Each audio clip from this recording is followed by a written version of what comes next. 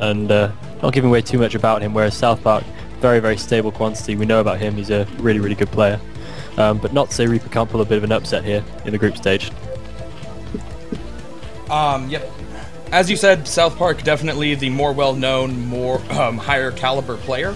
But if I was to say something in Reaper's favor, looking at the groups, both South Park and Choosy had to practice multiple matchups. They both had to practice versus Zerg and versus Protoss. Reaper was the only player from the group who knew he only had to play one race. So Reaper may have a small advantage in that. Is it going to be enough to overcome the fact that South Park's just a better caliber of player? Yet to be seen. Yeah, but it is true. That's a pretty big advantage, and I'm sure he'll have been practicing pretty hard knowing that. And also that gives us the extra element so we can see what different strategies he's going to be able to pull out here, because he might have been able to prepare some special stuff, especially given that he knew the maps in advance. That's definitely a big plus as well for any player. So we'll see what he's going to break out here. It looks pretty standard so far as he throws down the Forge in front of his natural expansion. And South Park going for 9+ speed. He loves 9+ speed in just about every matchup. Versus Zerg, versus Protoss, and versus Terran. Just the way he plays, gets really aggressive in with the Lings. The one other thing I wanted to say about Reaper was that not only does he only have to practice Zerg, but he is pretty strong practice partners with Bakuryu. And if I had to have one practice partner to help me with an all Zerg group, could not think of anybody better than the cerebral player that is Bakuryu. Yeah, absolutely right. That's probably going to work quite well in his favour. Well, that's got me actually really pretty stoked up for this match, because I went into it thinking maybe a little bit of a foregone conclusion. But having said that, this could actually be pretty interesting stuff. Well, South Park's first Lings are out. Luckily for Reaper, he did get the scout off. I wouldn't have been surprised if he had thrown down 2 cannons even without an initial scout, just because that's the way South Park plays. But he does get the scout. He knows what he needs to do. And it looks like the Lings aren't even going to go initially for it. Instead going to chase the probe around for a little bit. But South Park's already built his next set of Lings, and that's a big turning point for the Zerg. Whether they build when exactly they decide to get Lings 7 and 8. He's going to do it really quickly, with speed already 70% done. I don't know if that's the best idea for him, because as we can see there are already 2 cannons up at the natural expansion for Reaper, and there's going to be a gateway up as well. And if he effectively blocks with just 3 or 4 probes maybe, then he should be able to stop this pretty well. And it looks like he is predicting some kind of Zergling shenanigans from the other side of things, as he's sending a whole bunch of probes out there to block. He does see that large Zergling number with the scouting probe. It's still alive, and he sees the speed kick in there as well, so I would think that he's going to be keeping those probes. And yes, we do in fact see him laying down an extra pylon as well, just to make sure that SimCity is going to be extra tight with those probes.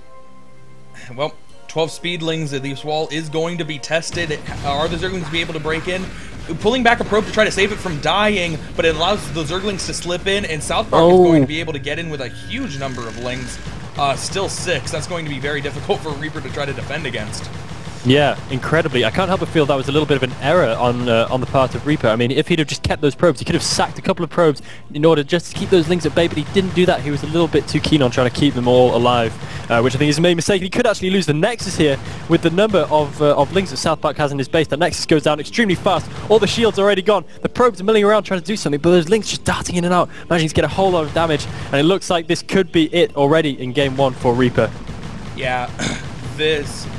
South Park, by attacking the Nexus so much, is forcing the probes off the line. Now, he's going to delay so much mining time. Even if he isn't able to actually snipe the Nexus, the probes just can't take that risk and continue mining. But he's still going to be able to get a lot of probes as well. There is a Zealot out, and the Zealot's going to be a little bit more effective at chasing around the Lings, but this is still a very dangerous situation for Reaper. He's taking a lot of damage at this point. Yeah, no doubt. The amount of mining time he's lost, coupled with the number of probes he's lost having to produce that Zealot. He may have produced it anyway, I'm not sure. But in general, this has just become a really ugly situation for him. However, we can see that South Park has produced some more Lings, and he is continuing to do so. So it looks like South Park is going quite all in on this Ling Burst attempt. He's not taking up at all, not even mining gas at the moment. So this could, in fact, be Reaper's way back into this. If he can block these Zerglings, the Zerglings are coming in now. Are they going to surround the cannons? They're going to try and surround the cannons, but the probes are being pulled off quite nicely. And a lot of Zerglings going down in the natural. Could Reaper get a way back into this game right here? He needs to save the Zealot! The Zealot might in fact go down. He needs to keep it alive, but it doesn't look like he's going to, and he could be in a lot of trouble once again.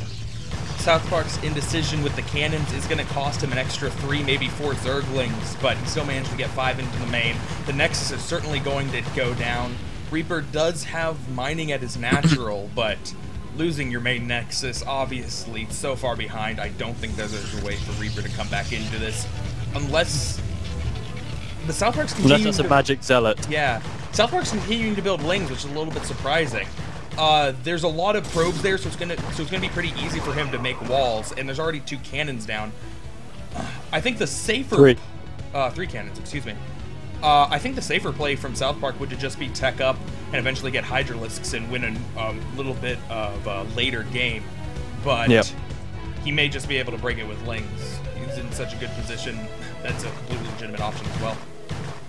Definitely, but it is interesting to note how this game is still not yet over, although to the layperson it might look like Reaper is in an absolutely horrible position.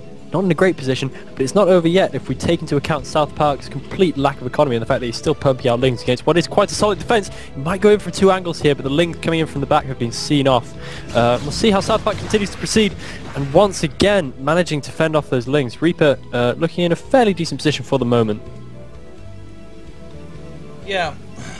As you said, the Reaper's position looks absolutely horrible, and it is quite bad.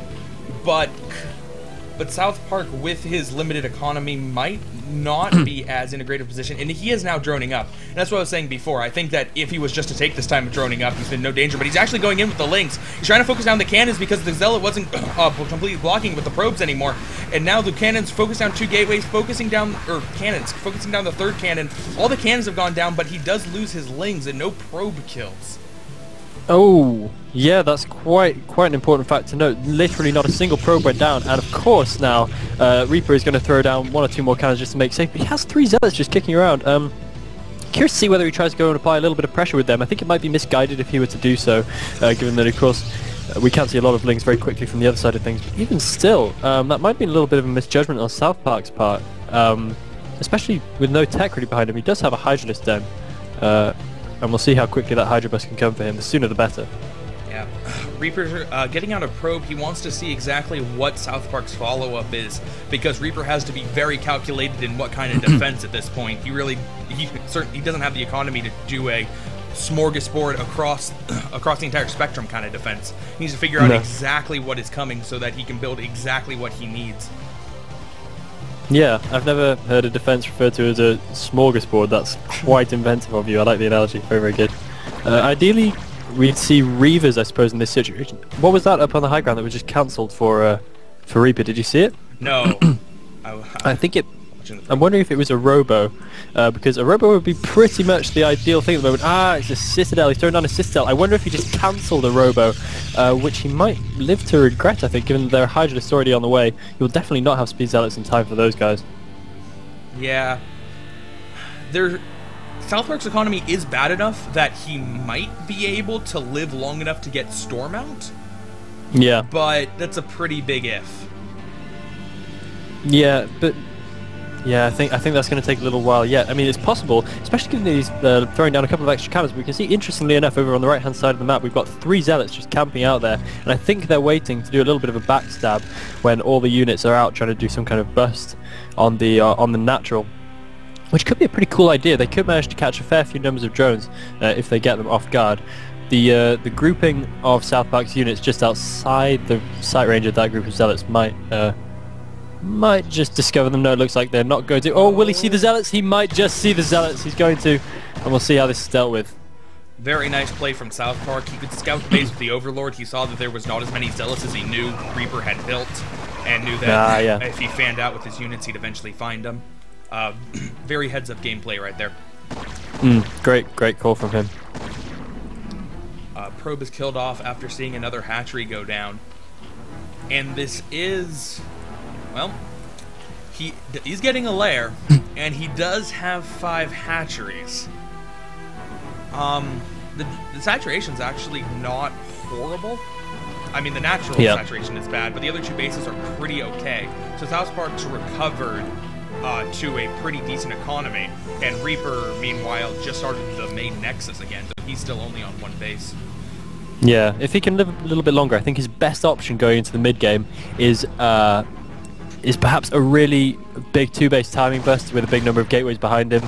Should he manage to survive this Hydra burst, of course, his +1 weapons is not going to finish. That's a massive shame for him. Those Hydras are going to be able to take down that forge pretty easily.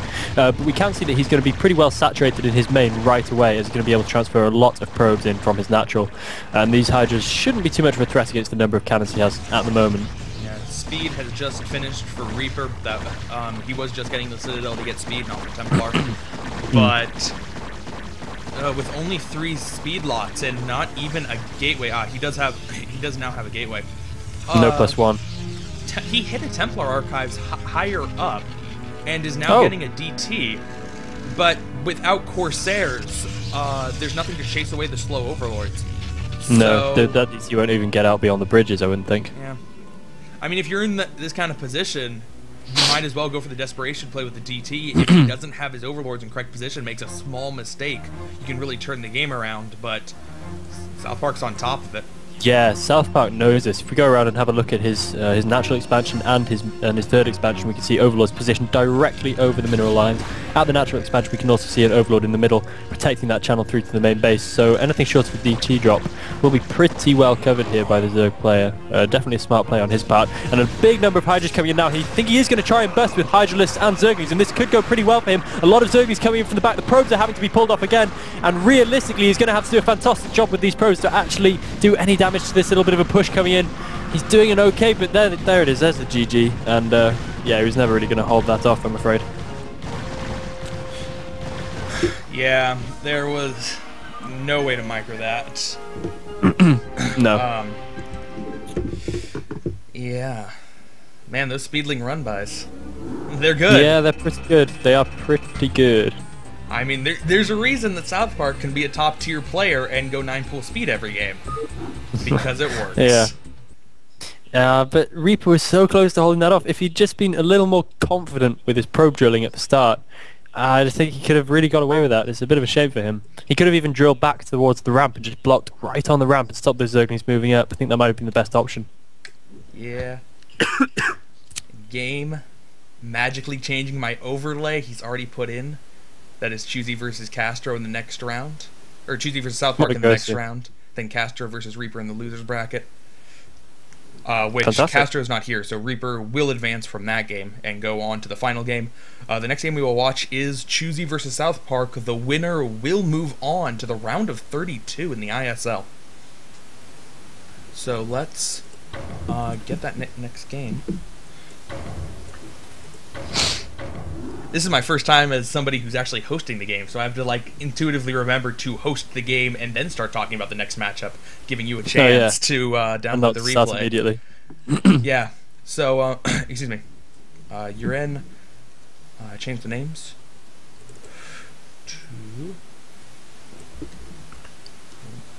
I can do the introducing again, by the way, if you want to do the overlay. That's cool. That would be nice. Let's start. Yeah, that's what I'm here for.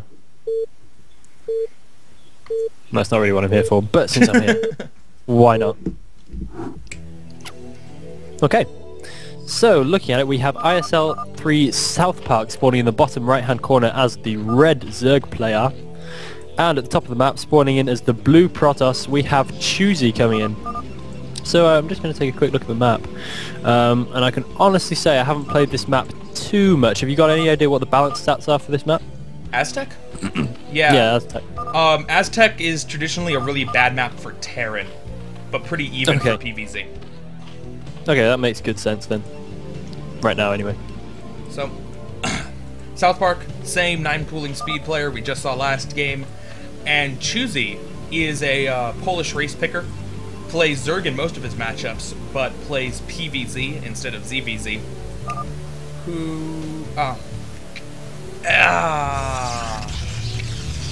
I forgot to switch to full screen.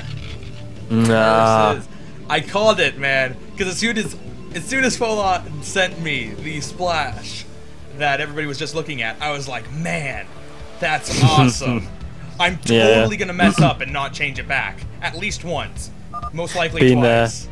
Yeah, I've absolutely been there. I've done like entire games when I didn't have the stream chat up and I just had no idea, and I've been talking on and on.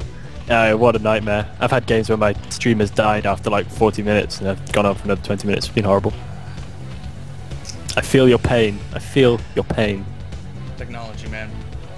Yeah, what can you do? So, South Park has his gas started, has a spawning pool started, so we'll see if his his Speedling bust will work on somebody a little bit more seasoned than Reaper. Yeah, it's actually quite interesting to note that on this map, I think, I would imagine that Choosy will be actually expecting some kind of relatively cheeky play. We see quite a wide open choke point here. So the Hydras should be able to get a nice big arc in front of any cannon or wall in, which might give Choosy a little bit of a kind of hint as to what kind of thing South Park might be going for. Having said that, we don't know yet. We haven't watched the replays beforehand, so pretty much anything could happen right now. This map is open to quite a cool number of players, because we can see, if I have a look at the map preview here, that the third base is actually very, very accessible to the natural. So we can see all kind of interesting Reaver plays coming in from Protoss, just for example. Choosy, not amused by South Park's 9-pool antics. I assume he is telling him off in Polish, but unfortunately I do not speak Polish. Interesting cannon placement by Choosy, putting them so far away from each other. That is quite curious. I guess it's to make sure that he covers the back of his Nexus, because otherwise if you look at that first cannon, it wouldn't be covering the back of the Nexus from a Zergling run by. Yeah, that's certainly the reason. I think most players tend to put the other cannon to the right of the pylon, and it will still cover the back of the Nexus. But by putting it here, he's going to space out the cannons and cover the entire natural. So just a little bit of player This is really interesting. This is very, very interesting looking at the gateway placement, because usually you would choose to put the gateway on the right-hand side, because it would still form a wall between that cliff, and then that would leave a very small space in between that and the forge. But he's chosen to put it above the forge, creating a slightly different and unconventional wall in. I'm not sure if I like it, because there's still quite a significant path that the Zerglings can get through. Yeah, one of those cannons is very protected by the wall, but the other one is horribly open. And there are 3 probes blocking, though. I don't think that's actually tight.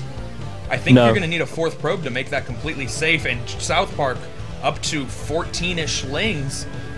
Oh, here we go, here comes the burst. Attacking one probe, and now he's going to go for the weak cannon. Weak cannon goes down. Will he be able to make his way around to take out the other cannon? Yes, that other cannon is going to go down, and South Park might be able to Zergling run by his way into the round of 32. Lots of probes being pulled, chat going on in Polish. That's never a good sign. No, no. And he's trying to drill the Zerglings, but more streaming in. There's not a cannon, so it's not as if he's preventing any more from reinforcing, and there are still 5 lings alive. Now focusing down the pylon. They aren't going to quite get it before the Zealot comes out, so there is a Zealot to try to help, but so many probes have died already. Yeah, absolutely horrible. This game so far has been defined by the sound of probes falling to ling fire, ling shots, ling hits, whatever you want to call them. But this was really a pretty massive oversight for Choosy. He could have imagined some kind of play like this was going to go on. He could have walled in a little bit more efficiently, and he could have held with a few more probes. GG, figuratively speaking, from Choosy. And South Park, therefore, will go through. God knows what was said in Polish. Yeah. So, when I watch a game like that, I have to go, alright, Choosy is a talented player. He's been around for a while. He's certainly seen. Yep. He certainly played his fair share of games against Zergling busts. He scouted South Park first. He saw the lings pop. He saw the spawning pool making before it even finished. Game's up. Yeah. Sweet. He could have prepared any way he wanted to, and yet it completely failed on him. Yeah, I genuinely don't understand quite what his thought process there was. There were so many options open to him to make sure that he was absolutely safe there. I think maybe he thought he could hold on for his Zealot to pop out, but honestly that really was never going to be the case. And I'm not quite sure where that error in judgment came from. But all credit to South Park. Can't criticize him. He's done what he needs to do, and it's put him through into the next round. And we are moving into the next game. Choosy versus Reaper on Heartbreak Ridge. Okay, so I'll call it out. On the left-hand side, we have Choosy spawning in as the Grey Zerg. I hope we're seeing all the colours exactly the same. And on the right-hand side, we have Reaper coming in as the Blue Protoss. Now, we've already seen Reaper play once, of course, and we've already seen... Have we seen Choosy play already? I'm sure we've seen Choosy last game. Yeah, we have seen Choosy play already. Okay, brilliant. Well, I don't know if you really call that playing. He just kind of died. No. Yeah, it was a bit little bit horrible. But either way, let's hope that Reaper can put up a slightly better show against, well, theoretically any kind of Zergling run by. But the thing to note about this map is, of course, there is that rather horrible little bit of a backdoor entrance whereby a drone can do the mining action and sneak some Zerglings around. It looks like Reaper is going to be the one to abuse that. Where is he going to put down his proxy gateways? Oh, yeah, here comes the probe. Okay, we're going to see what's going to happen. This is a map where you can completely wall off with a forge here and make a Zergling tight wall and put cannons behind it. Yeah, and I think that's exactly what's going to happen. Yeah, I think you're exactly right. He lays down the pylon in a position which can allow him to throw down the forge right in that entrance, and this could be really, really cool. Reaper, knowing that he's probably not the favourite of these players, really trying to pull out all the stops and just get through to the next round in any way he can. And once again, fair play to him. Can't criticise him for trying to win. But when will Choosy scout this? Choosy throwing down a spawning pool, so it might be a little while before he actually gets out to his natural at all. If he had gone for a 12 pool or a 12 hatch, he'd be in a horrible position. But with the overpool, the Overlord's down on the way. His Zerglings won't be horribly late. But this is just such a brutal thing to deal with. The cannons, because the spawning pool, having gone down now, is still under halfway done. That forge is nearly done already, so those cannons are going to be coming in well before the Overlord. Now heading towards the natural. I thought he was going to turn away there for just a second, but it is going to spot this forge. But already, it's a real spot of bother for poor Choosy, because there is already one cannon coming in, and I believe that there's probably going to be a pylon laid down on the high ground sooner or later as well to really reinforce this position. But what can Choosy do? Is he going to tech, or is he going to try and bust out of this? Well, he didn't pull drones. Probably wouldn't be the right decision. He wouldn't get enough drones to attack the forge to be able to take it out. Oh, and he canceled. Canceled an egg. It looked for a second like Choosy he's building another. He's building an in-base hatchery. Oh, this is clever. Actually, is this clever? I don't quite know what the deal is with this. He might be spreading the creep out so he can sunken attack the forge, but he could do that with sunken colonies anyway, much more cheaply. It would be cheaper if he had just built a two creep colonies to extend the creep, but I think any strategy he's going to do requires a hatchery to be there anyway. So given that he has to build a hatchery, might as well build it close so that you can get the creep down there. No, I agree. Yeah, because he's going to have a lot of spare minerals kicking around otherwise, and that's not something you want. But he has in fact gone for the tech path, so yeah, it could be anything at this point. What would you fancy on this map? Slow dropping lurkers, fast dropping lurkers, fast dropping anything, mutalisks?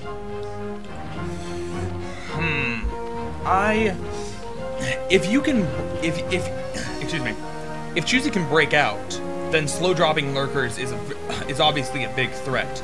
But given the position he's in, he can't slow drop lurkers across the entire map, because then he'd have to have overlords by his base to lift the lurkers out, to then overlords in another position to lift them into Reaper's base.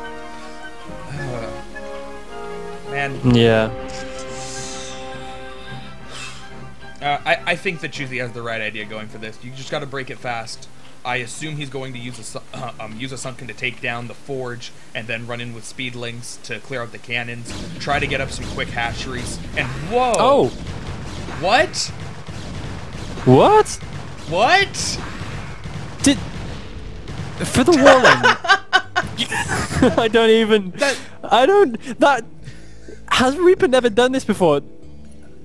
Yeah, he has to, I think he would have to do it on the other side of the cliffs for this to actually work. I don't know if that's the case, but I think there would need to be on the inside of the Zerg's base for this to actually be a walling. That's an absolute disaster. He needs to throw down some cannons at his main right away. He does already have a couple of cannons at his natural, but what the hell, Reaper?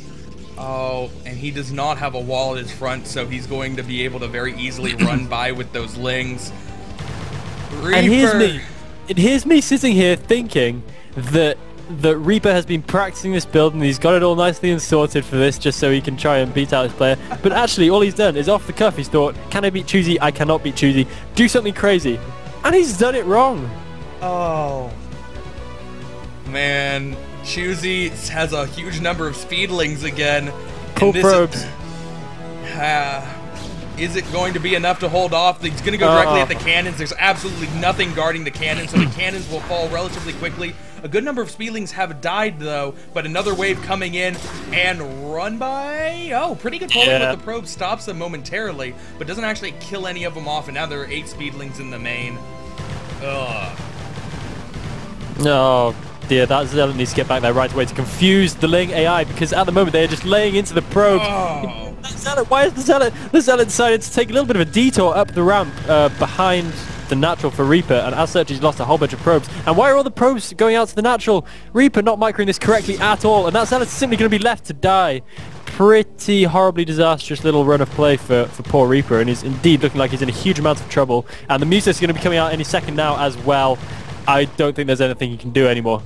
This may be the second game where Reaper loses his natural nexus, but it might not even last that long. Ling streaming in again. He finally rebuilt the forge, but that's not going to give it enough time for the can to come in.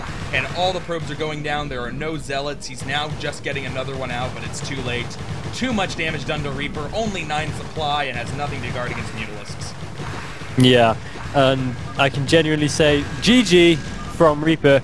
I can genuinely say going into this, I expected Reaper to be the underdog. As we can see, his ladder stats have been quite peculiar. He seems to reset a fair amount, which prepares you very, very badly for playing at such a high level as these guys are, and as such, he is beaten out in the group stage quite horribly.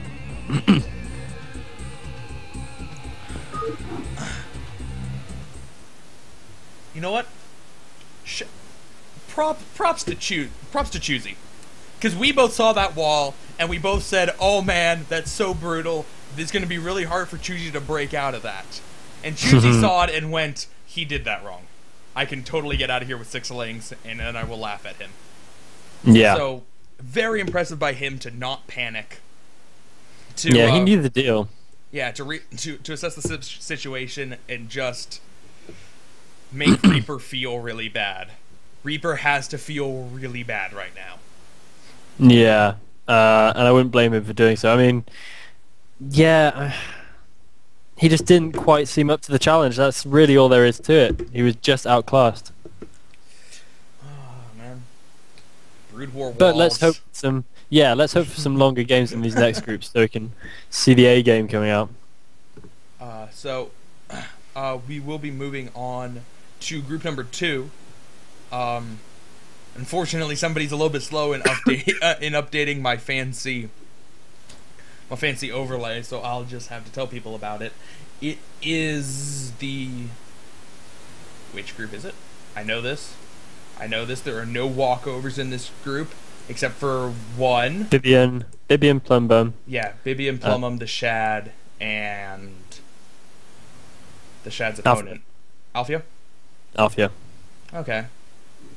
I'm supposed to check Skype.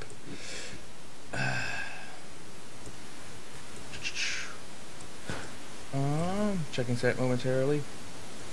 Yep, no problem. And this should be a pretty good group. Okay. He is telling me things that I can deal with later. So, sweet. Yeah, I'm excited for this group. There's a lot of talented players, and I'm excited Alfio showed up because he was saying in the thread that he wouldn't be able to make it, but apparently something changed. Yeah. Okay. So that's straight. Yeah, it has been updated now in the Splash. Thank you to whoever is updating that for me. We have Bibian versus Plumbum first. Shad was late, so Alfio will beat Shad or get the walk over there, but Shad will be back to play from the losers bracket and try to work his way back in. Okay, I think it's also worth noting that Shad was late through no fault of his own, so no one's think any the less of him. He has turned up, and he is doing his best to play. Why? Game's telling me to check Skype, but I already checked Skype. Game's telling me to do things that will make it look better, but I don't think... Is he really going to like make things look better and so that I can implement it for this cast? Because I think that's something that I can do afterwards. Yeah. We'll see. Anyway.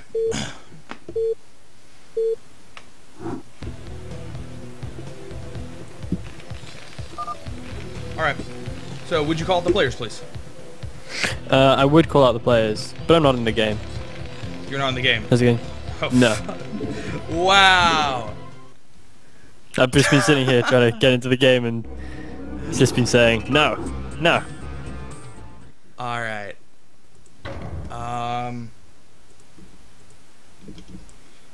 Okay, it's SAS, ASA. Whoop. Okay.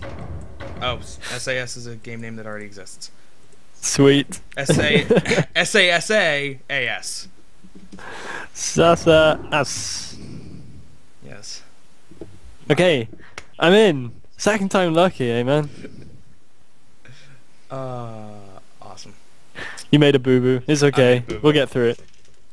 This is all new to me, man. I'm never able to host games, so I don't have to think about these things like waiting for the other person to show up. No, it's stressful. Waiting for an opponent. Yeah. All right. Now we can start the game. Now you can call up the players. Everything's gonna be good. Absolutely fantastic. Just the way I like it. Me in the game, able to talk about stuff that's happening on the screen. Absolutely brilliant. So on the top left-hand corner of the map, we have ISL 3 Bibian spawning in as the Red Terran. And in the top right-hand corner of the map, we have ISL 3 Plumum spawning in as the Orange Zerg. Now, he presents a bit of a conundrum. I could either say Plumbum, or I could say Plumum. Which do you think? I like... I'm going to say the latter, just because Plumum. If I was to really think about it, I think that the first one is technically correct, but if I want to say his name quickly, I'm not going to be able to enunciate that B. No, and also it just makes me look silly saying Plumbum the whole time. I just feel like a bit of a fool doing that. So I'm just going to call him Plumum for the purpose of this cast. Alright. So, this is Altitude ISL 3 Group Stages bracket number 2, sponsored by Altitude the Game, Twitch TV, and Sail. You obviously know Sail, you obviously know, excuse me, you obviously know Twitch TV because that's what you're watching this on, and you should know Altitude by now. If you don't know Altitude, I'm not doing my job correctly, because they have a great game. You should totally go and check it out. It's free to download, and it's a lot of fun. Yeah, it's an incredible game, and a bunch of incredible guys for actually coming out sponsoring this tournament. And yeah, go over, show your gratitude, send them an email, play their game, do all that fun stuff that you should want to do anyway. All right. So, a little bit of a history lesson if you did not follow these two players in ISL 2. Bibian was the dark horse from ISL 2. He wasn't really known, but he managed to get to the round of 8. Not only getting to the round of 8, but getting to the round of 8 as a Terran player, which just surprised everyone. So yeah, I mean it's quite an achievement.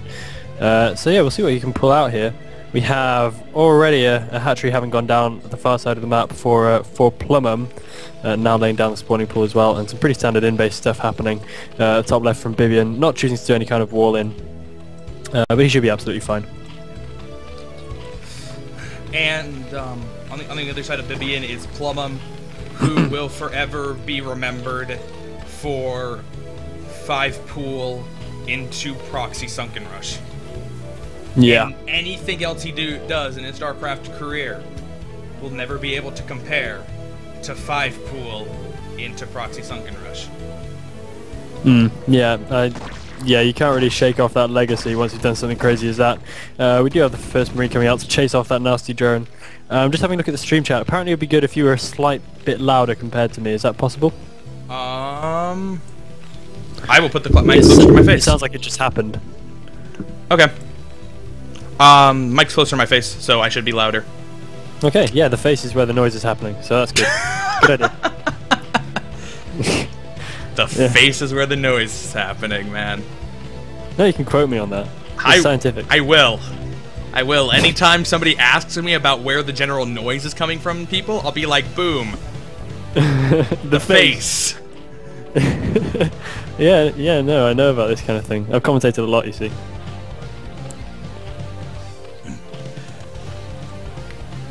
So, excuse me, Bibian's got his expansion up and is now throwing down a bunker behind the supply depot. Plumum has a little bit higher than normal number of lings at this point. He isn't getting speed, though. He probably won't be able to do too much, but I'm curious why he decided to build 8 lings this quickly. With only a bunker there, he might be able to run into the main and get a little bit of damage, but again, no speed and not huge numbers, so I don't think he's going to be able to get more than 2 SCV kills before the Marines would be able to clean him up. If he Yeah, was to yeah, go I for think it would be something very like misguided, especially given the SCVs are a lot tougher than the previous probes, which we've seen falling so valiantly to Zergling numbers. So I'm pretty sure this will be alright for Bibian.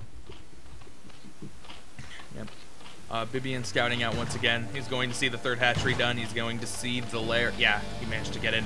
Going to see the lair. So it looks like Plumum is going to be going with the very standard 3-hatch Mutalisk. We would hope Bibian has lots of experience playing against this. Yeah, I can't imagine you'd get to however high Bibian has got if if he's never been able to play against such a thing, because of course this is the absolute standard. But having said that, we immediately have the Hydra Den being laid down, so it is going to be a lurker play, and this is going to really mix things up a little bit. So in fact that was completely unscouted, so yeah, this is going to really take Bibian by surprise. You will have seen the leg going up, you will have assumed everything is normal. Hopefully he will not be so rash as to do that entirely, because he will know that he doesn't have quite all the information that he would want, but this could certainly come as a bit of a surprise from Plumbum's side. Yeah, this is rather curious. The lurker upgrade has been started. Clearly something Plumum's worked out, as the Hydralisk Den finishing just at the same time as the lair, so he can start lurker upgrade immediately. And it looks like Plumum's going to be pretty all in with a lurker ling bust. But Bibian has scanned, so it's only a matter of time before he figures out that it's coming. Yeah, well, he should have done already. Did you see exactly where the scan landed? I did not. Okay. Yeah, I can't quite tell from the map vision either. So we can assume that he still probably hasn't seen the Hydralisk Den, but he could well have scouted there. I don't really want to say he hasn't. And I just heard another scan go down as well, which I also don't know where it was. Was it in the natural, maybe? Either way, there's a fair chance at this point that Bibian knows the deal, but not necessarily yet. He has thrown down a factory, so we'll see how that progresses for him. He has a fair amount of Marines out, a decent number of medics as well, so should be able to hold out against any bust for the time being. But we do see Hydralisk coming out now, and he's going to be able to morph them into lurkers quite soon. The lurker upgrade almost entirely done. It's going to finish momentarily, and there it is. First lurker's now morphing in. Alright. And Bibian's actually going to move out. I think he scanned that there's not Mutalisk, so he knows something weird's happening, but the lurkers are certainly going to finish before he can get the Marines over there, and that is not enough Marines to beat lurkers. No, but we could see a little bit of a backstab from these Zerglings here, and that might actually be a pretty good option. As Bibian moves out, Plumum is thinking exactly that. Another bunker has been thrown down. Marines stim and get into the second bunker. A few more Marines coming out now should be able to make the Terrans safe from this, and the Lings are seen off, it seems, not making too much of an effort to get in. But Bibian's actually going to try to move across the map with his Marine force, not bringing them back to defend. As Plumum goes in with the Lings, he's killing off all the Marines. Now there are just 4 in the bunker, but the bunker's going to fall down very quickly. SCVs being brought back, but they're not in time to repair the bunker. All the Marines have fallen, and there's still a good number of Speedlings. I really think that Bibian misdiagnosed the situation. He sees the lurkers, starts to chase them, but now going to ignore them and head into Plumum's base. Will Plumum have lurkers up in time to defend? Yeah, that's the big question right here. Are we going to be entered into a base race situation? In which case, of course, the Terran would, in fact, win this game. Unless, of course, the lurkers were able to do the damage and then pull out. We're seeing a lot of SCVs on the ramp, and the lurkers are going to burrow down and do so much damage, taking down so many SCVs. How many kills we've got? We've got 6. Why were you attacking the lurkers with SCVs? Oh, horrible decision. How much scan do we actually have left? We have a little bit of scan still left for Bibian. He's trying to get some Marines out past the lurkers, but we're going to have the lurkers burrowed into the SCV line again. He's managed to get all the way into the Zerg main, and he's going to be able to take out the Hydralisk Den, but these lurkers will still be able to come back and defend. Unless he has scan, then he's going to have a very hard time. Oh, so many SCVs going down. That's pretty much every single SCV that Bibian possesses at this point, and he should probably just try and destroy the Zerg's economy and then head back home post-haste to try and save what is left of his base. Bibian down to very few SCVs, but right now there's not a good way for Plumum to deal with the forces in his own base. It's still very similar supplies overall, and Plumum does not have a Hydralisk Den anymore, so he can't make any more Hydralisk. He found a lurker. He should burrow that lurker. Oh, cannot quite burrow the lurker. Yeah, that's pretty unfortunate for him. That lurker would have come in very useful. A couple more morphing at the natural though. Bibbin needs to get right out there and try and get rid of those because I'm not quite sure how much longer he's going to have scan for. He is throwing up a missile turret and he does have a Wraith. That's going to be making pretty slow work of those lurkers. Where has that Wraith actually got to? The Wraith is hanging around the Zerg's main base. Okay, that's fine. But I really don't know what he can do about these lurkers right now. He's doing good damage to Zerg main, but the Zerg is about to hatch a couple more lurkers. Will Bibbin see them in time? No, no. Yes. The Marines are taken out.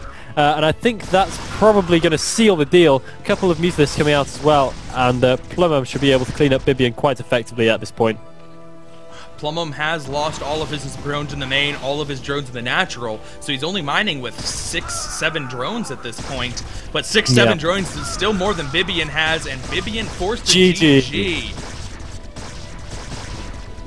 Yeah, really exciting. Really exciting game right there. We saw a little bit of backwards and forwards, a little bit of guesswork, but in the end the Terran was unable to overcome that big mass lane counterattack right as he moved out.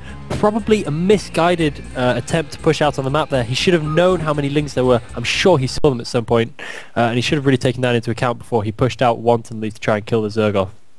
Definitely. Game-changing moment of that was deciding whether to move out with those Marines or whether to use them defensively. Bibian made a choice, and it just did not work out for him. Yeah, and that's really surprising. A really surprising result, as people are now saying in the stream chat. People are also saying that they can't hear you. How recently? Just a second ago. Don't worry, it's not like you've been talking all this time and people have been not hearing you. I don't see that in the stream chat. Alright, my chat's broken. Cool. I also a little bit closer to the mic again. Before we move into the next game, we have a video, and I'm excited because we got this thing to work. So, thank you to Altitude for sponsoring the game, and here's a little video showing you exactly what the game's all about.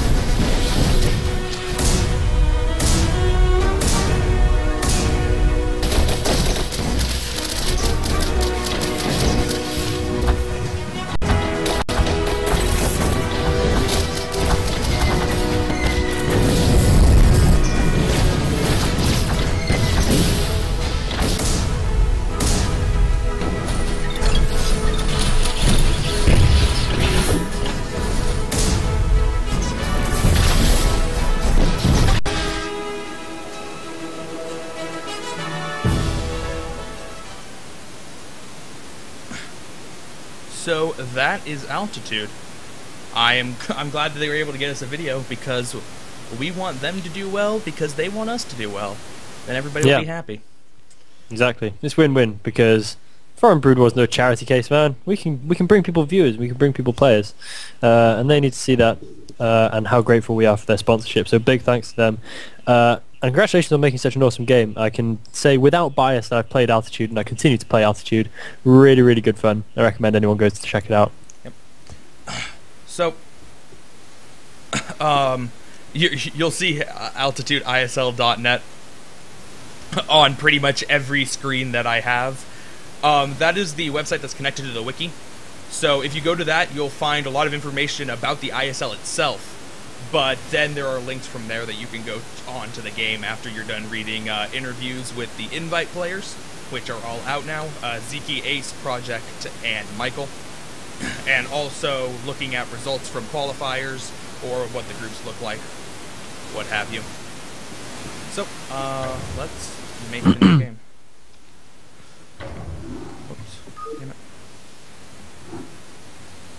I would like to express at this point just how excited I am to see Zeke play. It's kind of it's kind of weird. I rarely get that hype, but just after not seeing him for so long, I really want to see him get his teeth into some more Brood War and see quite what he's capable of once again. I think he's a fantastic player to watch. Can't wait to see him coming into this tournament in later stages. Okay. The game is up. All right.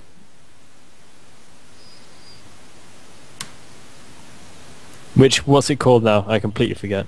SASA? AS. Yep. All right, I'm in. All right.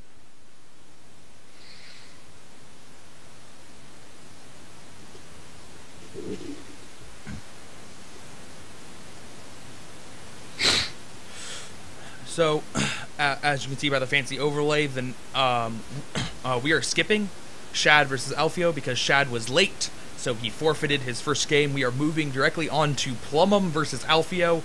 Winner moves on. Loser forced to play a game on Heartbreak Ridge for one last chance. Dun, dun, dun, Heartbreak Ridge, the map of terror and fear. If you're a Protoss player, that is. Well, if you're me. So I'll do the calling out once again. I've done alright so far. On the right-hand side, bottom right-hand side I should say, we have Plumum spawning in as the blue Zerg player and scouting cross positions first, it looks like. That's kind of curious. On the bottom left-hand side of the map, we have Alfio spawning in as the red Protoss. It looks like, actually, I was wrong, misguided. Plumum actually knows exactly where the spawn point is, and it is actually kind of across the map, so that's fair. It is, of course, a 3-player map. And perhaps we'll get a slightly more dynamic game than last time, because this map is a cool map. I would really like to see what these guys can do here. Last time it was ended rather unfortunately with a little bit of a Zergling run by, and we saw one of our esteemed players crashing out of the tournament, sadly. But right now, Alfio should be able to put up a very, very good fight. Well-renowned player, been in the scene for a long time. Yep. Alfio, one of the, shall we say, interestingly mannered players, because it's not good manner. Yeah, one of the more dynamically mannered players. That's a better word. Thank you. Dynamically mannered players. Those players are entertaining, but it kind of ends up being a double-edged sword when you're like Alfio and you say, hey, would you guys out of the goodness of your heart not give me walkovers and reschedule the game? But yeah, apparently he did not have to rely on people's kindness. He was able to show up on the day. Yeah. Yes, he was. Which is good, all to his credit. And now he's going to lay down a forge in a very, very strange, interesting position.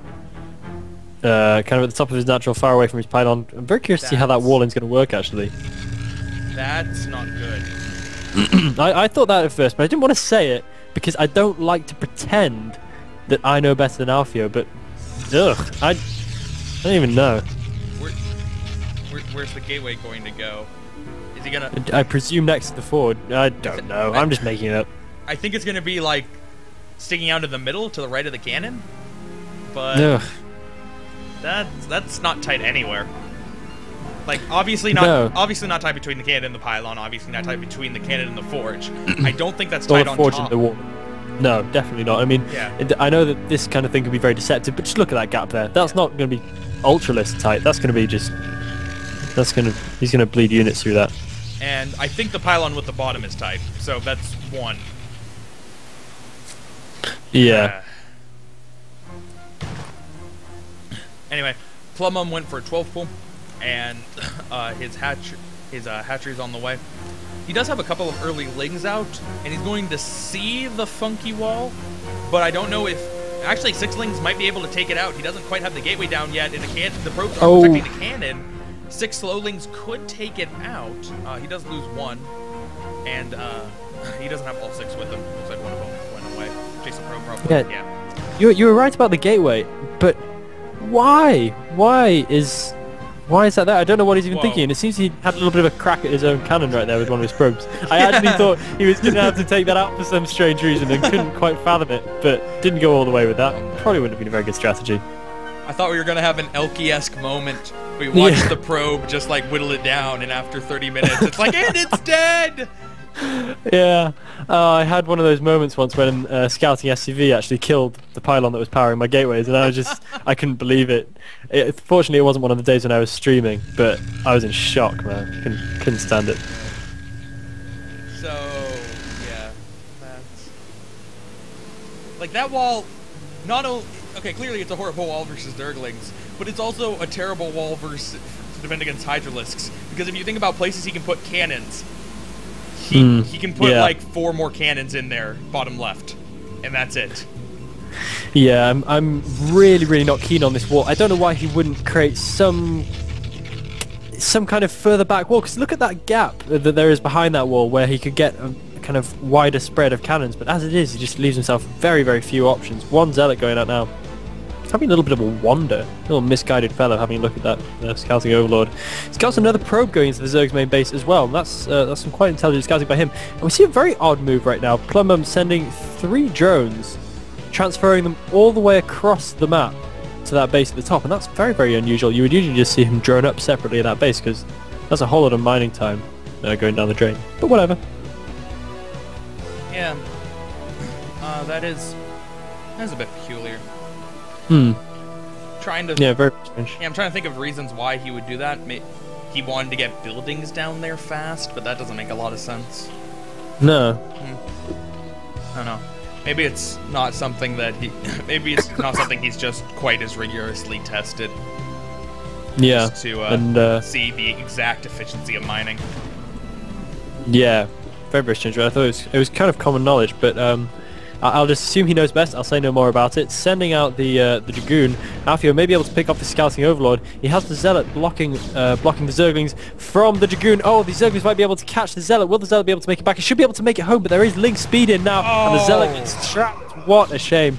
Of course, those early Zealots can prove very, very useful in getting scouting probes out, if nothing else. But even the Overlord doesn't go down. He didn't even manage to get the Overlord. That's a bit of an issue for Alfio. He's going to be a little bit frustrated about that. Alfio in just about every PvZ builds a very fast goon to try to kill off the Overlord so the Corsair doesn't have to. And the Corsair is actually going to miss the Overlord. How long is it going to take him to find it? I found it. I think it's also noteworthy, though, that we have a second gateway in the natural for Alfio as well, which means we're probably going to be looking at some kind of Zealot bust. We have the +1 ground weapons coming in, and that's going to finish at be halfway through it around about the time the Zealot Legacy starts, which makes for an ideal timing for +1 Zealot bust. And that could be what he's going for right here. +1 air weapons also started. That's something else Alfio really likes. He, in almost every game, he ends up getting +1 Corsairs and uses them in tandem with lots of Zealot aggression. He's a little bit more aggressive in his PvZ style, focusing on early upgrades, but he is a very talented PvZ player. And the Scourge, yeah, definitely. Oh, just barely able to catch that Corsair. Alfio getting a little bit too greedy, trying to pick off Overlords. Yeah, with his Stork-style Corsair control, they're managing to throw his first one away. Actually, I should say Movie. Stork's got a little bit better, but Movie is still an absolute disaster in terms of Corsair control. I don't know how that guy manages to win any PvZ at all. I'm a Best fan, so... Are you indeed? Yeah, so you can't really talk. That is the bane of PvZ, up until this season. Because Best suddenly figured out, oh, I can macro in this matchup too? Awesome, yeah, now I'm going to win. Decent. Yeah, nice counter positioning, being able to cover that Stargate pretty well, so any Corsairs are going to be safe. It does look like the Scourge are doing some scouting. I don't know if they'll have seen that second gateway. They probably won't. They will have scouted the Templar Archives, will have scouted the Citadel, and he's probably going to be assuming some pretty standard play here. And this could work very nicely in Alfio's advantage, and we can see the reasoning behind that gateway placement in the natural there, managing to keep it hidden for a bit longer.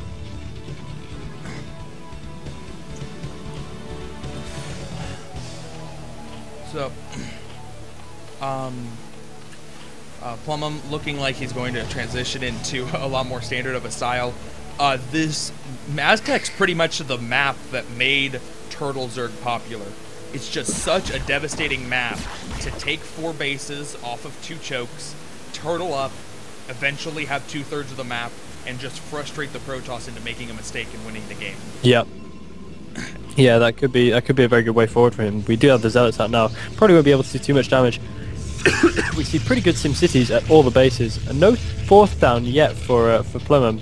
So I guess this is actually kind of doing its job. It's holding Plumham's economy back a bit. Oh, a couple of drones getting caught. Once again, wandering out onto the map. Really quite inexplicable. Don't know quite what he's thinking with that. Maybe it's just a slightly messed up rally point. But he should be safe anyway against these Zealots. Will he try and dash in? Looks like Alfio's going to try and dash in anyway. Just going for a little bit of a hit and run, grabbing one probe.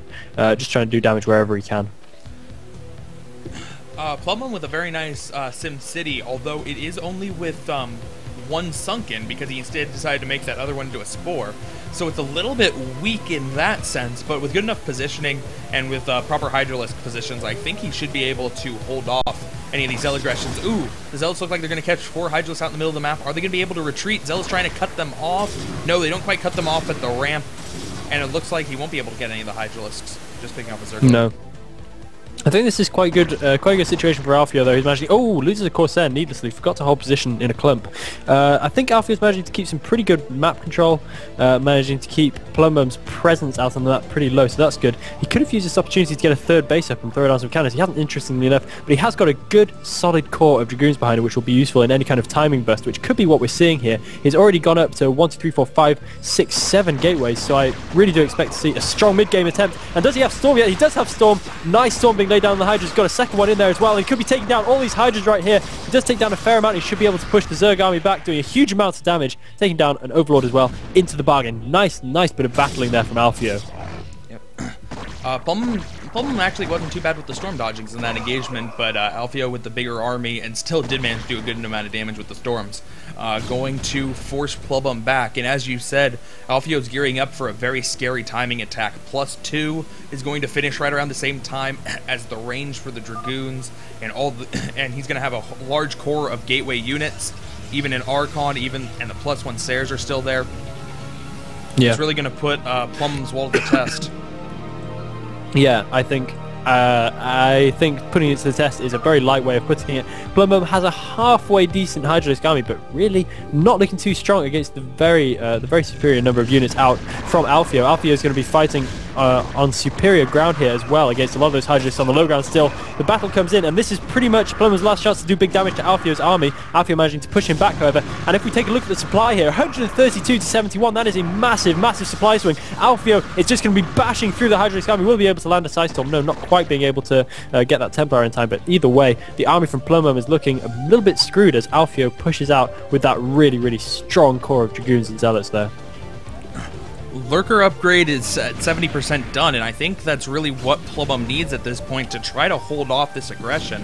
Alfio does not have observers with an army. Does he have a Robo down quite yet? The Robo is almost done, so he will eventually be able to incorporate observers into his army. Still, even when Alfio gets observers, Lurkers are going to be the only real chance he has against such a scary Dragoon army. Oh, misrallied there. Misrallied Hydralisk running in to enemy fire, doing nothing to defend themselves as this Protoss army just snowballs and rolls its way across the map directly towards the Zerg main base, choosing to go up the small ramp. I think that's how confident he is that he's going to be able to break in here. He will see that Lurker egg. He should be able to get up that ramp and take it out in advance, and we do also see a lot of Overlords going down. We see Plumham supply blocked at 69-62, absolutely horrible supply difference here, as we see 160 from Alfio as he barrels his way towards the Zerg natural. A few more sunken colonies being laid down, but there are so many Dragoons coming up from the back. I think that this is going to make very light work of the Zerg base indeed. Forced to put most of his sunken colonies in front of the wall, so they'll be taken out very quickly, and only 2 Lurkers there to really defend. One of them is in a great position, but once the Templars get a little bit closer, able to storm that down, this Natural's going to fall, and probably the rest of the base. Meanwhile, Plumham going for a counterattack. He's going to be able to stop Alfio's 3rd from going up, but that is not a good trade for him, and the Hydralisk won't be enough to take out the Natural. Dragoon's moving forward. The Natural is certainly dead. Yeah, the Natural's absolutely finished, and also the 3rd base does manage to get up. GG, unsurprisingly, from Plumham, and Alfio takes him down very handily in that first game, and I think we can expect to see more good stuff here from Alfio off the back of that.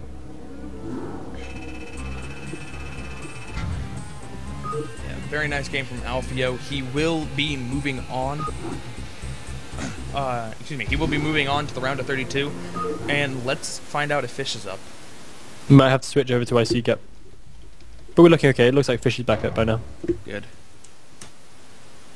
So, creating set number 4.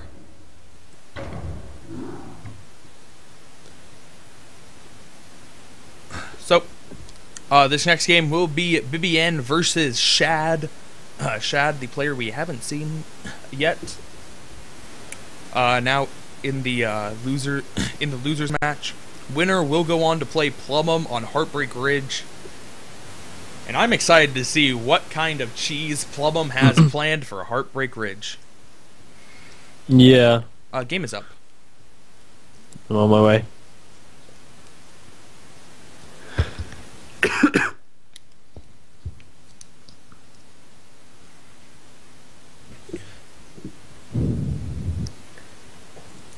Okay. Almost downloaded. I think we're good to go. I think we are too.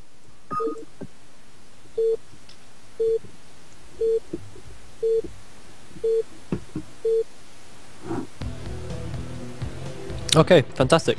So at the top of the map, coming in as the kind of what color would you call Bibian? Grey, pink. I call it off-white. I'll call it grey then, since essentially it's the same thing. So we have Bibian spawning in as the grey / off-white Terran at the top of the map, and in the bottom left-hand corner of the map, spawning in as the orange Zerg, we have the Shad, of course, LRM Shad, having a bit of a moan about the walkover in his first set, but that's okay. He's entitled to a little bit of a complaint. Bibian is amused by this, of course, and unlucky indeed it was. I told the story on the stream before. Bibian. Oh, full screen. Full screen. Okay, forgot twice. And go ahead. You're good. Okay, so I told the story on the stream once before. You know how when you have a box of crayons, like Crayola crayons, one of them is peach color. Yeah. And peach color is essentially the color that Bibian is right now. True. It was not originally called peach color. Back in 1930, or whatever year they started making Crayola crayons, that color of crayon was called flesh color. Flesh color. Not good, is it? And then sometime in the 60s, somebody at Crayola was like, hey guys, this is actually really racist. We should probably change the color. We should probably change the name of it. Yeah, I think they made a pretty good call there. Flesh color. That doesn't even sound nice. What color is that? Flesh color. The flesh color Terran. Sounds very, very melodramatic, especially when I say it like that. We do have a bit of a 12 patch going down for Mr. The Shad. I don't know why he's called himself The Shad. Must think very highly of himself. And at the top of the map, Bibian doing some very normal stuff, throwing down the barracks and queuing up a whole bunch of SCVs. It's because he's American, man. That's an American name right there. The Shad. The Shad. He's not just Shad. He's the only Shad. He's the one and only. Yeah. He knows he's a boss. Well, he thinks he's a boss. He has yet to prove himself. We've seen him do nothing as of yet. Apart from this, a little bit of drone harass going down on the SCV. SCV having to pull himself away, but he is going to be okay. That drone doing a little bit of running around, taking quite a lot of health damage. He should be all right. SCV now heading out to do a little bit of scouting action, possibly to replace the first one, or he's going to throw down a command center. He's going to throw down a command center. Okay, cool. Never mind. Alright, so spawning pool and hatchery going to be done. Bibian isn't going to be able to really punish the 12 hatch, and Bibian's expansion, well, it was 1 Rex FE, so just slightly behind the Shads. I give Shad the slight build or advantage for this game, but essentially on even footing. 6 Zerglings coming out from the Shad. He's not going to go for an even bigger economy. Zerg has the option to, if they want to, only make 2 Zerglings or only make 4 Zerglings, and then then just use them to chase away scouting SCVs. But Shad's going to play it safe, make the full 6. Completely standard stuff out of him. Yeah. Okay, that's fair. It's good to be a little bit safe in this kind of situation anyway. What is an extra 2 Zerglings? It really isn't going to make a hugely big deal unless the rest of his play is so incredibly tight that's the main deciding factor in this match. We do have that scouting SCV still mulling around in the Zerg's main. You just see the lair timing. Pretty unremarkable though, so that shouldn't be too much of a problem for good old Shad. The Shad, I should be calling him, as his lings head on towards the Terran main. And we do, of course, have the Marines. I had a little bit of a panic attack there. I thought the bunker wasn't up yet. The bunker is already up. Marines making it nice and safe there. And finally managing to chase away the scouting SUV as well. So now the Shad is invisible to Bibian, and anything could happen. Yeah. I'm going to put myself so I'm like practically touching the microphone with my face. I am not used to being this close to the microphone, but I'm going to try to maintain it. Bibian with the early, with the early gas, so that he can get a fast +1 and go for that 4-racks timing attack. As lots of Terrans do nowadays. Just missing out on catching that Overlord. Oh yeah, a little bit unlucky there. Yeah, Shadow's a little bit careless. You could definitely fly that Overlord along the side and get it into that position completely safely, but taking a shorter path almost cost him, but the Marines weren't quite in the right position. Yeah, hovering for a little bit over that kind of giant marine thing lying dormant in the river. He should be able to shift just a little bit over to the left and hang about over that cliff so he can make sure he knows if anything's coming out of that natural or not. And in the Zerg's main, we do in fact see a spire going down. So this time, no unpleasant surprises for Bibian. He is going to get just what he came for in the form of a Mutalisk play, laying down his marine attack upgrade. Academy coming in now as well, so he should be quite well prepared against this as long as his turret timing is all good and well. Yep. I like the style that Bibian's using against 2-hatch Mutalisk a little bit more than the more traditional 2-racks and then Academy with a later +1. Just because that fast +1 really starts to chew into the Mutalisks, and it doesn't delay your range any more than it already is delayed. You can still get pretty much everything down, and as long as you don't immediately die, you'll have a lot better chance of dealing with the long-term Mutalisk aggression. So I like Bibian's position in this. Ooh, now that's an interesting choice. The Shad is taking the center expansion on this map, which is very rare for the Zergs to take in any matchup. That's they're perfectly, yeah, that's extremely strange. They're perfectly good corner expansions if you want to go for something closer, but traditionally Zergs just take the other main on a 3-player map. That's always where they go. But there is no choke here, and Bibian's attack is to Bibian's timing is going to be right before / as lurkers hit. But even if the lurkers are in time to defend that base, there's no choke to funnel Marines through, so lurkers won't be horribly effective in such low numbers. Especially considering that they will be a little bit late, since he went for 2-hatch Mutalisk instead of 3-hatch Mutalisk. Oh, a little bit of a Zergling run by going on, but really not ending too well. We see a lot of Zerglings going down and killing literally nothing. I think they were going in an effort to get rid of any missile turrets going up in the natural, but what a complete failure that was. Oh. The Shad. The Overlord? Yeah, the Shad getting very close to losing that Overlord again. But not quite. Yeah. Now those Marines ought to be a little bit careful. I mean, these Mutalisks are going to come in and are going to try and do any damage to any stragglers. Looks like the Marines are wise to this, though, managing to get a good number of hits on those Mutalisks and not taking any losses to their own numbers. So, Mutalisk going to eventually fly into the main, but Bibian already has turrets up. Yeah. Pretty good positions for the turrets. Doesn't have real concentrations of it, but pretty much his entire main is covered in. Oh! Bibian setting a little bit of a trap there, forcing the Mutalisk out of the main right into the arms of more Marines, and the Shad is actually taking a lot of damage from these. Oh, finding medics, though! Only manages to get one. That could have been huge if he managed to kill off all those medics, but Bibian reacts fast enough, and now is actually killing off a good number of Mutalisks. Shad's already lost 3 or 4 or 5 at this point. Yeah, he does manage to make himself safe against that Marine pressure for the moment, however, so I think he's pretty much broken even at this point. He is able to get that third base up. He is able to start droning it a little bit. What a peculiar place it is to put that third base. That is, of course, right on the route which the Marines might well be taking towards the natural if they try any kind of push. That's going to be the first thing to go down when the Terran really gets out onto the map, so I really find this pretty inexplicable. We do see a good number of Mutas being reproduced now for the Shad. He's going to be able to go in, taking out one missile turret is making, possibly to get a good angle on a couple more, but not going out of the range of missile turrets. He's taking a lot of hits. One Mutalisk goes down, but more coming in to reinforce, and he's doing some decent damage here as the Marines come in to make sure that things are properly cleared up. Stimming forward, Bibian's getting a lot of hits, and another 2 Mutalisks have gone down. The Shad has been very aggressive with his Mutalisks, and it might be aggressive to a fault at this point. He has lost so many.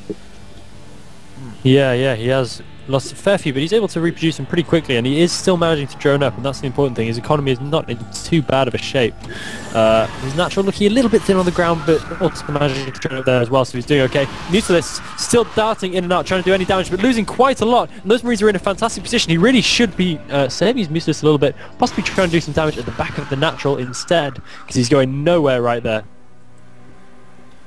And the most important thing to note about Shad's Mutalisk aggression is that he has killed a grand total of 0 SCVs so far. And if you do not kill any SCVs with 2 hash Mutalisk, you're not setting yourself up for a good late game. No. You're setting yourself up for a horrible late game because the economy just can't compete. And he's doing his absolute best to try and do some damage, but the Mutalisk are being shut down so well. Oh, losing a whole lot of Mutalisk all at once there to these Marines. And he needs to stop, find another angle, find something else to do. But the Mutalisk are really not happening for him right here. We do have an armory already in for the Terran, and he's laying down that +1 upgrade, laying down a few starports as well. So we're going to see exactly what it's going to be. I would imagine that's just going to be for science vessels. And the Zerg going up to Hive Tech, instantly scanned by Bibian, but the Hive is nearly done now, so we should be able to get that Defiler Tech out in a relatively timely fashion, but we will see a little bit of a push coming out onto the map for Terran, and we will see exactly what Zerg has to do about this. Yeah, Okay, it was interesting that he skipped Lurkers. Even more interesting, he immediately goes for the Greater Spire? Oh! That's... And takes yet another center base. Center bases and Guardians don't mix. That's not good. I don't quite know what he's thinking with this, because yeah, he's going to be flying those Mutalisks over there. The problem is he's also lost a lot of Mutalisks. Usually what happens is the Mutalisks are preserved well into the mid game, so then he can morph plenty of Guardians all at once. Overlord going for a little bit of a wander there. I think he was attached to the Mutas, and he's going to be morphing in some Guardians pretty soon, otherwise he's going to have a lot of trouble defending. There are 3 Sunkers up already, but that's a lot of Marines, and 3 Sunkers is going to be absolutely nothing to those. Mutalisk needs to come in to try and hold this off in conjunction with those Zerglings, and let's see if Bibian actually tries to push in or just decides to let the Zerg stew for a little bit longer. The constant number of Mutalisks that Shad has had this game is a byproduct of the fact they didn't get Lurkers. He just had the gas to keep making Mutalisks where normally he wouldn't. But the issue is that he doesn't have Lurkers, so he doesn't have any map presence to try to defend these Marines. And because his opponent, and because he's going for Guardians instead of... excuse me, because he's going for Guardians, I'm not sure he's going to have enough stuff, although that was a very nice attack. Zerglings got in there to do a lot of damage, and Bibian's now going with Valkyries. A good number of Valkyries, up to 3 already, to try to defend, but there is no anti-air, so those Valkyries could actually get in there and start doing a lot of damage if they were to go a little bit farther in front of the Marines. Yeah, and I think they should do exactly that, because those Mutalisks are a little bit undefended. Now there are a couple of Scourge, and here come the Guardians, and we do have Guardians coming in over the natural for the Terran as well. So I think Bibian's actually going to be pretty unprepared for this. Those Valkyries should be able to do a good job. Oh, and the Scourge managed to land on 1 Valkyrie. He needs to be keeping those alive at all costs right now, because he needs to know what is happening. He does manage to get a Valkyrie over his scout, but we have a Devourer coming in to help deal with those Valkyries. This is really pretty crazy stuff we're seeing from the Shad. Needs to pull that Guardian back, needs to make sure that all his units survive. He is not in the best position right here to be losing units. This is what I was afraid of. He just doesn't have enough stuff to defend against the Marine aggression. He does actually morph a huge number of Guardians. Okay, that one Valkyrie is going to be able to do a lot of damage here, because there is exactly 1 Mutalisk to defend against the Valkyrie. As long as he dodges the Scourge, he's going to be fine. I don't know if that Devourer was on purpose. Did he really build a Devourer to try to defend against 1 Valkyrie? Because that's a possibility. Yeah, I don't know, but either way, it hasn't done his job, because we see that all the Guardians over the natural have gone down. That is expensive for the poor Zerg at this point, especially since he's been only mining off 2 gas for a little while now. His 4th base has also been taken down. He doesn't have the gas to support this kind of play, although we do somehow see that he's still got a lot back, and the Guardians get caught over open ground, losing 1 absolutely for free. The Marines now all dead and pushed back, and another Scourge coming in, and the Arrow take out that Valkyrie before he gets another Guardian kill, and the Zerg doing a surprisingly good job pushing all the way towards the Terra's natural, and I think he will actually be able to reach it, throwing some more Guardians into the mix now as well, managing to push those Marines back continually. Meanwhile, we do have an Evolution Chamber going down in his main. We have a Defiler Man going down as well, so going really pretty gas heavy at this stage. Not sure if he can afford it, but let's see how it plays out for him. Oh, Valkyries! Oh no, bad times to be a Guardian.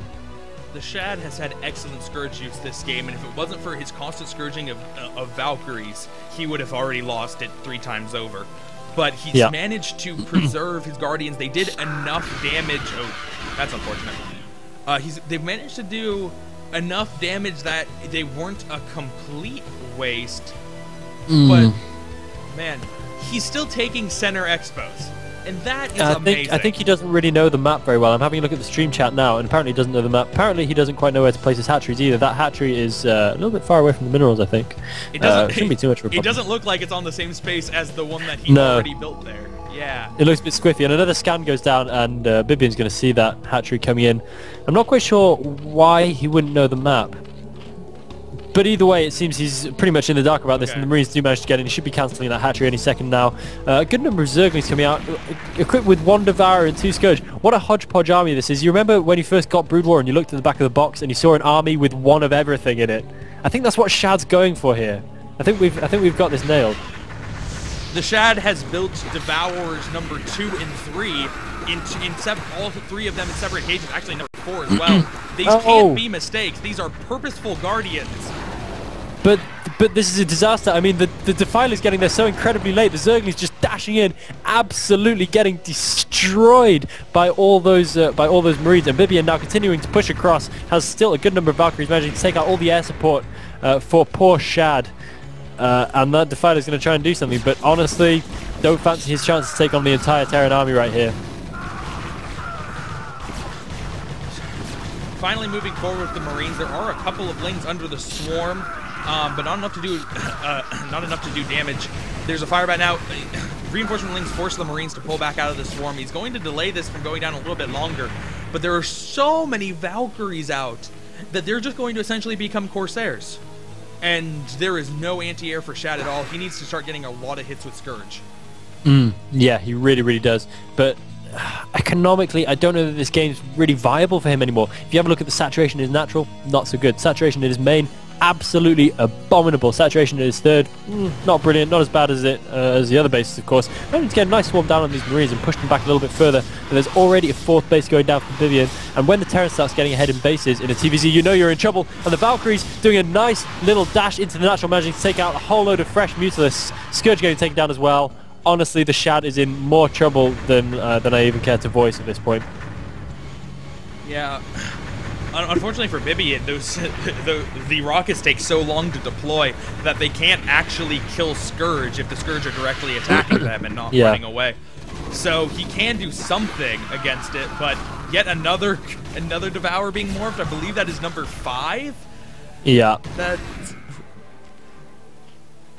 Yeah, but at this point, when the Terran has nearly 3 times the supply of Zerg, and the Zerg has no real gas left, I don't really think that there's much of a hope. We do have a massive chase going on, and decided to turn around the Valkyries for some reason, and taking 1 Scourge hit for free. Don't think it's such a good idea. Just stay in the cover of those Marines. It's more of a consolation prize at this point for Shad, though, as he's clinging on with his very few useful bases here. So, lots of Firebats coming out for Bibian. He realized that's really the only, the Zerglings and Swarm are really the only thing holding him back now. There is an Ultralisk Cavern for the Shad, but he does not have the money to make Ultralisks, so Marines and Firebats will finally be able to take out this 3rd. And the Shad has been reduced to only 2 bases. It's just a matter of time before he decides to GG out. Yeah, GG. Absolutely. There it is, the GG from Shad. Shad being pretty audacious, breaking out all of the technology available to Zerg, but still not quite managing to take down Bibian. Bibian doing a nice job there. You know what? I'm going to throw this out there.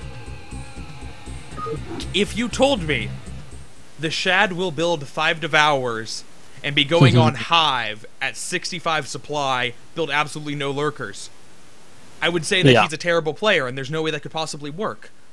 But Bibian didn't do anything wrong in that game. And Bibian's a solid player. Yet you saw glimmers of maybe that wasn't the absolute most ridiculous strategy ever. Yeah. It wasn't terrible. I just think overall his plan for the map was just a little bit off key. His base placement didn't help him. It was just a little bit rough around the edges, but we could have seen it go a lot differently if he'd have looked a little bit more prepared. I hope that is not the last time we see this particular build out of the Shad. Yeah, I agree. Will be for ISL though, because he's eliminated. Yeah, he's gone. Sorry, Shad. So too bad. Going into the final game of the group and final game of the cast, as we are only casting 2 groups today, we have Plumum versus Bibian, the rematch on Heartbreak Ridge. Nope, you weren't in the game. I stopped myself that time though. Sweet. Nice. Okay. Okay, I'm on my way. Is up.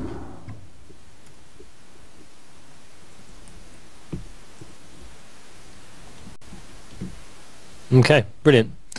So yes, as was just mentioned, this is of course the final match for today, which makes everybody very sad, I'm sure, but that doesn't mean, of course, mean that there will be more good stuff happening tomorrow. The rest of the groups will be played out, and you'll be able to see the wonder that is Foreign Brood War 2 days running, with fresh voices. Yep. So, you are loaded. Let's start the game. Bibian versus Plumum. Final game of Group 2 on Heartbreak Ridge. Yeah, okay, sweet. So I'm going to do the calling out of the players. Bibian spawning in on the left-hand side as the brown Terran, and funnily enough, it's pretty much... No, I'm not going to say it. Never mind. I just had a very strange thought and decided not to voice it. On the right-hand side of the map, we have Plumum spawning in as the blue Zerg. Do you never do that? Do you never have a thought that pops up in your head and you think, man, that would be great to say it, and then suddenly the little warning sign pops up, and it's just like, no. The world is better off without that thought. Usually that thought comes a little bit too late to stop me saying it, and I realize afterwards, should not have said that. Yeah. Oh well, then you too late. Yeah. But, you know, my defense mechanism was good. I had a good wall in against the run by that was that ridiculous thought. Good stuff. Oh man. Man, we're nerds. Ah, yeah. Oh, yeah. But it's okay, because people can't tell I'm a nerd in real life, and then I come home and I'm all like, StarCraft. Oh. But kind of, I'm like a normal guy outside in the world. Where... Plumum's Overlord is not going straight across to the natural. It seems to be dipping down a little bit. That's... Yeah. That's slightly odd. I guess he's just heading... Oh, I don't even know. I don't know quite how to explain that, but shouldn't have too much of an effect on the game. Possibly just a slight misclick, maybe? Maybe.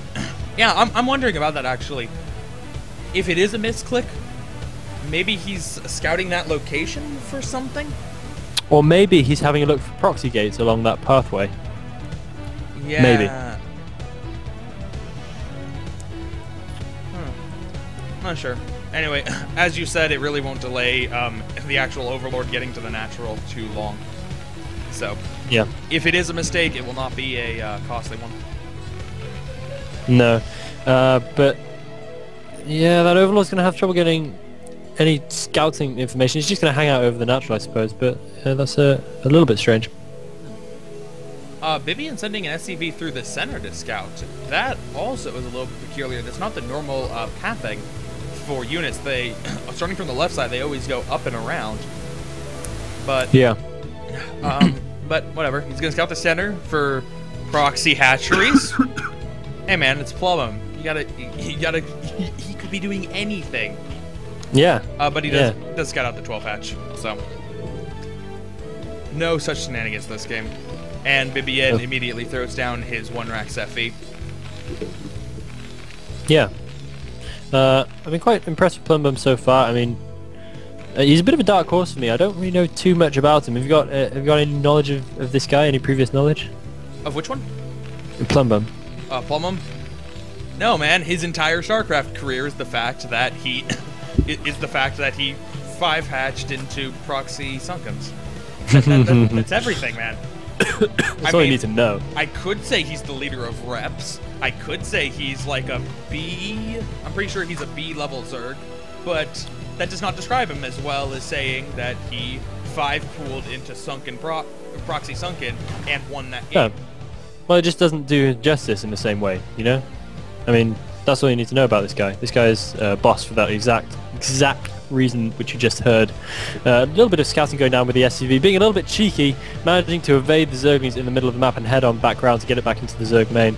That's third hatchery going down, and we still don't see a lair. Maybe a little bit delayed, but he's still mining gas, showing that he has an intent, at the very least, to get a lair going on.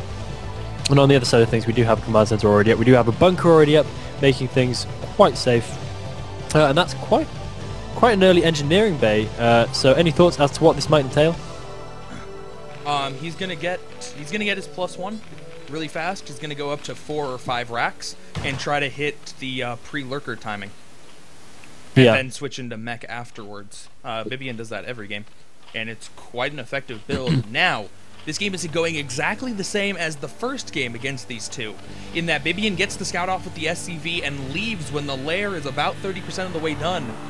Now's the time when Plumum threw down the Hydralisk M4, and he throws it down again! Plumum's going to do the exact same thing to Bibian! Will Bibian be able to diagnose it better this time? What a beast, because this is like the ultimate mind game right now. When we see players go head to head like this, we see the same strategy broken out twice, and it's just impossible to predict a player like this. I mean, you can never quite know what he's going to do, and indeed, we could see this taking Bibian a little bit by surprise. We don't have any scan on the way yet, so this is going to be even dicier than last time we saw such a thing. We could see a nice little bit of a timing attack coming in here that could hit a good timing and might just get in there before the first lurkers pop out, but honestly, it's going to be touch and go. It's going to be really, really tight here. Plumum's going to be Plumum's going to be very all-in with the attack, and I'm going to say it right now. If Bibian does not move out with his first... Bibian realizes what's going on and does not move out with his first Marines, I am going to be a Bibian fan for the rest of this tournament, because I will be so impressed that he can diagnose a situation and make adjustments game to game to more properly reflect what's going on. I really want to see that out of Bibian and not make the same mistake twice in a row.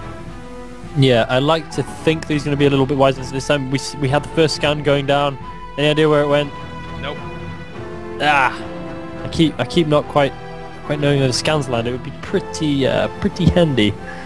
And another scan go down. Yet again, I don't quite know where it went. But either way, once again, we can be sure that Bibian is a little bit more enlightened. He may, in fact, have hit that Hydralisk den.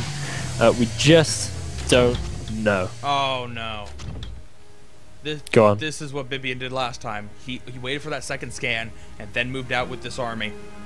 But it's different this time. I think this is the exact same timing he had last time. Why? But the Ling numbers are what's different. I mean, the backstab can't be nearly so effective this time. Yeah. And he's being a little bit more careful. Look at this. Look at the way the Marines are moving backwards and forwards. I think he is aware of the possibility to a much greater extent than he previously was. He may have been faking that Overlord out and just waiting for the backstab as well. You're absolutely you're absolutely right. This is different. Plumum did not get Lurker. He's only now just starting Lurker upgrade and got a round of Mutalisks first. This is some heavy-duty mind games.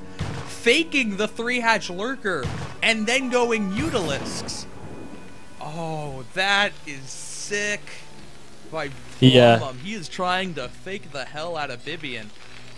But Bibian... That's some pretty incredible stuff. But Bibian is preparing against that. He already has turrets up. So Plumum's mind game's not working out as effectively as he wanted it to. Although he did prevent the Marines from moving out. And had the Marines moved out, they might have been able to do some damage. So he does win a minor victory there. But no, he's not going to be able to attack where there are no turrets, which is what he really would have liked. Yeah, I mean, that would have been absolutely ideal, but still, I can't help but feel this is going to have caught Bibian pretty badly off guard, and at the very least split his priorities. But whilst he's used this going on some kind of crazy ditch attack, it's not even a last ditch attack, but that was their very first attempt, we do have Marines going in at the other side of the map. There are 4 Sunken Colonies up already. There is a good number of Mutalisks and Zerglings and Hydralisks hanging back at the Zergs natural, so he should be able to hold this off pretty well. And the Mutalisks not being able to do too much damage at the Terran main, taking down a couple of missile turrets and a good number of Marines, however, so paying for themselves so far at least. Yep. With those number of Lings and the Sunken Colonies, especially with Lurkers on the way behind that, Bibian's not going to be able to do a lot of damage with those Marines, but he will poke up here and take out Plumum's third, keeping him on 2 bases. That is a nice little victory in and of itself. And it looks like Bibian's actually gearing up to take a relatively quick third of his own. Yeah, And doing some nice micro here, targeting down the Mutalisks really, really well. Taking 2 Mutalisks down for the cost of only 2 Marines there. Very, very good job. So no third as it stands for Plummo, and Bibian putting himself in a decent position. That SCV at the top left-hand corner, you could be right, could be going for some kind of hidden base, but I think that probably wouldn't be the best idea, as the Mutalisks are quite likely to fly over there on their path to harass into the Terran main. Bibian has trapped his units. Those are hold lurkers. No, they weren't. Oh!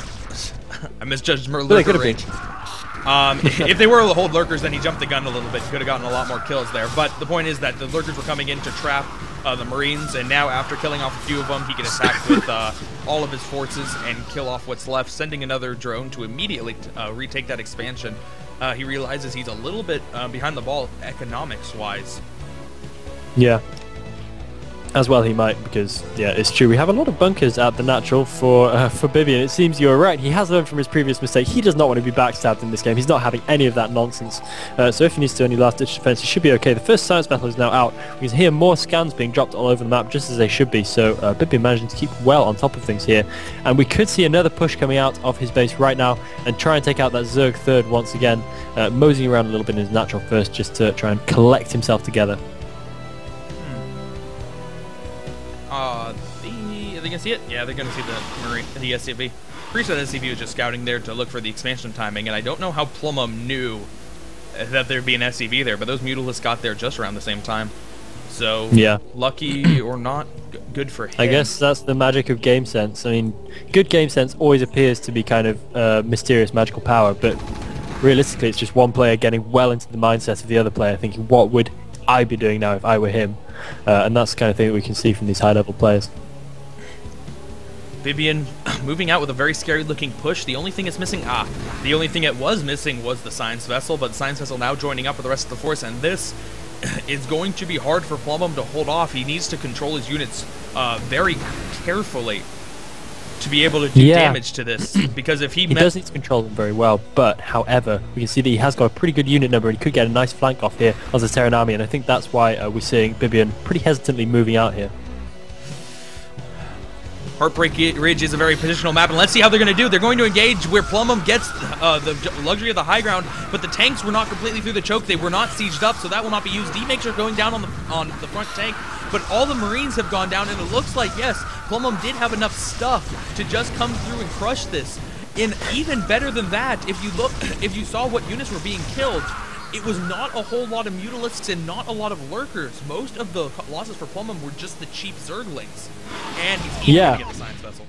Really, really nice job there for Plumber, managing to take relatively little damage to his own army and doing a fantastic job of clearing up the entire Terran push, and this means he can get his third up, and once again he is right back in with a shot here. He has the economy just kicking in now, so he should be able to move up to his superior hive tech pretty soon. The Queen's Nest is indeed on the way now, and the Terran macroing off 6 barracks, doing a pretty nice job of keeping his minerals low at this point, producing a dropship as well, so he can try and get that decisive edge back into this game.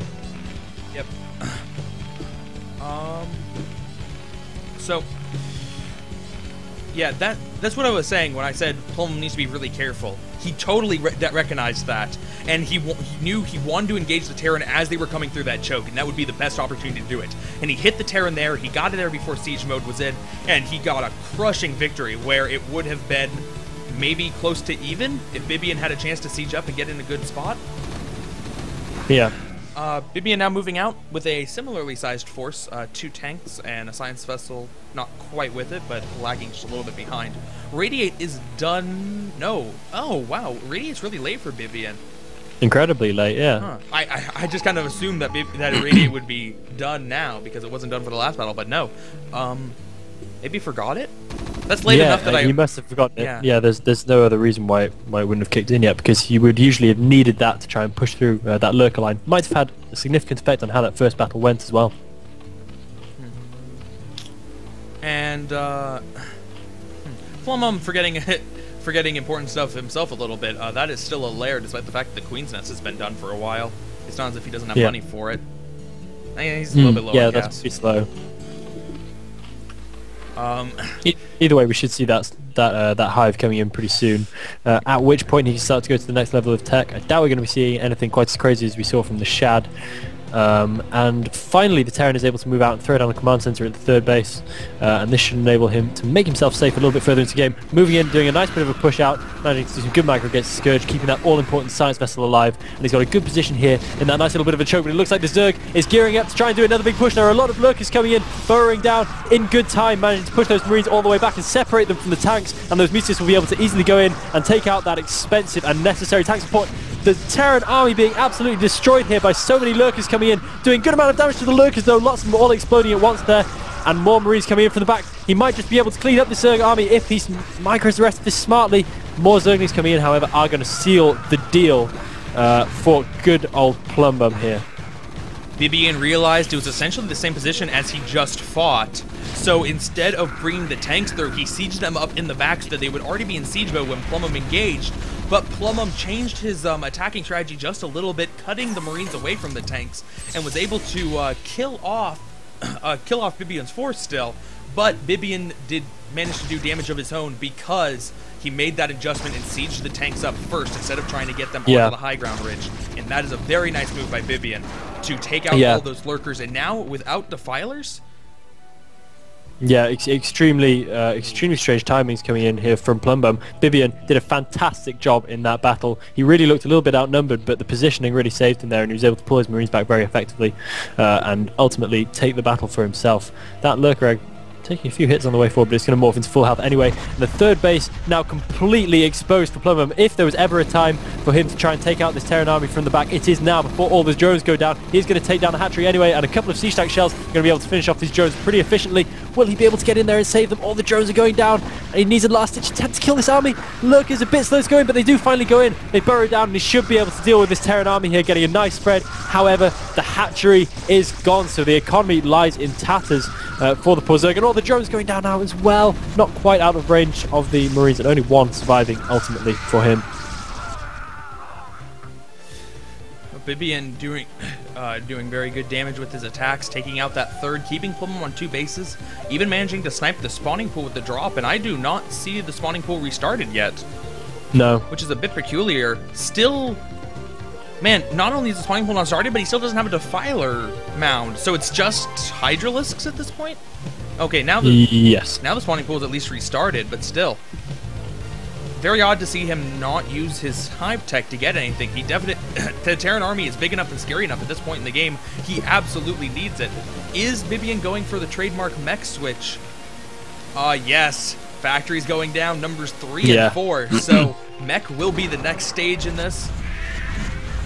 And tanks I'm very hopeful for Bibian right now in this game. He's doing a really nice job maintaining that map presence. He's got a decent army still out, moving around, keeping the Zerg guessing. The Zerg still on 2 bases. He does have hive tech now up. Does he have a defiler mound up yet? No, he does not. Not even close. He has no spare gas whatsoever.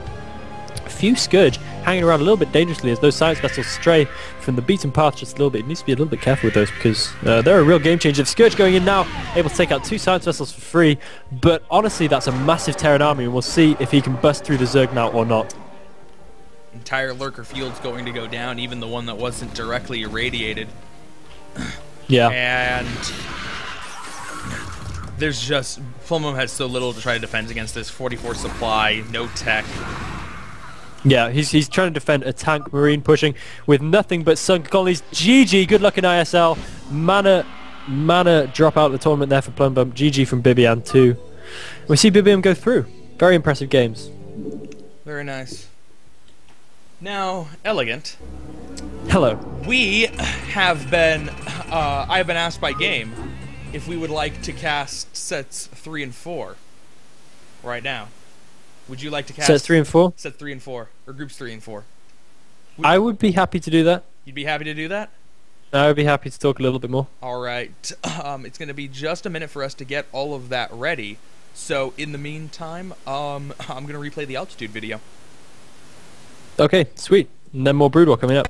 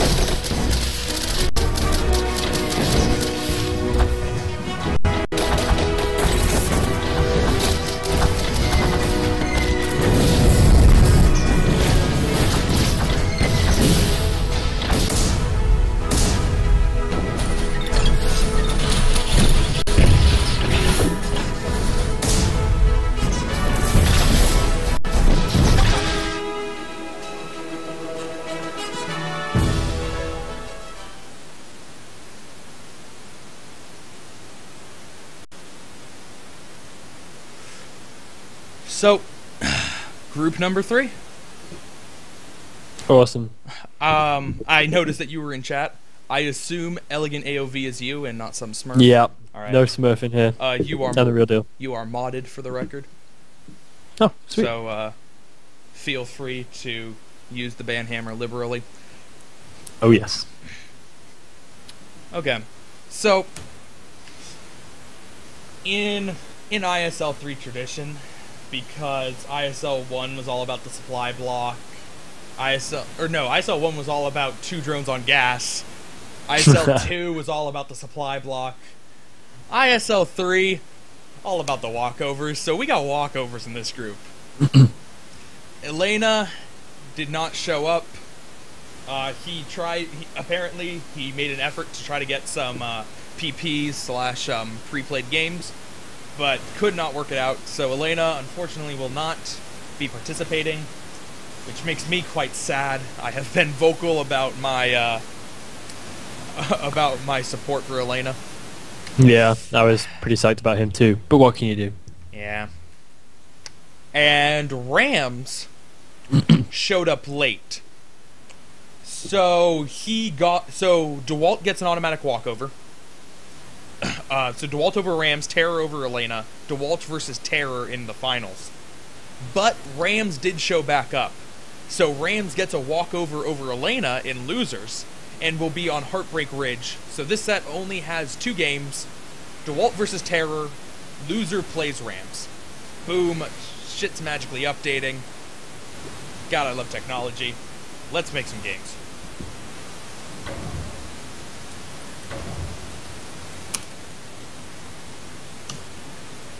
Game is up. Alright, I'm on my way. There is me. Looking pretty.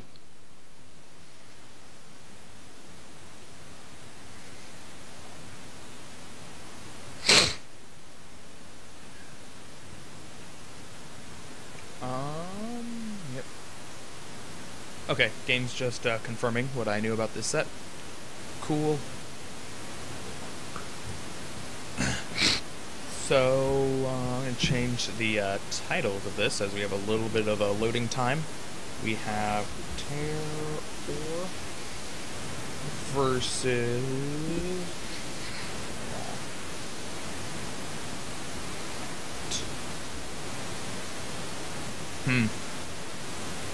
Wonder if DeWalt has 1T or 2T. Because it's 1T, I believe. It changes. Some games he definitely have had both at different points. So we'll have to see which one he's using now. Are you ready? I am ready. Then let's begin.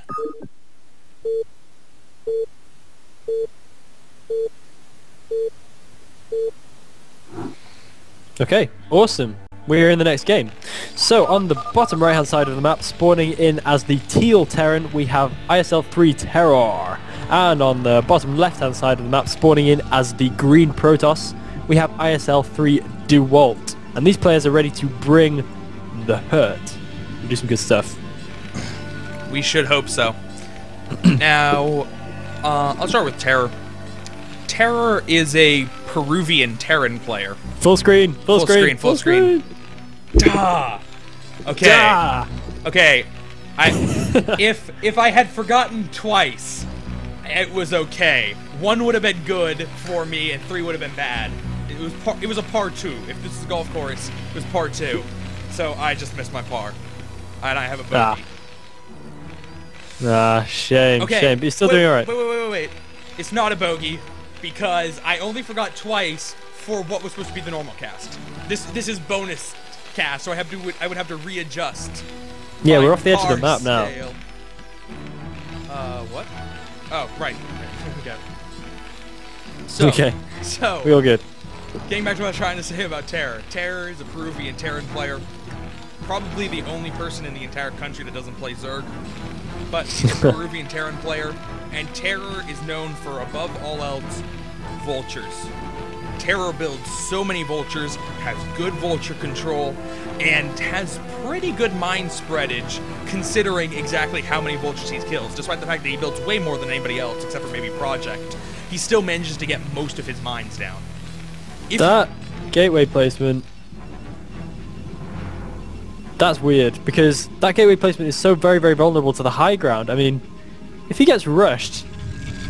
Oh, I didn't even know. Yeah, a little bit odd. Anyway, if you can survive against Terra's Vultures and get to 170 supply versus 170 supply, then you have a really good shot. Because Terror really starts to fail in the late game. That's definitely the weakest part of his game. But surviving Terror's onslaught of Vultures is a pretty big statement. So we'll have to see how DeWalt does. DeWalt is a Russian Protoss player, very solid in all of his matchups. Unfortunately, I haven't seen a lot of his TVP or PvT, so I don't know exactly his style. Well, we're about to find out.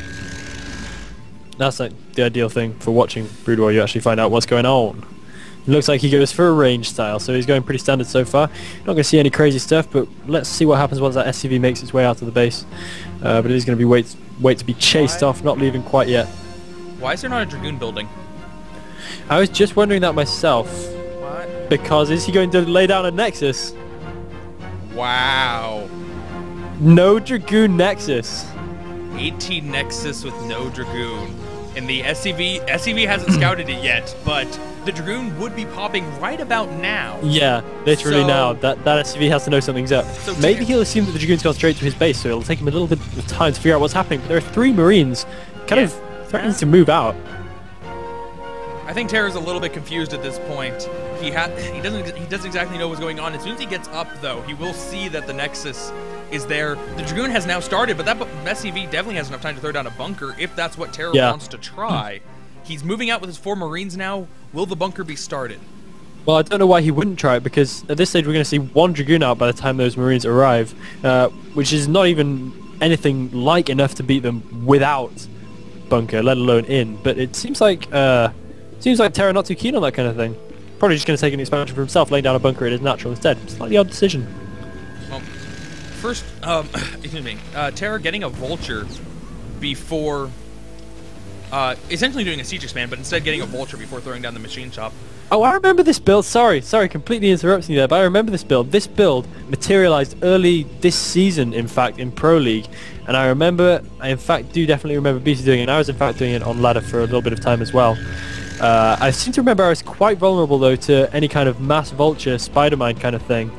Because you get very, very late observers. We see the Robo going down now. That's going to have a little bit of a negative effect on his Dragoon count. But yes, this is, in fact, a build that BC's broke out quite early in the season here. Not only are you going to have a low, excuse me, not only is the observer going to be late, but you're going to have a low Dragoon count to try to stop Vulture run-bys. And that is, of course, if you can dodge the mines for the time being, which is a pretty big if. So no, Terror's not going to press with the Vultures. He is going to still play things pretty standardly, getting siege mode. I don't know exactly how much damage he's going to be able to get before observers comes out, but I think that DeWalt isn't going to actually sustain any damage and is going to get away with this quite interesting greedy build. Yeah, it's a fascinating build, and it can actually work really, really well, because as we can see, he's got a very quick economy. He's got a fair number of Dragoons, which is able to do a pretty good job at holding off any kind of Vulture pressure if he manages to get well into that SimCity with the Nexus and the Pylon and close out that choke quite nicely. So the Terran economy is a little bit behind at this stage, so it's going to be a little bit longer before he can seize the initiative back in the Protoss.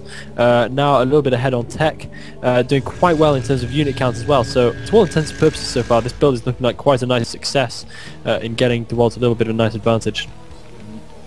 Terror hiding a starport and adding on that, adding on the control tower, definitely going to be for drops.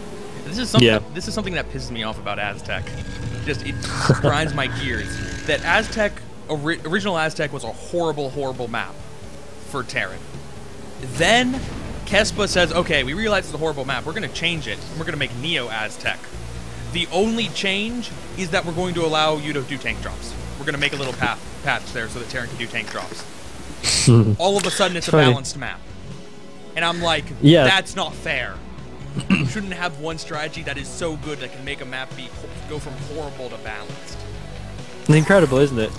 Yeah. It boggles the mind. I personally cannot stand when Terran lands stuff up there and you spend half your life trying to get rid of the damn thing. But I guess if that's what it takes to make the map balanced, then so be it. At the Terran side of things, we have a whole load of missile turrets. Well, fairly reasonable number actually. I kind of misinterpreted the information. Still one factory just working away. First observer goes down slightly carelessly for poor DeWalt.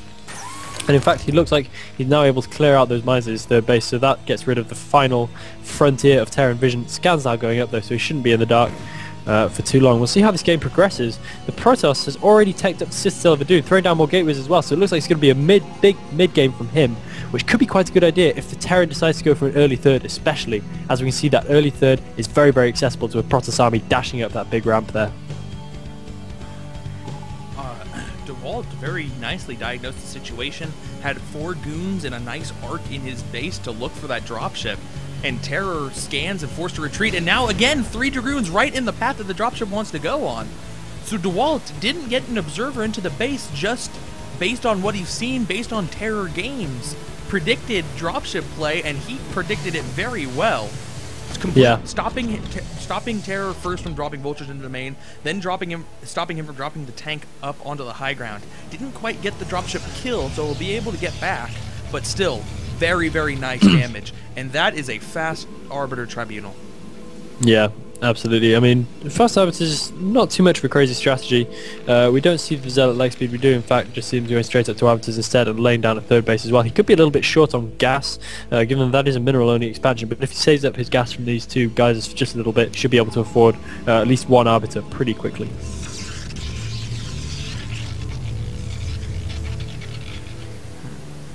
Interestingly enough, though, the other side of things, we do have a couple more factories being laid down for Terra. So it looks like his idea is definitely to go for to head out into that third base and really defend that command center pretty much to the hilt. Not being too gung ho with it, though. We can see it building it in his natural instead of building it out there, laying down some more factories at pretty much the same time instead of going for a super quick CC. Probably a good idea at this point, given the Protoss' very early economy kicking in.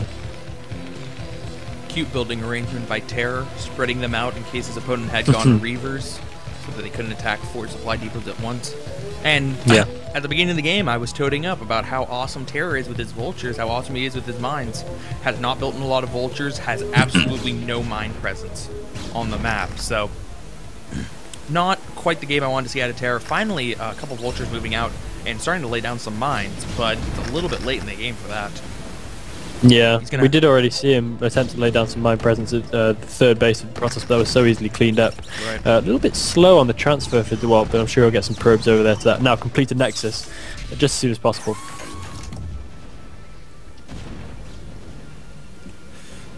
So first Arbiter about halfway done. Excuse me. Alright. With that fast of an Arbiter, a recall is definitely a threat. We haven't actually seen him get one of the upgrades yet. I'm curious if he's going to go for the standard stasis, or if he will in fact go for a fast recall. Could be very damaging. Clearly, Terror does not have does not have turrets up, or does not have mines all around his base, and only a few turrets, nowhere near enough to really defend against that kind of play. Yeah, the thing about that quick recall play is it largely depends on exactly how much information the Protoss has about what the Terran is doing. And given that the Protoss has an observer hovering over the Terran's potential third, he's going to see the timing, he's going to have a pretty good idea of the Terran unit count. I would say we've got a pretty good bet on him to go for recall first, as opposed to stasis. Well, the first Arbiter's out, and he still hasn't gotten either of them. Well, I think what he'll probably have done is upgraded Arbiter energy first, because then the Arbiter pops out with a little bit more energy. Oh, did he already get Arbiter? No, he hasn't. I'm not sure. He hasn't gotten Arbiter energy. It's out of 200. He hasn't gotten any upgrades for his Arbiter. Very strange. Maybe it's the lack of gas that's holding him back, because because that mineral only could be damaging him a little bit in that respect. Yeah, that's probably it. A very good point pointing out. You'd think he'd make gas for it. Yeah. I mean, just kind of cuts a few Dragoons, but recall now going down. Yes, it is recall. Okay. And you know what? The late recall really won't affect it, because if he had gotten recall immediately, it's not as if the Arbiter can pop out and then boom, instant 50 energy recall. It does need to save up 150 energy for the recall, so it's okay to delay it like that. And yeah, because as you said, that's a mineral only. It's essentially the Arbiters are going to be as as slow to come out as if he had gone 2 base Arbiter. Because for all intent and purposes, it is 2 base Arbiter. It's just the gas that matters, not the minerals. Yeah. Interestingly, if we don't... never mind. I was about to make a point, but then I realised it was a little bit invalid. I was considering the idea of sending +1 armor maybe onto the Arbiter to help him with the recalls, but I don't think it should make too much of a difference. Okay. +1 finally done for Terra. That is a, he was pretty late with the armory. He, like, started the armory after the first 4 factories, or around the same time as factories 3 and 4, so very late +1. Meanwhile, DeWalt does not have the gas for any upgrades, so he does have a forge somewhere, but still no upgrades. But DeWalt going gung-ho here, throwing down a 4th and a 5th base both at the same time. That 5th base is actually quite well hidden. With the Terran sitting on 3 bases, he's going to have 1 or 2 really big pushes in him. But honestly, the Protoss supply looking pretty good at this stage. We have 155 supply for the Protoss and 134 for the Terran. So he's going to be making more of an effort to push out to his 4th rather than going for a big push right away. That is a pretty precarious supply for the Protoss, though. He has almost 160, but it's 160 off of only 3 bases and 8 gateways. If he loses it in engagement with the Terran, which he's going to lose a lot of supply in even of the best of engagements with the Terran, it's going to be hard for him to remax because he only now is getting up a 4th base and just does not have the gateway count. So he does need to be a little bit more careful with his engagements. Terra, in the meanwhile, has thrown down a lot of turrets and a lot of missiles. Recall! Oh no, I thought there was a recall going in, but it was just an observer. The Arbiter's just fanning around at the back, but we could see the Arbiter going in now. The observer sees what it needs to see, and he's going in. He's going to land on so many mines. If he doesn't recall now, this could be horrible! Oh! Lands on the disaster! Lands on the highest concentration of mines in there. Instantly loses half of the goons, and only 4 goons left means that this recall will do almost nothing. And this was what I was this is what I was afraid of. He's lost a good chunk of units, and he's not going to be able to replenish them as fast as the Terran can. The Terran actually has more factories than the Protoss has gateways at this point. Yeah, that hurts me. That pretty much physically hurts me. The Observer went in. The Observer saw what was going on. The Observer saw the turrets. He saw the mines. Why did he persist with the recall? Oh. It's like he thought, I'm going to do this either way. Oh, but the Protoss now deciding to move in and try and get a good position on the Terran. He might actually manage to do so, but he's got no speed zealots left, and these Dragoons are going to get you absolutely torn apart. And he very, very fortunately manages to pull back just in time before all the siege tanks set up. This very much so is Terror style. Have 10 factories and only 2 machine shops on it, and just flood with vultures. And right now it's looking like it's going to be very scary. DeWalt does not have observers with this huge army. And oh, he's trying to transfer probes across the middle of the map. Will the vultures see? Will the vultures see? Yes, definitely going to see. Catching the probes, kills off half of them in a blink of an eye. The other ones do manage to pull back, but that was not a good time to try to transfer probes. And the vultures know that there's an expansion over here, so he's going to be able to scout it out. They can take down the cannon. And it's going to be hard for the army to even get over there as slowly as vultures kill gateways or Nexus. DT coming out, though, because that might help.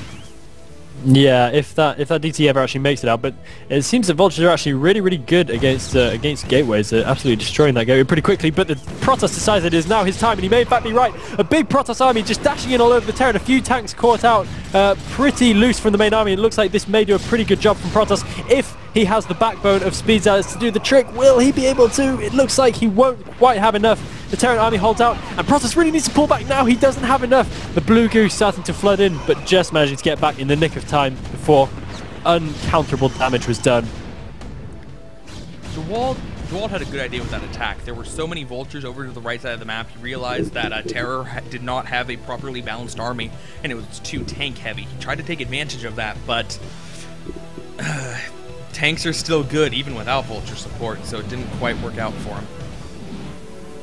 No, No, it didn't really quite work out at all. Terran still has a good presence in the middle of the map, still able to defend his third base. Probably not going to be able to push right at the minute like he might be wanted to, but just flooding with vultures. Look at the supply, just ticking up like crazy for the Terran player. Those vultures are cheap and they are quick to make. One Dragoon making a little bit of a pain in the ass of itself, preventing that CC from going up for just a little bit of time. And the Terran does seem to be holding quite well as DeWalt just pushes in and out a little bit with an Arbiter in support. Yeah. Well, if Terror sits back like he is, DeWalt still might be able to get a pretty good position out of this, because Terror's taking that fast fourth base, he's really not going to be terribly aggressive. Meanwhile, DeWalt is taking 2/3 of the map. So if Terror doesn't punish DeWalt at this time, oh, very nice storm going down on tanks. If DeWalt doesn't punish, or excuse me, if Terror doesn't punish DeWalt at this time, DeWalt's going to be able to get that number of gateways, be able to get that number of gas expos. Although, it is interesting that he's on, okay, he has some gas. He's on 6 bases with only 4 gas, because he took that mineral only so fast. Yeah. And in classic Terror style now, we have maps being laid down behind the Protoss army. Fortunately for DeWalt, he does manage to spot this out, get some Observer over there, get some Dragoons over there, so he won't be caught either on the retreat or with all his reinforcements getting blown up to shreds. A lot of vultures going in now, but honestly they're not going to be able to make too much damage here. 2 cannons holding that base up pretty safely, going to be able to see things through, but meanwhile we have the Terran pushing over the other side of the map. There is 1 Dragoon left behind that does scout this push on the way out, and fast as possible he pulls his army back. The Terran has already, I should say, managed to get himself into a rather good spot over on the other side of things. One thing that you have to watch out for when Terror starts to get into this late stage of the game, he loves to have lots of vultures out, he lays lots of mines, but he isn't the best about killing off the mines when he manages for his push to get to that point. And so many of Terran's TVPs end with him getting his own units blown up. So just for the rest of the game, keep an eye on that, exactly how close his units are to mines, and if he might be in danger of some really nasty Zealot attacks. Yeah, no, I'll be watching out for that. I hadn't really factored that into the equation, but it's a good thought. Meanwhile, we do have DeWalt trying to do a little bit of pushing down on the left-hand side of the map to the Terran's 4th base, but unsuccessful so far. He's run into a lot of trouble with mines. Oh, it could be a couple of nice mine drags all over these vultures, but they are able to take out the Zealots just in time before anything like that happens. Final Dragoon falls as well now, and will the Protoss be able to do any damage? That is the big question here. Will he be able to take out any of the Terran economy at all, or will he be just simply wasting units? A lot of Dragoons coming in here, and he might be able to take down that command center. He's looking pretty good to do so as the Terran army runs back as fast as possible. Will he be able to lay mines down?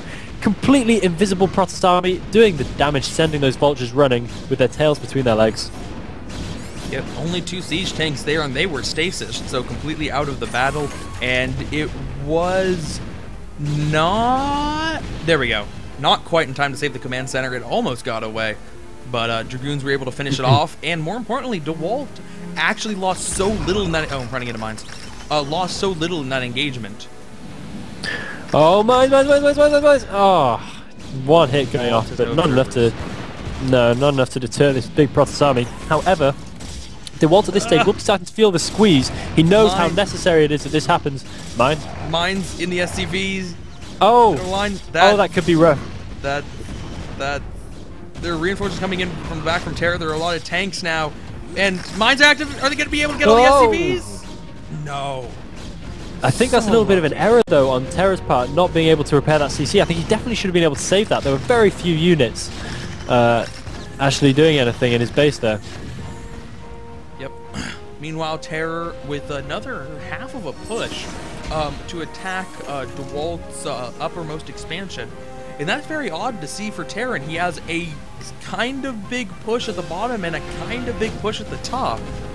It's very risky for Terran to fragment out their tank forces. Normally you want to keep everything together so that you're more likely to kill off all the Protoss when they try to engage. And this, he's trying to prevent this from happening. DeWalt just killing it off. Yeah, even stranger though is the amount of minerals that Terra has in the bank. He was banking nearly 3k at that point, which is especially strange considering the horrible shape of his economy. He's got 1 mining base with so few minerals left in it, they're barely even worth mentioning. He needs to get that 4th back up and running right now as another big Protoss army rolls its way towards him. Mine blowing up 2 SCVs. And that...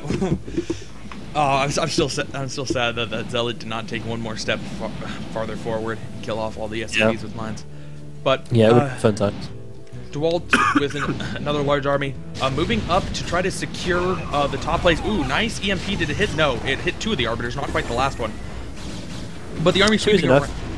The army's sweeping around just to take out the last units here. Oh, another mine. Oh, there's a DT in there. I didn't even see the DT. I think that was a high. Was that High Templar or was it a DT? It was a DT. No, okay. Slightly less, wasn't. Sweeping around. Excuse me. Sweeping around to clear out the Terran units so that he can try to expand up here again. Because as Terror is running out of money, DeWalt isn't exactly in a good position either. Off of one mining base with that's more than 2/3 of the way gone. So DeWalt needs to find an expansion as well. Yeah. Yeah, no doubt.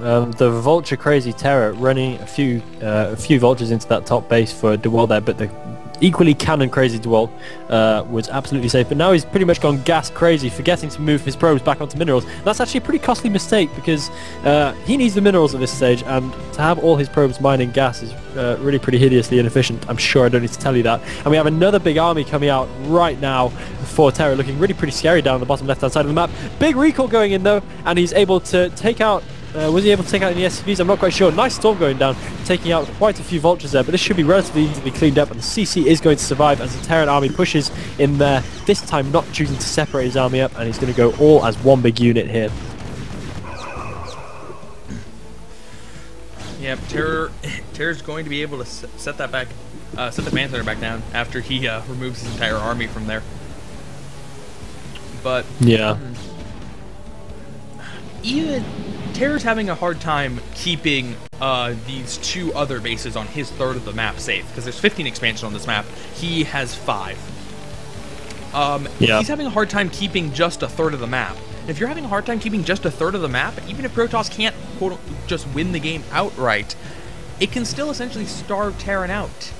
Terror needs to figure out a way to consistently stop DeWalt's mining, and not just kill off the Nexus and then immediately be taken out again. I mean, it's doing damage, and it's definitely doing damage. It's definitely helping him out. But I don't think it's doing quite enough damage to be a long-term strategy. He needs to get a classic-style Terran push to move across the map and kill everything. Yeah, which is exactly what he's trying to do, but he makes a bit of a blunder immediately by losing his one and only science vessel. How can he have made that mistake? That science vessel was crucially important, and so much stasis going down now, it's going to make a bit of a mockery of the Terran army. However, there is a few tanks back there who might do some good damage to the rest of the Dragoons, but honestly, the Protoss army manages to take that by storm. And prevents the Terran from pushing once again. And now we are seeing the remnants of what Terra has left. He does, however, have that bottom left-hand base up. He does have this 4th base still running. But that's in such a risky position. I'm not quite sure how much longer he's going to be able to hold that. A few Vultures now heading up, but really that's way too many cannons for him really to be able to compete with. Most likely. Considering how few observers DeWalt has this game, he actually has been doing a pretty good job of not running into mines. He has taken quite a few mine hits, but it's just so few observers that it's still admirable, his efforts here, and this army will slowly move forward through the minefield. He should kill off the Vultures. They could not get in there to do any more damage to the probes, but that base is almost mined out, meaning that DeWalt's only mining bases are on the complete other side of the map, the ones that he's having a really hard time, and the ones that are particularly susceptible to Vultures at this point. We see a little bit of a peculiar move by Terra there, moving up the right-hand side of the map, leaving half his army behind, once again splitting his army, getting away with it, but at no point is it ideal to be splitting your army up like that when you're at such a vulnerable point, and certainly he should not be moving out when he has literally no capability to replenish his army. Having said that, however, he needs to kill the Protoss mining bases pretty much now, because otherwise he's going to have real trouble with all that mining coming in for the Protoss. Arbiter camping over the bottom left expo as if it's planning on recalling, and I think it may do. I think it may do. Nope. Changes his mind. Do it now. Don't do it now. Don't. Okay. Oh, it's a stasis. Okay. Such close to death. If he'd have recalled in there right now, that would have been blunder of the year, I think. Unnecessary blunder of the year, I should say. Certainly would have been bad. It looks like he's readying up for another recall. I can't see Ah, there we go. Arbiter on the right-hand side. I think it is, in fact, waiting for 150 energy, at which point he'll try and go into the main again. We do have CC floating out to meet that Dark Templar, however. He's going to be unpleasantly surprised. But of course, it does mean he should be able to scout that Arbiter out as it heads on towards his main, should it in fact do so. But the Terran deciding to do a little bit of a push again, and that Arbiter, actually managing to get a recall off all over the tanks, and will the Protoss be able to push in now? He could get a lot of stuff caught in mines here. Dragoo's taking a lot of hits, and that probably hasn't done the damage it needs to do. The Terran might actually be able to hold off here. Oh, but big stasis happening, and the Protoss is probably going to be able to brute force his way through this. A few tanks are getting stasised up, and basically the Terran army getting completely torn to shreds here. And the EMPs just need to be a little bit quicker here. He's not taking good care of that Arbiter support. So many stasis, so many recalls going down throughout this game. Recall Zealot bombs. DeWalt trying to innovate the PvT matchup.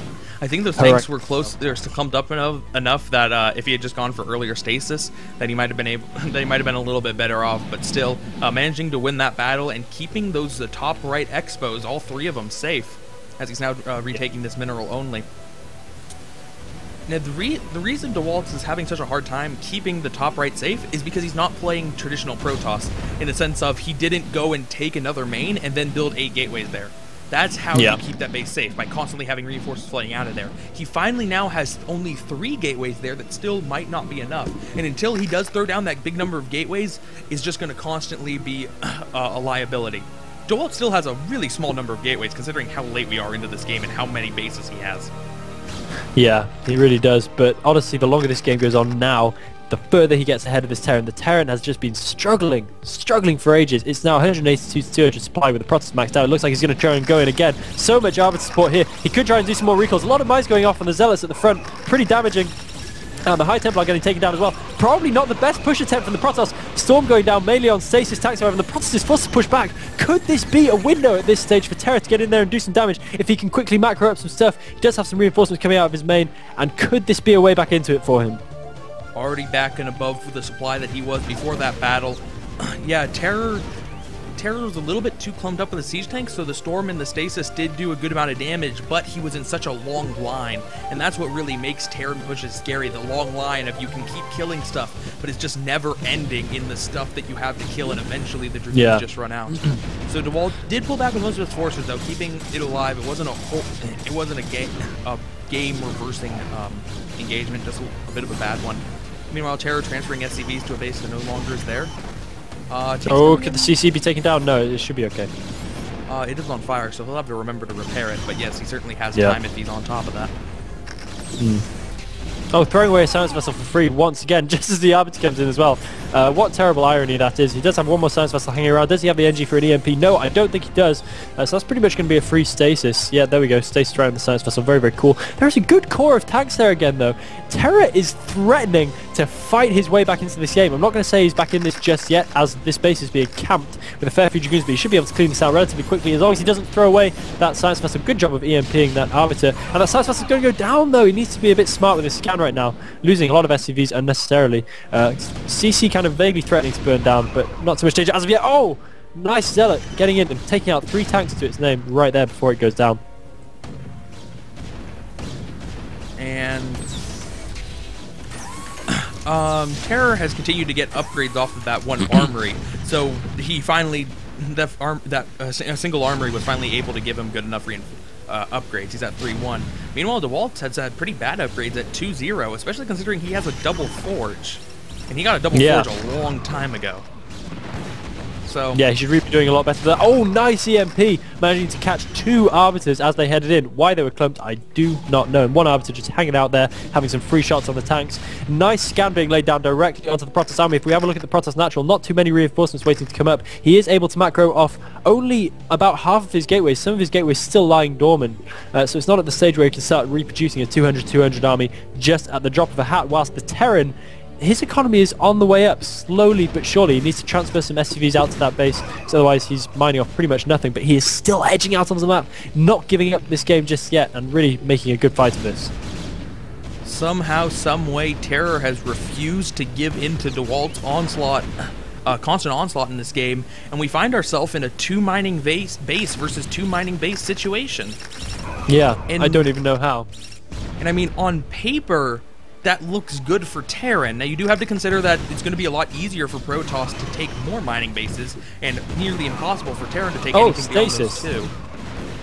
Ooh, that was indeed a nice stasis, but there's not enough units to capitalize on that, and Terran is going to be able to push up, once again, take out that mineral only, and really nice push. Really threaten the 2 mining bases of DeWalt. He only has 4 gateways here.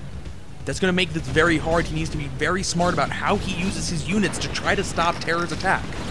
But honestly, I can hardly believe this. DeWalt is actually possibly going to lose this game. His final mining bases are in dire jeopardy here as a still significant Terran push rolls towards him, doing his best, but his army's going in dribs and drabs. He needs to be a lot more convincing than that. He needs to take out this science vessel. A lot of Dragoons falling, but he might just be able to get rid of the spearhead of this Terran push, and I think he's just about managed to force Terra back. Terra still managing to maintain that bottom left-hand base, however, against some pretty heavy Dragoon pressure, and that right-hand base still in a decent enough position and still able to continue pushing up that ramp.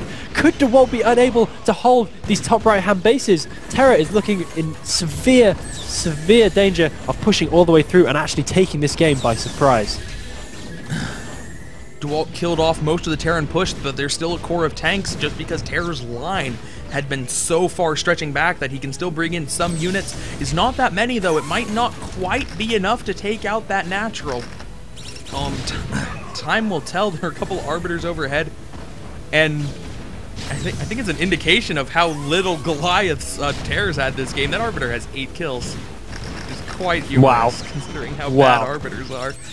Yeah, they do. There's so little damage each time. They do like 10 damage or something ridiculous. Oh, a few reinforcing zealots getting caught in the crossfire here, and honestly it's turning into a panic situation from DeWalt as he's trying to chuck troops back to defend these bases. But honestly, I think he knows that he had this game and he has given it up. Nice little bit of a mind drag going in there. Not quite over yet, but DeWalt is in so much trouble as Terra pushes on ominously and almost unstoppably. What upgrades does DeWalt have at this point? Because I notice he has a shield upgrade. He got shield instead of armor? That's not traditional. Not traditional. That's a nice way of putting it. That's plain old bizarre. Yeah. Maybe misclick. I don't know. Yeah, I don't even know. Terror finally building turrets to chase away that 10-kill arbiter. Absolute madness on the arbiter there. If we go and have a look at the gateways for DeWalt, we can see most of them are not even working anymore, whereas almost all of Terra's factories have been pumping vultures this whole time, and so we can see he's going to start flooding them back in there. Nice volley going off from the cannon, managing to soften this base up. A couple of arbiters just hanging around. He needs to get an EMP off on those arbiters. He's going to stasis everything in sight. Nice stasis going off from the tanks there, but the probes are falling. DeWalt's economy is being chipped away. DeWalt, through what can only be described as perseverance, has finally managed to get a push this far up to take out this natural, and now with the reverse ramp is in a great position to possibly also take out the main. There are 4 gateways, so it's not a foregone conclusion. Random Marines at the 34-minute mark. Apparently Terra forgot he had a bunker full of Marines. Yeah, I love when that kind of thing just breaks out. And in the bottom left-hand corner, we can see that 2 Dragoons have somehow managed to take that base down. It seems that Terra wasn't really paying attention to it, but genuinely, I'm not sure that it matters. DeWalt has been backed into a very tough corner, finally laying down that base, which he probably should have put down a pretty long time ago, because he had the map control, he had the ability, but just not quite having the presence of mind to do so. I don't know, that would be a very hard base to defend. It's definitely a judgment call whether he should have gone for that center base rather than the much farther away bases. Oh no doubt. I think he should have gone for all of the bases at that point when he had that complete map control instead of just kind of chucking army. Yeah. Probably the way forward. Yeah. I definitely see why it'd be a good idea. I understand why DeWalt didn't do it. Yeah. It's so hard to make that decision, and now it's certainly too late in the game for that to be a safe base.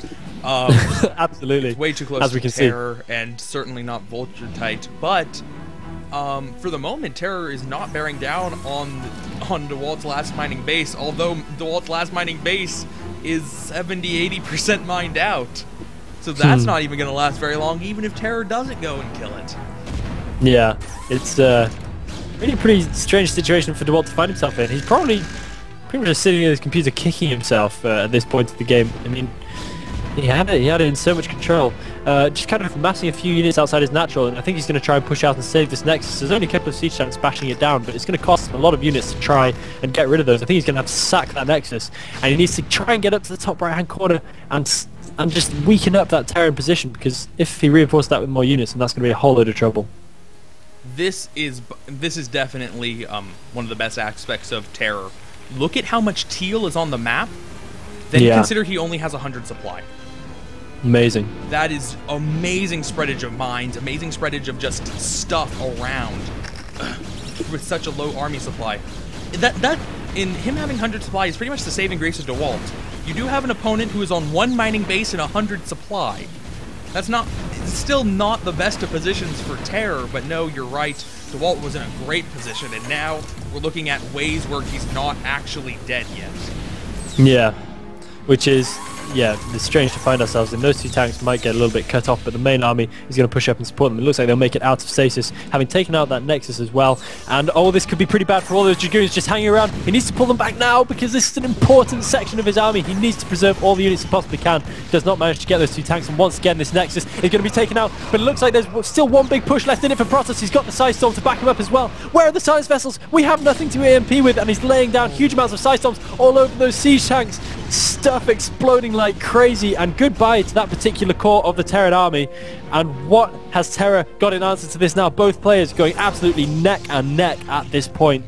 Protoss army damaged but not gone.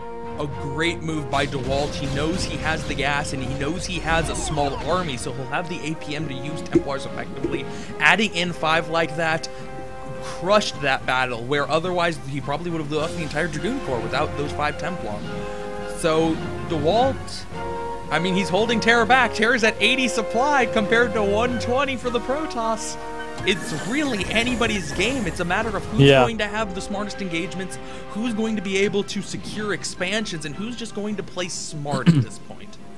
The brilliant thing is, at this point, we could probably see Terra clear this out with just a dropship. Dropping 4 vultures into that base, that final miner base, could really be the clincher at this point. I don't think he's going to see it though. Recall coming in on the right side. Oh, big mine going off, and it looks like all these units are going to be cleaned up once again. The Arbiter goes down too. One of the Arbiters, I should say. There is still another one in there with a stasis still left in it, and possibly another recall as well if he can keep it alive. 3 siege tanks coming up here now. That's not going to be enough to defend a second recall. Will he get a second recall in here? Has he got any clump units anywhere around the map? This could be really, really brutal if this particular base goes down for Terra. And that Arbiter is ready for another recall. Will we see one come in right now? He's thinking about it. I don't even know where he has a pack of units that he could recall in. He just doesn't have enough stuff. I don't think he knows either. No, I have literally no idea what he could possibly do. The Marines coming in now to try and get rid of recall! Oh, but that's so few Dragoons. Will he storm on the SCVs? He has got Storm going off on the SCVs, taking out so many. A few of them managed to run away, but there is another CC already up at the mineral only in the top right hand corner, so that base getting pretty badly destroyed. Has Terra got anything to clean this out? Yes, he does have a few siege tanks which can come in and help get rid of these final Dragoons. The Arbiter going down, possibly slightly foolishly, so there is no cloak on these Dragoons anymore, and these Dragoons are going to get cleared up. Nice Storm going down, taking out a few SCVs, and another nice Storm taking out Vultures. But this recall has been cleared up, and the CC will be able to land again. All the while, however, DeWalt has been able to get that next Nexus up on the left-hand side, so he does have that middle of the map base coming in just as he finishes mining out at that top base, so that's absolutely crucial. But, of course, Terra gets that mineral only going, and that could well keep him just nose ahead in the lead for the time being. At this point in the game, there are 5 expansions left with any reasonable amount of minerals. 2 in the center, and then 1, 2, and 3. Yet all 5 of those bases are hard to defend for either player. I think Terra's in the best of position to defend this base specifically. Just having siege tanks on the high ground, Protoss doesn't have enough stuff to really try to punish that. And recalling probes into the middle of the map? Yeah. Was that a transfer? He's transferring out the probes with recall! Yes!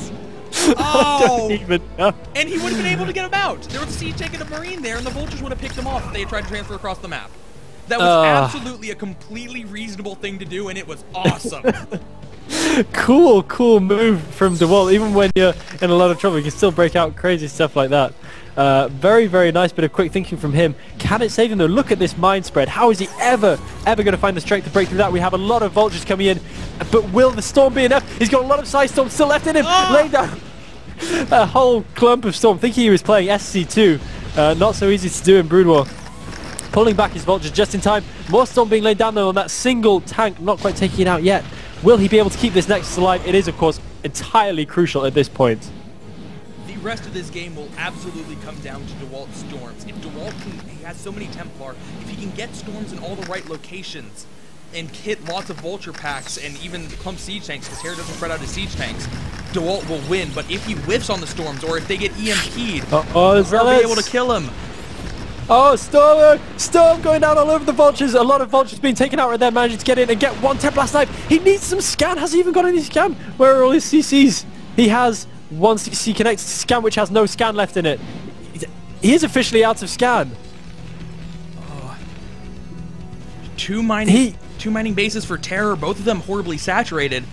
So actually, DeWalt's one mining base is getting him more economy, and Terror is now, Terror is now at half the supply of his opponent. And now we're gonna come around full circle and say Terror might actually lose this game. Isn't that amazing? I don't even know what's happening anymore. One siege tank managing to hold on by the skin of its teeth at that far right hand base. So honestly, somehow it's come down to the issue of Terra not really having many SCVs left. He needs to start reproducing SCVs. I can't believe I'm saying that 42 minutes into the game. But his economy is so slow simply because he has no little dudes mining. He needs to really get on that. And it all comes down now to this single base left mining on the left-hand side for the Protoss player. Not going to walk into mines at this stage. He's going to be super careful. And this might actually be it for the poor Terran. He has very little with which to deal with these Dragoons. Just a few siege tanks holding the line at that top right-hand side. And could this be GG if the Protoss army makes its way up there? It happened while you were talking, but it's good enough. I feel like repeating it. Oh, recall going in. This might be it. He's going to recall. There are a couple mines here, but he's going to drop him in the best location. He has the observer to see the mines, and it's only 4 Dragoons. But 4 Dragoons is going to stop mining their Terror down to just one mining base. It's that mineral only. And still no scan. Still no scan. Still no scan. Just he doesn't have the minerals to make another command center. It's scanner down at his natural. That's it. Oh, we're going to see another recall? No, is it? Yes, recall! Recall going in on that top right-hand base. A storm going down, but I think this might be it. Oh, so many SCVs. Terror can't reproduce that. That's the last mining base. GG! GG from Terra. DeWalt taking it down in an absolutely epically long, hard-fought game in which it went backwards, forwards like crazy. And in the end, he triumphs. He's going to be feeling good about himself right now. Wow. I don't even know how to follow that game up. That's what Brew is about, man. 40-minute games, no mistakes, pretty consistent action after the 10-minute point. Sick stuff. Good plays from both player. Yeah. DeWalt was just barely able to edge it out because he had. And you know what? That's one of the games where you take it from a meta perspective and be like, that happened because of a 3-player map. If it was a 4-player map, Terror could have taken half of the map, and it wouldn't have been 2/3 versus 1/3. Even a 2-player map would have been easier, but it's just that was such a good game. Yeah, my voice just crashed out of me a little bit. I'm gonna have to take a second just to have a whole load of water. Wow. I feel like I was going a million miles an hour there. Amazing. Alright, let's try and move on. Let's see if we can follow that up with something. Yeah, game's up. I'm on my way. So, I'll recap because it was a pretty long time ago since we last said how this group worked out. Elena was a no-show, so Elena loses both of the games that Elena seeded in. Rams lost the first game versus DeWalt due to walkover, did not show up on time.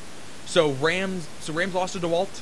Rams gets the walkover over Elena, Going on to the final game, the loser of Terror DeWalt, which is Terror, versus Rams in a... I believe this is going to be a TVP, because I think Rams race picks. But he's been pretty inconsistent about what he race picks and what he doesn't race pick. We'll have to see. And let's start this up.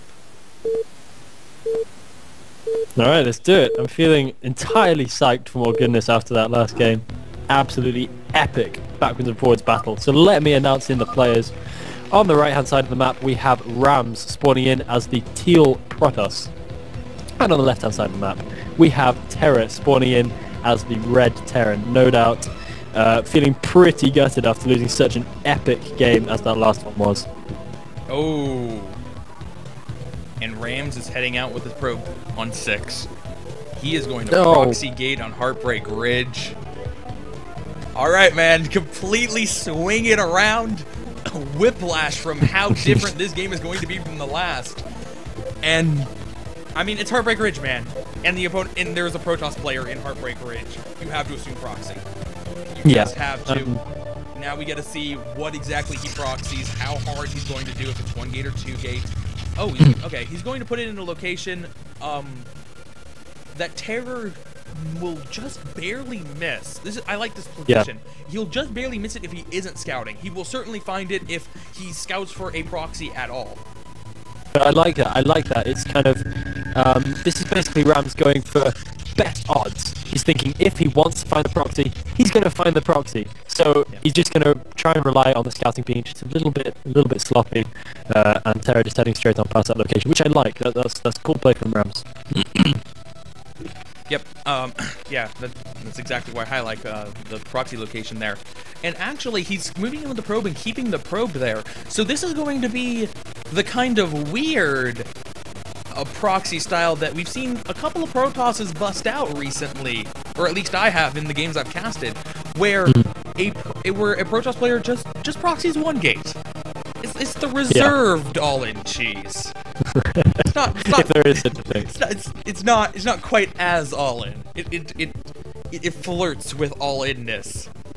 But Terror is going to scout that out. So first zealot's on the way. Terror doesn't even stop. He's just going to continue right on. I guess based on the fact that it's only 1 gateway, he doesn't immediately know. But this is the problem he's going to have. He can just throw down a supply depot there, completely block it off. Now, there's a little bit of luck involved here based on exactly where the SCV's position is how long it's going to live in. Oh, no, it's going to be on the wrong side at the worst time possible. So the least amount of help that supply depot could have had. But immediately going to put another one on it. He can't repair it until it is completed. And why is he backing the Zealot off? Oh, he targeted the SCV, and the pathfinding messed up because it couldn't hit it. But the SCV goes down again. He still can't repair. It just needs a little bit more. And that SCV should be able to finish it up. A supply depot's finished, and first Marine's out. It's being attacked by a probe in the back. And now there are 2 Zealots. Terror needs to pull some SCVs. Supply depot being attacked is getting pretty close. And that probe is actually blocking the other SCV from being able to repair. There's only 1 repairing. He can now bring the other one in. He needs to bring it in because 1 SCV is not enough. There we go. Is 2 SCVs going to be quite enough? Yes, it is. They're repairing faster than its attack. Wait, what's the game? I'm having a look at the stream chat. Apparently we need to restart the stream.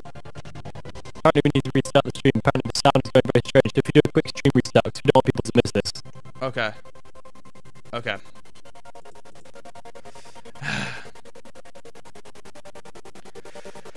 Sorry to break your stride. Damn it! Stream's off. Fuck. No, dude, I don't know how to fix this problem. Just literally just restart the stream, we'll be fine. No, but I mean, that's a temporary solution for it. I don't know how to make it so I don't have to restart my damn stream every cast. I have no idea. But for now, what I'll do is I'll keep the stream chat up at all times on the left-hand side and watch out for it. Yeah, I have mine up on the left-hand side at all times, but I can't spend all my time reading it. Yeah. Okay, turning it back on now. Don't worry about it.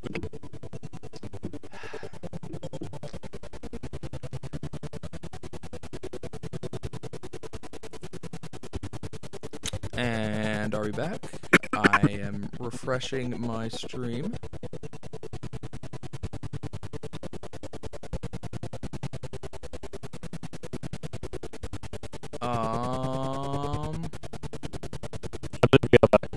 back? It's not back on mine, but if it's back for everybody else, then we can continue. Waiting for somebody else to confirm.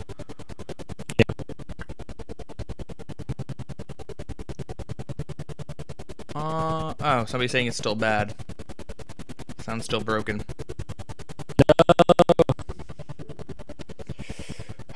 Okay.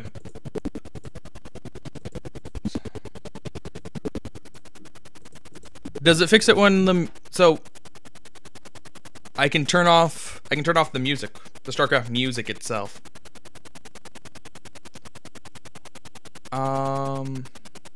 In-game sound and elegant. Okay. If it was just in-game sound, then we could kind of muddle our way through. But if it's both elegant, it's definitely not Elegant's mic, because I can hear Elegant fine, and yeah, there's a little bit of static on it, but clearly not enough to inspire this much rage. Elegant is doing nothing wrong. It's something about my computer. People who have watched my stream a lot know that this is a recurring problem that I do not know how to fix. If anybody knows how to fix this, I will send you a mail order bag of cookies. But okay, for the moment, I think it's cool if you continue this game by yourself, and then we'll try and sort this out in between. Nah, man, I don't want to do that. I'll just mute up my mic, and we'll get this game going. Fuck. Okay. Oh, streamer's saying we're good. Okay, we're good. Apparently we're good. Let's do it. Okay. So resuming this. Timing window. I'll keep the music off for now, and if things stay good, I can turn it on later. SCVs were able to repair the supply depot. Ram's not quite able to block it in. While we have found out that putting a supply depot here does not make a tight wall versus Zerglings. It does in fact make a tight wall versus Zealots. So, there's not much more Rams can do. Eventually, Terror is going to have enough stuff that he'll be able to break out. And ooh, Terror's putting a factory in a very peculiar location. I believe Terror wants to lift the factory out and land it on the outside, build a vulture, try to harass with that, because he knows his opponent doesn't have any gateways in his base, so he'd have to build a Dragoon and then rush it all the way back home to defend against vultures. If Rams doesn't realize this could be really, really strong. Yeah. I mean, yeah, I've tried this sort of strategy before, and I've been known to lose to this kind of thing. It can be very, very effective, because of course he can just bust straight out through that supply depot as soon as he wants to, and those vultures can make absolute mincemeat of everything at the other end of the map. So this is actually a pretty good call from Terror, I would say. Yep. And Rams went and he built a gateway. Excuse me, he did not build a gateway. He built a nexus instead of a gateway, thinking that he was safe to do nothing in the meantime. And yeah, he's using his Dragoon aggressively. He does not know about this factory being lifted out in Terror with a really nice response to the cheese. Bunker goes down, so even if the supply depot falls, he'll be safe. And the supply depot will certainly fall. Oh, almost certainly fall. If he brings SCVs to repair, maybe. No, he's not gonna. Just gonna let it go down. Yeah, he knows that it's not entirely necessary at this stage, because that invisible factory is out there working its wizardry. The SCV doing its scouting thing at the other end of the map. That one gateway is not going to be up in time. Oh, the SCV getting taken down by Probe there, a little bit sloppy by Terror. So, as you said, that bunker is going to be just fine in defending against it, even after Goon range finishes, which is still a while. It'll be adequate. But the Vulture moving in now, I'm not sure if the Nexus was able to see it. Probe transfer. Probe transfer right into the Vulture. It's actually going to cause a drill and be a little bit better than if he hadn't transferred at that time. But Terror doesn't take too much damage, and now Probe versus, Vulture versus Probe Micro, and Terror's messing it up. He's only gotten one kill so far. He got supply blocked. Oh, wow. Losing that supply depot was a pretty big problem for him. He wasn't able to produce too many more vultures. He can't afford to lose a vulture to probes. No, Terror. Oh, Terror, sloppy micro. The 2 vultures is the magic number when you're battling against probes at this stage. And losing a probe to vultures, he could lose another one. No, just manages to get away, but those 2 Dragoons are going to make light work. And this is a wasted opportunity for Terror, and now he's in serious trouble. Yeah. As you said, definitely a wasted opportunity. You know what? Rams didn't pull back Dragoons until he actually saw the Vultures. No. If Terror had waited to make 2 Vulture, then moved out, he might have had more success, because as you said, 2 is the magic number. If you have 1 Yeah. vulture, it takes 3. It takes 3 vulture attack to kill a probe. If you have 2, it only takes 2 kills. So not only are you shooting twice as fast, but you're actually in effect doing more damage. The probes have reduced health. So if he had waited for 2, he would have been able to do a lot more damage, and it's not as if the goons would have had a better opportunity to get back. No. Yeah, I really think he would have done much, much better to wait, as we do often see in this kind of strategy. Bunker now being destroyed so that the Terran army can get out. And this is going to be pretty much the only opportunity for him until much later in the game, where he can actually uproot and try and do something about the Protoss in short order. There are 2 siege tanks coming out here. Managing to trap 1 Dragoon. Will he be able to kill that off? At least taking a lot of health. Might be able to trap it with the SCVs, but not managing to do so. Taking out that gateway pretty easily. Going to dispower it with the pylon. A couple of vultures coming up in support as well. I don't know if we see the Spider-Man upgrade yet. Yeah, we do have the Spider-Man upgrade, so he's going to be able to secure his natural expansion at the very least. And actually, Terror is going to take out the gateway as well. Is he not going to? Oh, he is going to move out. Yeah. Typically, when Terran goes for this kind of push, they don't bother taking out that other gateway because it doesn't mean anything. Dragoons getting an engagement here. They're going to try to take out the tanks. He's laying a mine in. Oh, Terror. That could have been a lot worse, only taking out an SCV and 2 vultures. But that is very Terror-esque. Laying a mine in the dead center of your army. Yeah, and those vultures were important. They were his meat shield. They were what was keeping his tanks safe. Not that they were doing a great job of that, because he's already had 1 tank sniped out pretty much immediately. But even so, those vultures were important. And right now, rather I should say, Rams is able to produce Dragoons at a decent rate, 2 at a time. So he should be able to defend quite well against this couple of tanks pushing out across the map with 1 vulture in reinforcement. There is already an observer out for Ram, so he's going to be able to clear out the mines and actually stop a tank from being united with the rest of the force. Nice. But as you said, yes, definitely those vultures. While that mine could have been a lot worse, it's still 2 vultures is a good amount of damage for this kind of push. Yeah. Marines can only be so much of a meat shield. You really want. Oh, but look at this other side of the map. Other side of the map. Which side's the other side? Yeah, we have the right-hand side of the map. We have a pretty good push coming in from Terra. Yeah. Rams realizes he's not going to be able to do too much damage with the goons, so he doesn't want to continue with that little bit of, not even an attack. Probes.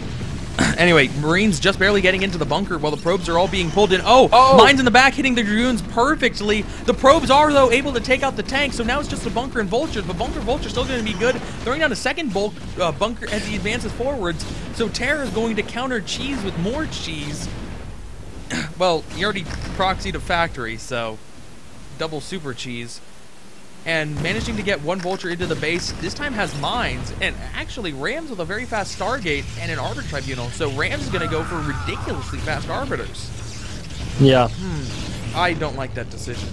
No, I'm questioning this as well, and of course Ram's not looking so smart on the probe count right now after sacking a lot to try and defeat that. Having said that, however, he is still in a pretty nice position. Is he going to try and push past and snipe out this tank? He might be able to do so. That Zealot taking quite a nasty mine and getting defeated, and all these Dragoons taking so many Marine hits. He really can't afford to lose any of these Dragoons right now. Will there be a siege tank shot? There will. Managing to take down one of the Dragoons, all of them looking on pretty low health right now, and slowly just trying to leapfrog his way in with bunkers. He needs to be closing out this game now, or his economy is way too far behind for him to be able to do anything. And there are now DTs out. Will there be a missile turret every time? No, the Zealot goes out and he's able to take out the mines, and these DTs are surely going to seal the deal for him now, and that is going to be it for the siege tank, and that is probably going to be it for Terra's attempt for the moment at this match. Yep, Dragoons are now able to move forward, and it's just the bunker left. The bunker is actually going to be able to kill one of the Dragoons because Rams was impatient. He has range, so he didn't need to do that if he didn't even want to wait for the DT. Yeah, a little bit strange, but he gets away with it because he knows what kind of a position he's in now. He is definitely well ahead. Probe saturation, as we've already mentioned, not looking so good, but he's still able to produce relatively well. He's still got enough gas to make sure that those Arbiters are already coming out. And when you have Arbiters before the Terran even has a natural, you know you're good. Yep, Terror getting a starport now. It's actually unclear whether he's getting the starport for science vessels or whether he's actually thinking about drops.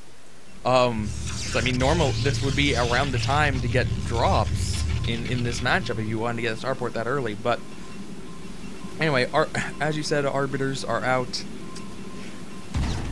I have to say, Seeing Terran leapfrog in with bunkers like that gave me a terrible flashback of last year's SPL finals. Best Yes. versus Flash and Fortress. Yeah, It just makes me sad. pretty bad times. But hey, it's another year, it's another final. So Terror is not immediately throwing down the excuse me, the science facility. So yeah, it looks like it is going to be for drops and not science vessels to counter arbiters. Yeah, he did scout the Stargate, so he knows arbiters are coming. We'll have to see what kind of damage he's able to do with drops. This map is this map does have a lot of opportunities for drops. Lots and lots of different angles to go in from, so it's hard to defend your entire main from vultures. Yeah. Yeah, that's definitely the case. I mean, I don't know a Protoss player who wouldn't say he's had trouble with drops on this map. There's also the interesting little channel above the natural expansion, whereby if you don't have vision up there, there can be a couple of siege tanks landed, and it's pretty nasty damage can be done before you really know what's going on. But he has the nexus at the top, so it should be pretty impossible to sneak anything round to there. First arbiter is now out. What tech is he going to be going for? Nothing coming in just yet, but I'm sure we'll see that anytime now. The natural expansion is finally up for Terra as well, but SCV count still not looking so great, looking a little bit thin on the ground. His tank count's looking appalling, his vulture count's looking pretty low, and he is of course 57 supply to 94, which tells pretty much the entire story. On an unrelated note, I'm going to throw it out there. This is the second time this game I've seen Terror put an SCV in a bunker. Does it mean anything? Oh, yeah. I don't know, but that's not... Well, if it does, it means he's gonna lose. If it's an omen for anything, then it's not a good one, because this game has so far really not gone his way. Nope. Terror is being aggressive with the vultures. You do like to see this, even though he's clearly gearing in to turtle up pretty hard. He's still out in the middle of the map with 3 vultures, just laying down mines, just to gauge army size, gauge army position. Love to see that from Terran players, and that is Terror's strength if he ever had one. But here comes the dropship. 1 tank, 2 vultures, and I'm interested to see whether he drops the tank in the main or goes to the high ground like you were suggesting. Yeah.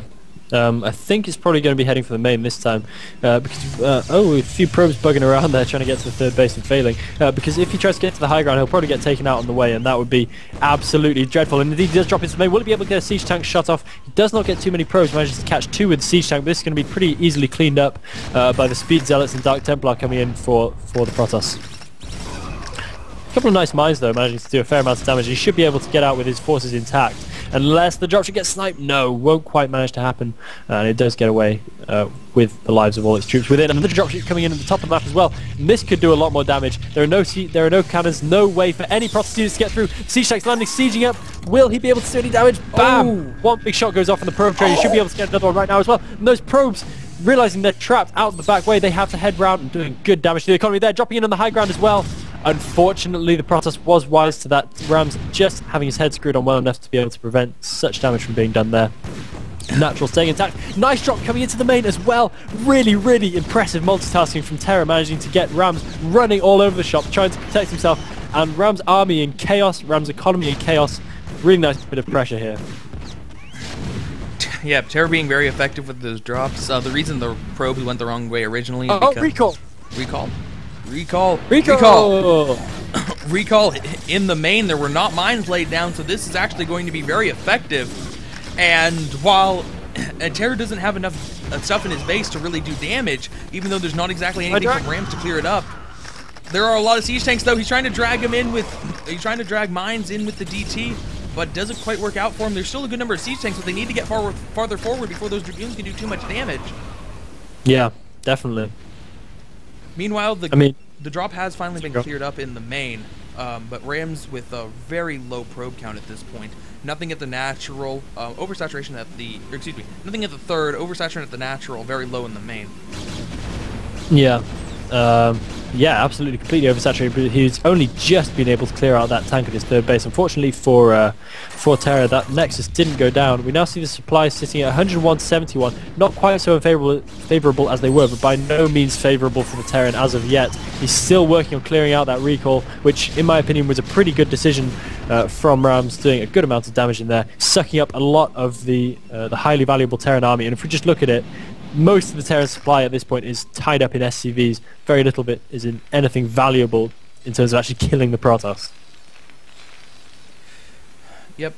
Terror has a third command center, which he looks like he's going to be in position of moving out relatively soon. And yeah. Rams has a very scary recall worth of units lined up at the front of his natural. But no arbiter to execute with. Oh no, wait, excuse me, I have to eat my words. Will he be able to? Oh no, EMP, and this is surely going to be it now for Terra. Big recall landing in there, managing to take out. Oh, big mine, but honestly, this recall is going to do a huge amount of damage. Nice D-Matrix there from Terra to try and stave off the inevitable, but he has literally no units left with which to defend this, and sadly for him, I think this is going to be game over. His mineral lines are being destroyed. His army is gone. GG from Terra.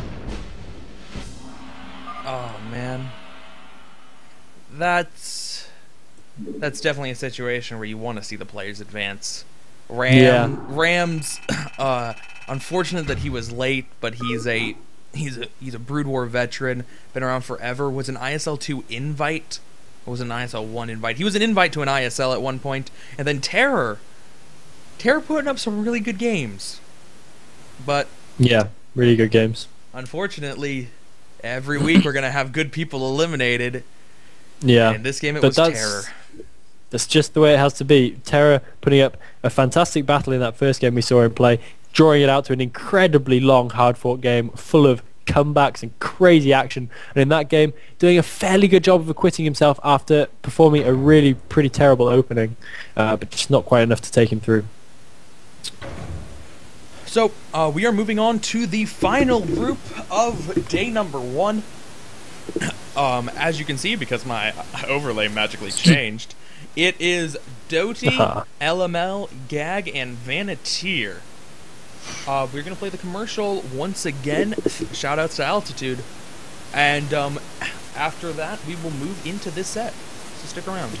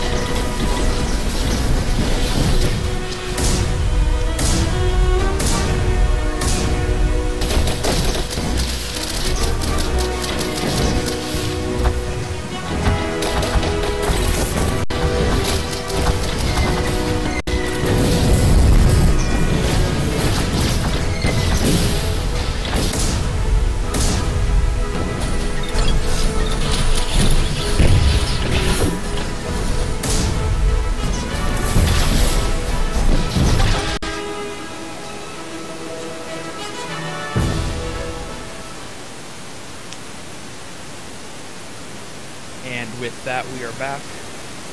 Yeah. I was literally sitting there with my fingers crossed, praying that people would not complain about the music being terrible. But apparently it's fixed itself. So I can once again resume playing Brood War music. So we are moving into this group. Doty, Gag, Vanateer, and LML. The walkover for this group is LML. Hooray! So congratulations to LML. Good job. The villain, Good job, buddy. The villain of ISL did not show up. And I say he's the villain because in his qualifier run, I'm pretty sure he killed upwards of 15 critters throughout his games. Yeah, like a boss. So LML's out. We're gonna have Gag versus Vanateer. Winner plays Doty. And then loser plays either the winner or Doty again. Yeah. So let's I'm going to go and actually make the game so that you can join it. Sweet.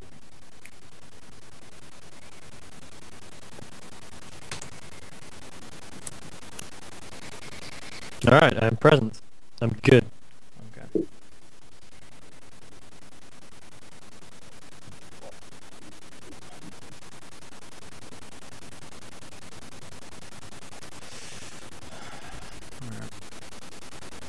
Okay, I'm feeling ready for this. I'm drinking so much water. Water, That long game pretty much destroyed my voice, man. water is good, man. It's the lifeblood of a caster. Awesome. Sound We're ready. Sound broke again. Oh, but apparently someone has a fix. Who? What? Apparently if you check your PM, On what? maybe Team Liquid?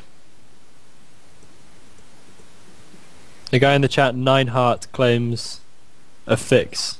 I can briefly check that out. Hopefully won't take very long. Although apparently it's magically fixed right now, but yeah, it's probably a good idea to check out your... Okay, it's fixed? It's fixed. Apparently Cool. it's working suddenly, but check out your PM. Yeah, afterwards. I will definitely do that after the cast. Thanks, 9heart. So, game number 1 of Group 4, Gag versus Vanityr. Let's do this. Let us indeed. Alright, let's call it out. On the top left-hand side, we have Vanityr spawning in as the yellow Protoss. And in the top right-hand corner, we have Reps Gag, spawning in as the grey Terran. Interestingly to see that these players aren't actually wearing their ISL tags. It's a little bit strange, unlike everybody else. But never mind, what can you do? I'm pretty sure they're still the same dudes. Don't forget to full screen! Yeah, I was still working with the names. Oh, sweet. Okay, Yeah, cool. I'm not gonna count that one. I'm not gonna count that one. No. No, that's alright. Yeah. It was taking me a while because I did not know how to spell Vanityr. Ah. Versus Yeah. ISL3 Gag. Alright. Awesome. So weird. This is like the 5th game we've had today with a Terran in it. Yeah. 6th game. Are we sure this is foreign Brood War? Yeah, well, either that or it's a good dream. Um, I mean, it's good stuff. It's good to see all these Terran players coming out of the woodwork. I mean, sad that Terra got knocked out, but what can you do? I think Rams is often a Terran player. Correct me if I'm wrong. yes, he's just not TBT, but he is in his Okay. position matchup. Let's see. Okay, cool. Okay. Apparently, this game was played on Icy Cup, which is why they're not using official ISL tags. Still, yeah. Let's see how game responds to that. That's gonna be fun. Okay. Apparently, I don't have drama to tell you. You can watch the drama unfold in the chat right now. And That's the whole point in the stream chat. That's why it's good. Yeah, I will inform the VOD viewers about what the final decision was, but at this exact point in time, it is undecided. Yeah, and at this exact point in time, we have a cybernetics core going down for the Protoss. We have normal stuff happening there. We have normal stuff happening over the other side of the map as well. Barracks nearly done, and we expect to see gas relatively soon through now for the Terran. Fair number of minerals built up for him though, so it could theoretically be a CC, and it looks like it is going to be just that, sending the SCV out to that position. And this is actually quite a predictable strategy for this particular map, so let's see if Vanityr has anything special planned against it. I would think he would.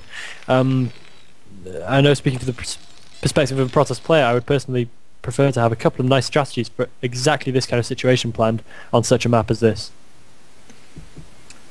Gag with a cute scouting pattern, scouting kind of cross-ish, looking for the probe scout and then heading in a direction. And it's going to pay off for him because he will scout out his opponent first. Not going to see anything too remarkable. For posterity's sake, apparently there was some issue with Chaos, and no one cleared them to play on Icy Cup, and game cleared the clearing by no one. So this to clear that up, it wasn't nobody clearing it. It was the guy, no one. It was Justin, who is known as the name No One. Woo! Close. He's a terrible Could have been a name. misunderstanding there. I don't know, it's kind of fun. It keeps people guessing right till the end. It's all part of the fun, isn't it? We have the probe heading down to the right-hand side of the map. He's going to scout the Terran last. This is going to be bad times for the Protoss because he's going to be completely unprepared. I think what he's going to have to do is he's probably going to have to throw down a Nexus. It looks like he's probably planning to do that anyway. That probe just sort of hanging around looking a little bit indecisive. But that's probably a pretty good counter to what the Terran is doing at this stage. So how do you see this game progressing on this particular map? Well, excuse me. Circuit Breakers is a very standard map. Yep. With the exception of that, it has a lot of expansions. It has more expansions than most maps do. At 16, it's one of the biggest. So it's going to be pretty easy for either player to get expansions. It means that Gag really needs to be aggressive in his pushes. If he's complacent, he'll find that Vanetier has 10 bases operating and there's nothing he can do against it. It's worth pointing out that Vanetier's only now moving out with his first 2 goons, which is very odd for Protoss to not every single game move out with the first 2 goons as soon as the scouting SCV's dead, just to put shots on the bunker or stand outside to try to deter scouting SCVs. He missed one going out now. So yeah, and it's actually heading round to, it's going to get all the way into his main base, which is a little bit of a problem for him. He's going to see the Robo coming on in, but that shouldn't be too much of a reveal just yet. One Dragoon popping out might be able to deny that SCV. No, not quite on the ball enough. And the SCV does make its way into the main base. That bunker taking quite a lot of hits, and he needs to get the SCVs out there right away. Will the bunker go down? Oh, actually very, very touch and go just for a second there. I thought Gag might have been landing himself in quite a bit of trouble, but just managed to get out there to save it. Thinking of the mid-game analysis just a little bit, I strongly suspect that what we're going to see from Vanity is a very mid-game macro-orientated play, because a lot of times we see the Terran try and push out along this low ground to his third base, at which point he becomes incredibly vulnerable to any kind of mid-game mass speed type of play. And I think that could be what we see here, especially off that relatively early expansion. Oops. No. Oops. Vanetier. Little mistake there, losing that goon for free. So, the rest of the goons are actually going to back off. He just really isn't going to bother to pressure it anymore. Gag does have a siege tank out, so it's just a matter of whenever he hit the O key, before he was going to be forced to pull back anyway. Yeah. O key. Who can ever get used to that? Oh, siege mode. Weird. Sorry, off on a tangent. We do see no Reaver technology or anything coming in for the Protoss, so it's just going to be straight up observers. He just needs to know what's going on, and he is going to throw down a third base as well. And now it just remains to see how many factories the Terran throws down in the mid-game. Once again, I'd like to reiterate that I do expect him to push out to a third rather than to throw down massive factories and go for a big push, and that's probably what our friendly neighbourhood Protoss Vanity is thinking as well. And he's kind of banking on it, especially since he doesn't have good intelligence from within the Terran base yet. Yep, that is as you said, that's a very early expansion for Vanetier. 3 bases off of 2 gateways with that fast robo can be quite risky, but on a map like this, it's a relatively safe assumption to assume that your opponent's not going to be going for some kind of 4-fact timing, something really strong in that regard, and if he, as long as he doesn't do that, you should have a bit of an economic advantage because of it. Yeah, I mean, I always find it a bit funny, these plays whereby a player thinks, if he's not doing this, then I can do well by doing this, and they do that even without the precise scouting information they need, and that kind of throws it to chance just a little bit, but it looks like indeed Vanetier is going to get away with it. Gag going on to 2 factories, and probably therefore preparing to push out to a third. Not to call it just yet, but we do see a few vultures heading out there, maybe to do a little bit of harassing to the main. Going to be denied though. Good number of Dragoons just chilling outside the natural for the Protoss. Vanetier. Oh, Gag's actually going to scan the front just to make sure that there is, just to check if there's a Dragoon wall, so that he may or may not be able to get in. Either way, he won't be able to find it. I'm pretty sure that's a tight pylon wall at the, excuse me, at the third. It doesn't quite look like it is, but I'm pretty sure it is. Anyway, and Vanetier actually tries to chase out the vultures with the goons, but Gag, with the nice game knowledge to know where exactly the Dragoons were going to be, manages to slip 3 speed vultures into the base, and now he might be able to get quite a few kills here, as Vanetier's Dragoons kind of muddle their way back. Yeah, picking up at least kind of 6 or 7 probe kills there, doing a very, very nice job. Making the best of a pretty nondescript situation, I should say. Getting 3 vultures into the Protoss main against the odds. Nice little bit of a move by him. Nice little bit of a windfall. Heading on over to Protoss' main as well, but he's going to be denied by a nice pylon wall, laying down a couple of mines. Should be able to take out that Dragoon relatively easily. But some smart micro from Vanity means that it is going to make it. The Dragoons, coming dangerously close. But the Observer does manage to get there just in time to save them from a terrible and clumsy death. It wouldn't be out of character, let's admit it. I believe terrible and clumsy are 2 very good adjectives to describe that situation. Yeah. Oh, man. Dragoons. Dragoons. So, Gag now moving out with quite a good number of tanks, already up to 7? It looks like 7, with accompanying vultures and marines. Is he just trying to... Oh. Apparently the sound's bad again, which I don't know how to fix. So just kill the music. I don't have music. Oh, it's fixed. Magic. Magic. God damn it.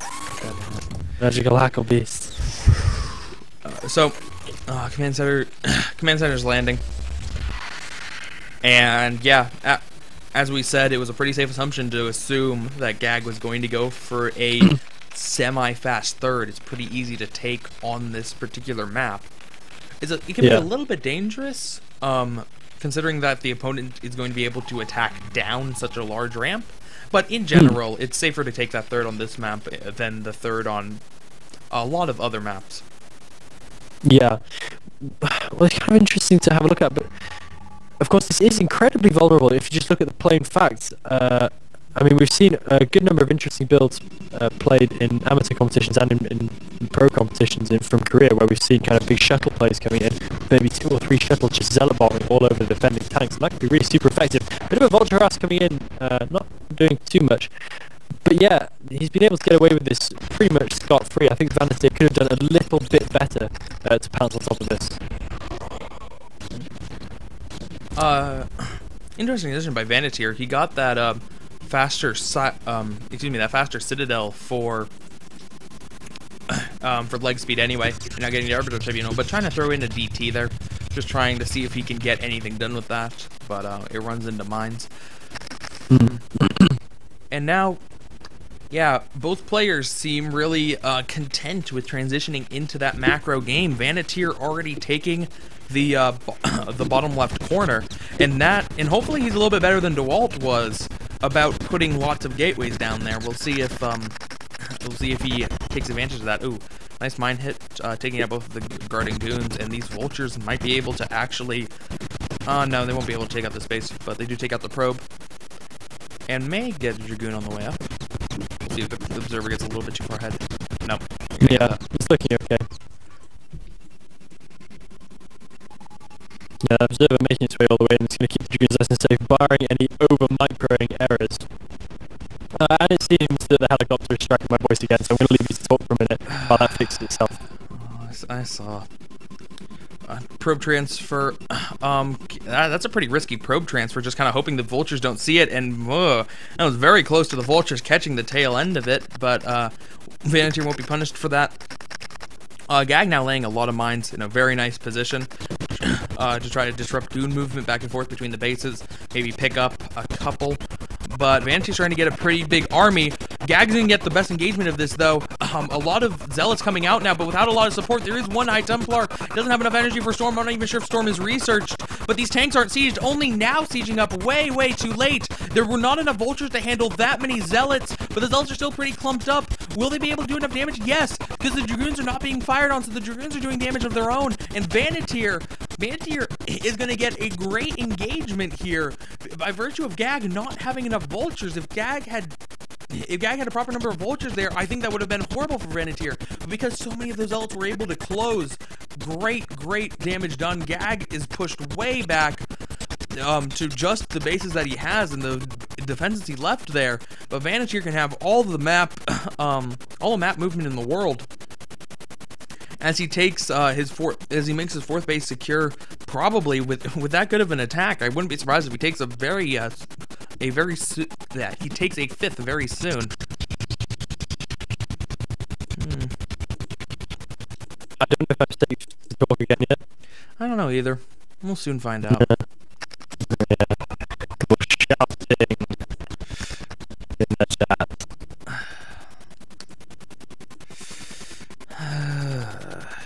Alright. So, upgrades. Whoa, what? Okay, Gag made a mistake. There's no way he meant to build 3 armories, right? That has to be a mistake. Should we pause the stream for a second? Just restart the stream again. Son of a bitch. I'm pausing it. Game, what do I do, game? You're my boss. Make executive decisions. Gives me a chance. Give me a chance to open up the PMs. Man, okay. I recently switched to Opera. Now I'm starting to regret switching to Opera, because that takes a really long time to load sometimes. Until it's fixed. But I don't know when it is fixed. So I don't know when to bring back Elegant. And if I turn off all sound, then nobody will know when it's fixed, because we're just covering up the problem. So how do I compensate that? Reset the call? It's not the call. It's definitely not the call. You think it's the call because that's the only sound going on, but if I turned on Brood War music, then the Brood War music would be bad too. And I can hear him. It's completely fine in my ear. If you are using EXO, try the...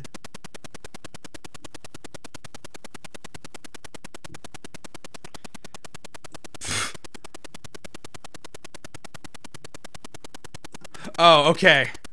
I was about to get really mad at Nineheart because I opened up his PM and it says, "Hi, if you're using XSplit, try these for fix," and then blank. And I was about to, like, punch something. But no, there's something loading in here. I don't know what it is yet because Opera is slow. Whoa, what? USB helicopter issue fix? That seems like really relevant to my interests.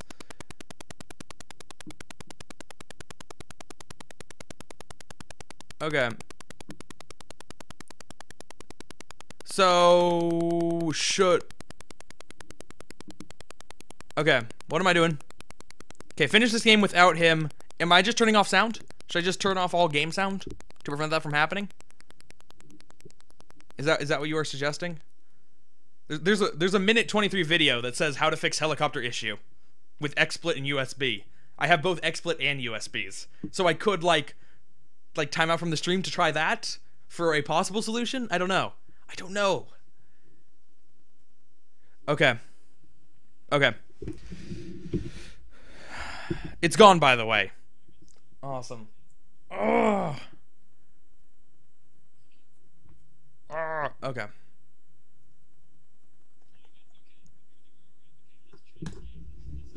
Fuck. Dude.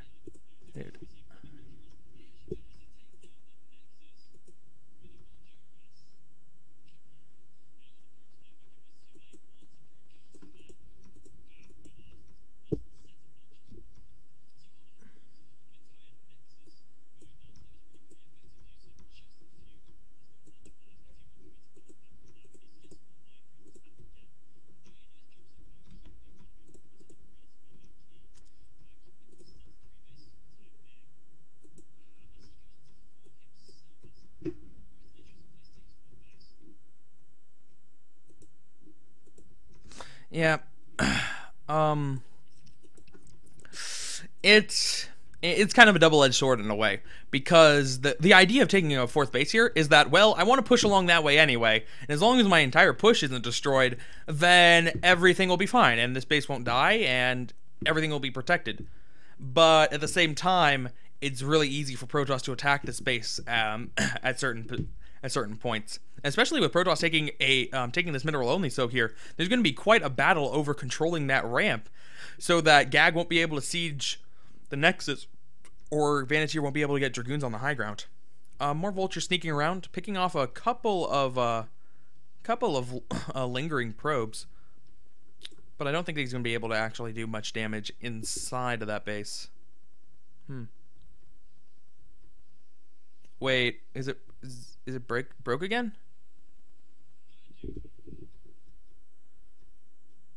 I did not mute myself. I am having sound levels on XSplit. God damn it, god damn it, god damn it, god damn it.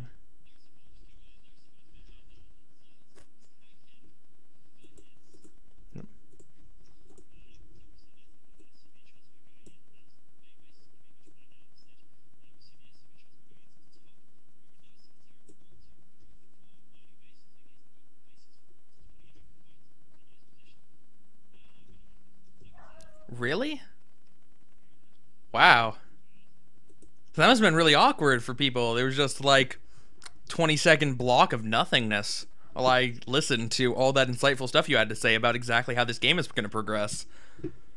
Huh. Alright, well then I will, I'll continue on with this cast. Gag with a 200-200 army, and a very scary looking army, especially in the way it's condensed. Vanetier with the 200-200 army himself, and, well, both players have executed their game plan so far. Vanetier wanted to take 5 bases and take another main and get a 200-200 army. Gag wanted to take 4 bases and get a 200-200 army. No, so who's going to be wrong? Because both players think that this is the best chance they have for victory. Clearly, one of them did not want the game to go like this and would have liked to try to end it earlier. So, yeah, I know. Oh man, I could totally make up stuff that you're saying.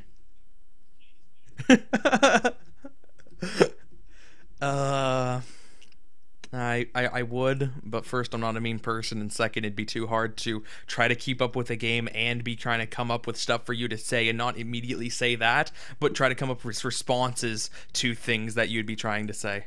It's a little bit beyond my improv ability. Anyway, I'm still gonna make fun of Triple Armory because Gag is silly.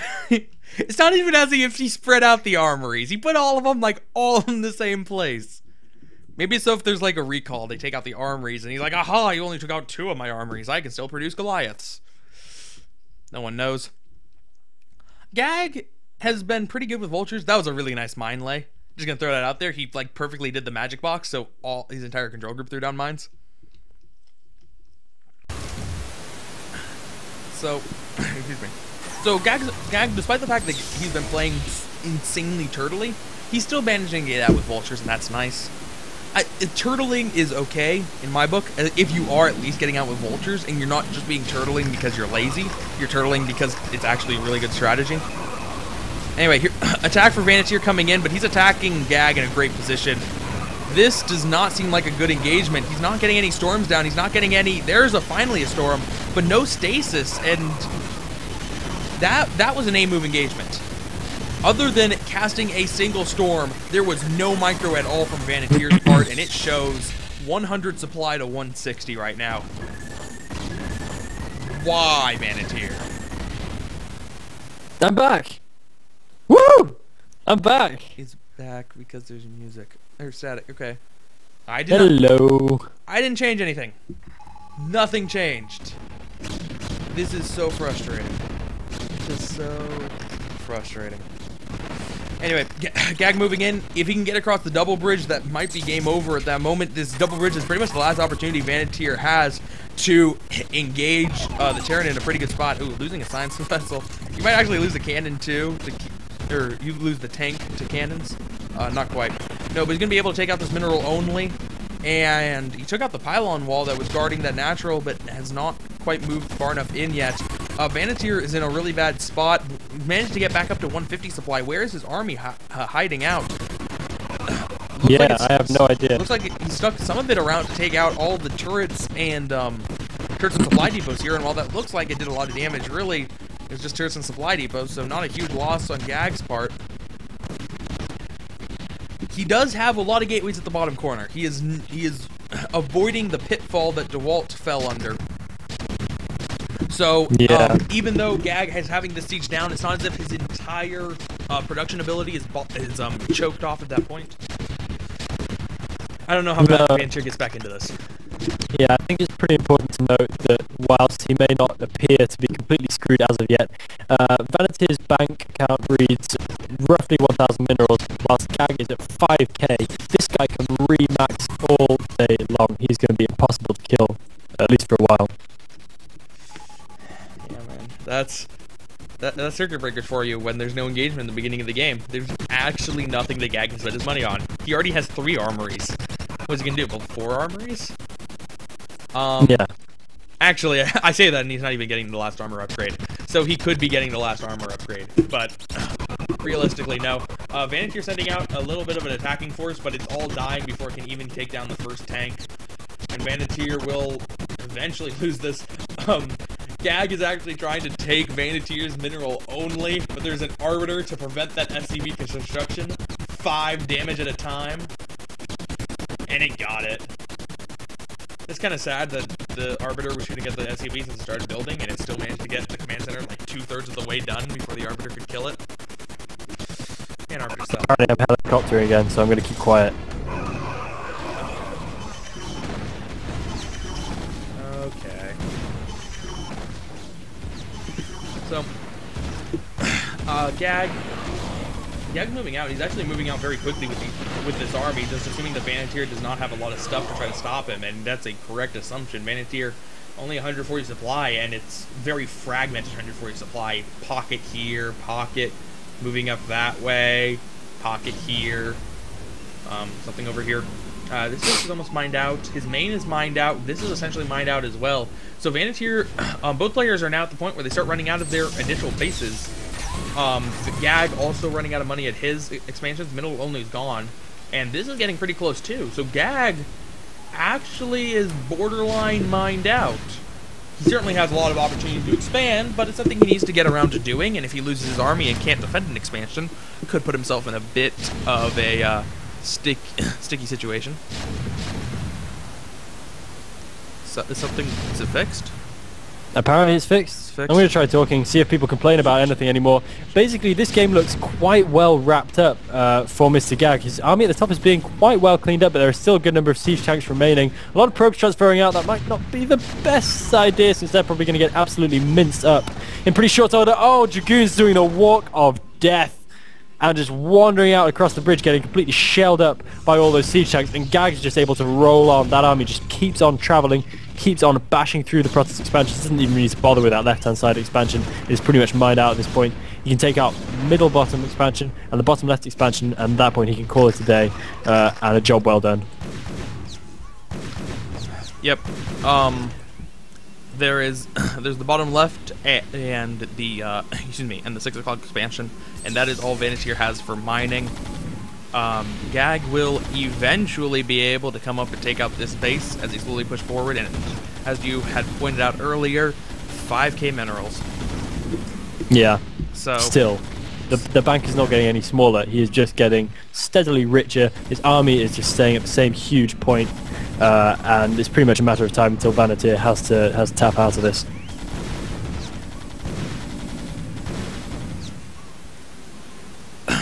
Gag now moving down to take out the 6 o'clock expansion, already taken out most of the probes there, and siege tanks will slowly be able to take out all the other buildings. Vantier building the Desperation Dark Templars. I think only one of them is going to actually get out. Yep, gateway destroyed before it finished. So, one Desperation Dark Templar to try to save it. Yeah, I can't imagine that's going to do the trick though at this point. What we've seen throughout this entire game is Vantier has just had one-shotting tanks out there. Vantier has just had no chance of keeping the Terran economy down at any single point. Terran has just been able to spread across the top of the map pretty much as he pleases. His economy has never been in trouble. He has never had struggle for minerals, and he's just been able to make up a huge army. And the Protoss just couldn't compete at the end. The Terran was just too big. Yeah. And it could, I mean, even if Vantier hadn't completely thrown away that army, at that one point, almost storming his own probes. That would have been funny. But even if Vantier hadn't thrown away his army in that big engagement in the middle of the map, he still wouldn't have been in the best positions, because nearly even base Terran vs Protoss both maxed. It's not too favorable to the Protoss. Protoss needs to play a good game to stay in it. So, yeah, just losing 100 supply and only killing about 20, that probably sealed the deal, and it was just it's a big no-no. You really can't be doing that when the Terran has so much economic force pushing him through the game. It's kind of surprising, though, the way it ended up. Given that little kind of early mid-game engagement, the Terran was quite quick to throw away a fair number of units. Looks like we might have some Dragoons walking into mines here, getting absolutely shelled. We do see a stasis going down, but that Arbiter doesn't last very long. One Dragoon making its final stand. Fresh base going up on the right-hand side for Terran, and once again, Protoss is unable to do anything to prevent it. The Terran economy gets stronger, the Protoss gets weaker and weaker. Bottom left-hand corner, that natural expansion has been thrown up once again. But it's pretty much the consolation price. A few probes transferring out right now, but it would have to be a miracle base getting back into this one. I mean, even if for whatever reason Gag didn't attack Vanitier's bottom left 2 expansions, the 2 bases just isn't enough to get back into this. No, because he's so far behind and even bases. So yeah. No, I absolutely agree. Really, after a certain point, Vanity should have been thinking, recall, distract the Terran, keep his economy down, distract him, whittle away at his forces, do infrastructure damage, and then maybe he can take on the army, at which point Terran will be beatable. But he's completely failed to meet that crucial requirement of playing the PvT mid-game and late game. That was a great storm. It was a good storm. Taking out like 3 tanks and multiple vultures. And, yeah, maybe he could do that, but after he lost his 200-200 army, I don't think he ever got past the 150 supply mark again. And against a 200-200 Terran army, you can't be recalling with 150 supply, because then you don't have anything in it. So if he had recalled when he had a maxed army, then that'd be viable. But yep. There we go, GG. No, I completely agree, and there is the GG. Gag taking it down. And we move on to the next match. Hopefully a more problem-free, unplagued by disaster match. Yeah. So, now here's the question. Everything is fine. Do I watch the video on how to fix the problem? Or do we just go with it? And we just keep going. We just keep going? You think we should just keep going? Yeah. And if disaster strikes, then we'll just roll with it, because we're nearly at the end now. Oh, game's telling me to watch the video. Really? Yep. It really is. Really? We're going to take like a 11-minute break in a cast with only 2 games left? It's 1 minute. It's 1 minute? It's 1 minute, 23 seconds. Oh, do it, yeah. What am I talking about? Fucking hell, watch the video. Okay. You all can watch the video with me. How romantic. Sorry.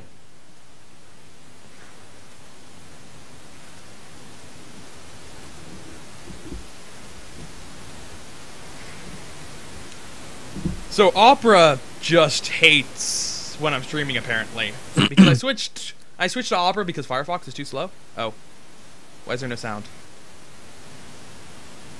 Is there supposed to be sound to this? Am I muted? This is meant to be sound. I hope there's meant to be sound, because that's not enough iteration to tell me. Also, you got a whole lot of buffering going on there. Yeah, I know, there's a whole lot of buffering, but I'm still waiting for a sound. You know what you need to do? You need to send me the link. I'll watch the video and tell you what to do. Okay, I've decided to record. Okay, finally voice comes in at 12 seconds, but it keeps buffering before I can hear anything. Oh boy, this is gonna be fun.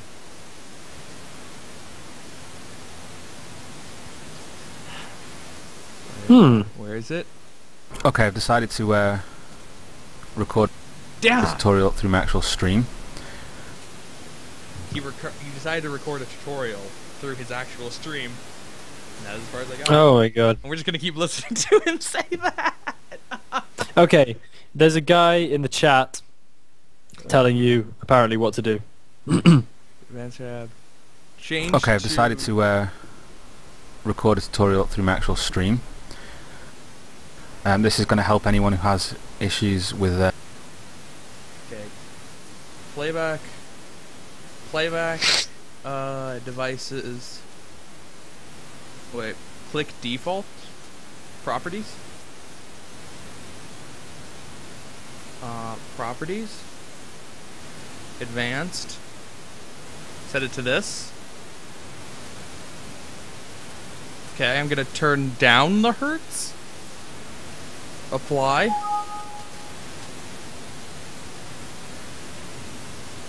It's being used and it might die, but yes, kill it. Go crazy. Okay. I have done what dude said in chat. Are we good? I don't know. Are we good to go? I don't know if we're good to go because I don't know if it's gonna come back or not. I mean, it wasn't as if the problem was continually persisting, so.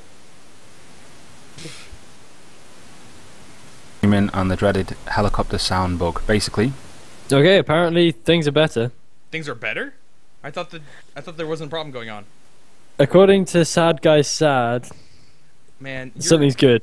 Your chat, my chat, it does take so long to load. Yeah, they're all saying happy things. Up until 2 seconds ago, I only had what Olabaz said, and then like the next and then the next 10 jumped up all of a sudden. Yeah, well, let's work on the assumption that we're good, and let's go for it. Okay, let's do this. Okay, working on the assumption that everything's fine. Creating games. Denial. Whoa, damn it! I created the game. I got so excited that I forgot to click a replay, so I just created Fighting Spirit. Okay. Batch 3. Okay. Game's up. I'm on my way. So, going back to this. LML's not here again. So, Doty got a walkover. It is now Doty versus Gag. Good stuff. Excitement. Okay, sweet. And throughout that entire episode, we have only lost... Okay, that's got to be broken. It says we haven't lost any viewers during that time. I fail to believe that, because people literally turn off in between games. Oh, and a couple of probes freaking out right away there for poor Doty. Now, Doty, I think he's a name that's been around for quite a while. I seem to remember him from quite a long way back. Can you shed any light on his history? I actually don't know about much about Doty's history. I know that Doty is specifically a very good PvP player. So, okay. And this was a good group for him, given that there were 2 other Protosses. But Gag is not one of those Protosses. Yeah. So, would you please officially call them out? I will officially call them out. At the top of the map, as the Purple Terran, we have Reps Gag. And on the left-hand side of the map, spawning in as the yellow Protoss, we have NB Doty throwing down a pylon for Ire. For Ire. For Ire. Everything the Protoss does is for Ire. Unless they wander into mines. I always found it weird how the Protoss like speaks half in English, half not in English. Yeah. Yeah, it's very strange, isn't it? That I never really considered that before. Oh, we have a gas steal coming in from Doty. So right away, this tells us that Doty is a man with a plan. He is not just kind of blindly stumbling through this game. He knows what he's going to be doing. The gas steal is a fantastic way for Protoss to dictate the game right from the very beginning in PvT. It leaves the Terran with very few options, pretty much all of which you can scout pretty effectively. So yeah, it's often a pretty good call if you have a good follow-up. If not, then you're likely to be caught by something kooky from the Terran. Yeah. So, excuse me. Yeah. As you as you said, unless you're D rank, gas steal typically means that there is a plan. You have a backup for it. It's not a spur of the moment kind of thing. And typically that plan involves a lot early aggression. And in fact, we do see Doty now building an early zealot. So we will see some zealot aggression Gag did not place his barracks by his supply depot, so he does not have that natural wall to jump back and forth between with the Marine. Could possibly make Micro a little bit harder. Yeah. No, it definitely could. I mean, yeah, it's going to be a little bit of a struggle for him. The first Zealot is now out on the way. Fortunately for Gag, this is actually quite a long spawn distance by the looks of it. That Zealot is going to be taking quite some time to actually reach the enemy base.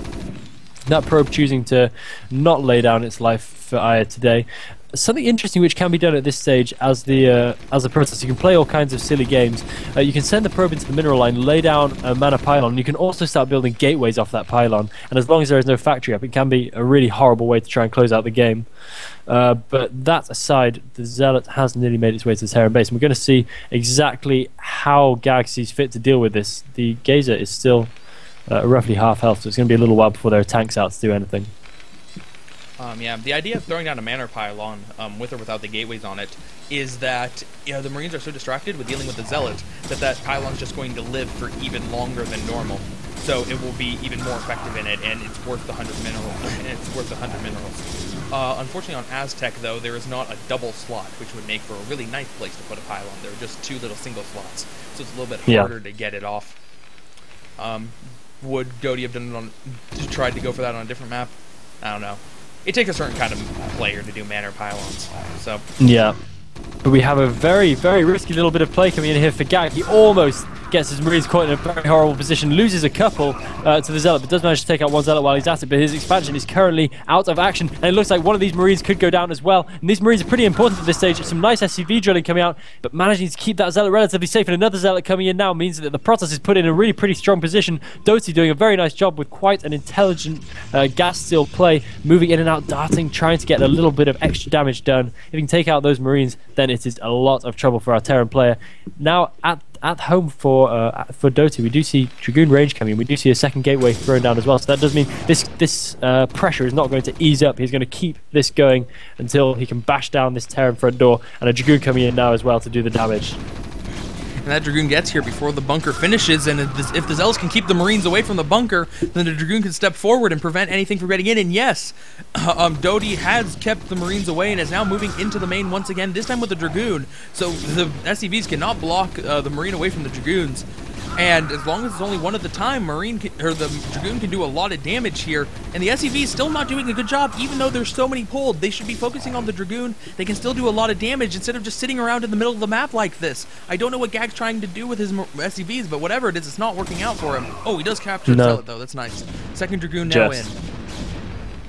Yeah, that second Dragoon's going to make all the difference as that next Marine gets picked off also without ever reaching the bunker. Lots of SCVs drilling out to the natural now, presumably to try and mount some sort of cohesive defense, but it's really not going anywhere. Those Dragoons edging their way in. Will they be drilled though on the ramp? They have to either get down or get out because those SCVs are going to make light work of them at managing to pick out that Marine, so it's not going to get anywhere near the bunker yet again. Will he be able to stop that factory from coming up? That could be a really pretty big deal. It looks like he will be able to do just that. That SCV not going to last very long. Will he be able to pick off that Marine? Oh, the Dragoons so almost. Will he be able to get it? No, it's a miss. And but one more Dragoon coming in, being able to take a cheeky Marine casualty, and all these SCVs are in complete chaos. The Dragoons are doing so much damage, and I think Doty is putting himself into a great position. GG from Gag. Well, that's certainly one way to qualify for the round of 32. Doty moves on. Bam. 6 minutes and 12 seconds. You cannot say fairer than that.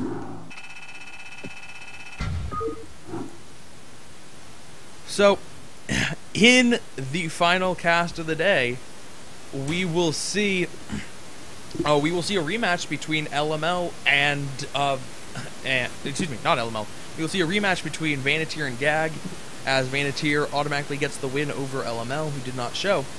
So, yeah. Vanatyr versus Gag, this time on Heartbreak Ridge, and you cannot play that kind of macro style on Heartbreak Ridge. No, absolutely not. So, create the game. There we go. Yeah, as someone just highlighted in the chat, Doty, and you've created an actual game, not the replay. As somebody just pointed out in the chat, Doty is in absolute beast mode right now. So far going 8-0 in all ISL, so he's looking cool with that lovely record. And yeah, looking definitely good shape to go into the next round. So, I have made it correctly this time. I'm in.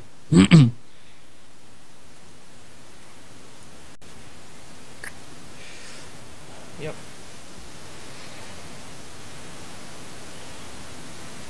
So, so far three other games on Heartbreak Ridge. All of them had cheese in it? Yeah. Actually, Yeah, wait. Yes. Okay. Yep, you're right. All of them had cheese in it. Will we break the trend? Hot damn. I doubt it. I really doubt it. You But we'll doubt see. it? Alright, Yeah, I'm gonna I say, think Vanatier is going to be trying to cheese out Gag like crazy right here. then I'm gonna be I would contrarian. I think Vanatier is just gonna play, try to play standard macro game. Let's Really? find out. Call it. Yep, okay. So on the right-hand side, we have Vanatier spawning in as the yellow Protoss. And on the left-hand side, we have Reps Gag spawning in as the grey Terran. We have differing opinions here. I think Vanatier is going to cheese, and good old Hacklebeast thinks that Vanatier is going to play it straight up the middle. Only one of us can be right. Find out which one. Or we could both be wrong. Oh, yeah. That's always an option. I don't want to say it. People have to trust us. I forgot. These guys, they look up to us, man. We gotta give them what they need. And that is certainty. Yeah. I don't think anybody really looks up to me because No. I forgot to switch to full screen mode again. Ah. So, I have already disgraced myself in the eyes of the chat. You have a chance. The all-important chat. It's like this thing which hovers over a caster's head. The chat's not happy, you're not happy. I don't think it's going to be cheese, though. Not looking like it. Damn. Pretty much the only options for cheese at this point would be a proxy robo. Yeah, it But- could happen. I'm not going to say no, because there is a rather nice spot to do a proxy robot up in the top left-hand corner of the map, or of course down in the natural third base of the Terran, both of which can go unscouted if you're just a little bit lucky. Nice wall in at the front though. Reps Gag manages to keep Vanatier at bay. Oh, actually, it looks like it might be a complete wall. No, it's not. Okay, the pro manages to make it all the way through. That's a little bit of an error from Gag. But nonetheless, not too much of a big deal. He's going to see nothing but the absolute normal. Laying down a mana pylon. So can we call that cheese? Please? Yes. Yes, we can. Yes. You were right. I was wrong. Yes! It seems that this this particular area of the map caused a little bit of problems for people trying to do little wall-ins. We already saw that little bit of a forge disaster earlier on in the evening. And now this from Gag. I'm not sure I'm shocked. there is a way to do a probe tight wall on this map that No, I mean- that you can lift the barracks out so that it's not tight for all your units. Yeah, I think you're absolutely right. Might have to do something a little bit fancier, but it's still okay. I mean, Yeah. that would make him quite good against any kind of zealot pressure, I think. Either way, it doesn't matter. There's going to be no such thing. One Marine coming back now to try and clear out that probe, but it's going to be a while before that pylon can be taken down. Fortunately, SCVs are pretty badass, hacking away at that pylon just as fast as it can. Yep. The Marine is chasing around the probe, but the probe is still... Oh, yep. Going to be able to get out. I thought the Marine was going to block it, but Vanatier had already clicked it to a mineral patch. And now the two Marines can focus on finally finishing off that pylon. Yeah. Alright. Oh. Earbud fell out of my ear. Yeah, it's back in. As I said to you earlier, my headphones broke, so I am using earbuds for this weekend's cast. Not a fan of the earbuds. That's a bit strange. No, I'm not a fan either. I mean, I used to wear earbuds a lot, but apparently they're not even very good for your ears, so I've switched to the biggest headphones you would ever see in your life. I love me some big headphones. Yeah. People think they're a statement, but I actually just love good sound. No statement at all, apart from I love good sound. At the Terran side of the map, we do have still 3 guys mining gas, but all the while we still only have 1 factory, so I'm kind of interested to see what's going to be happening here.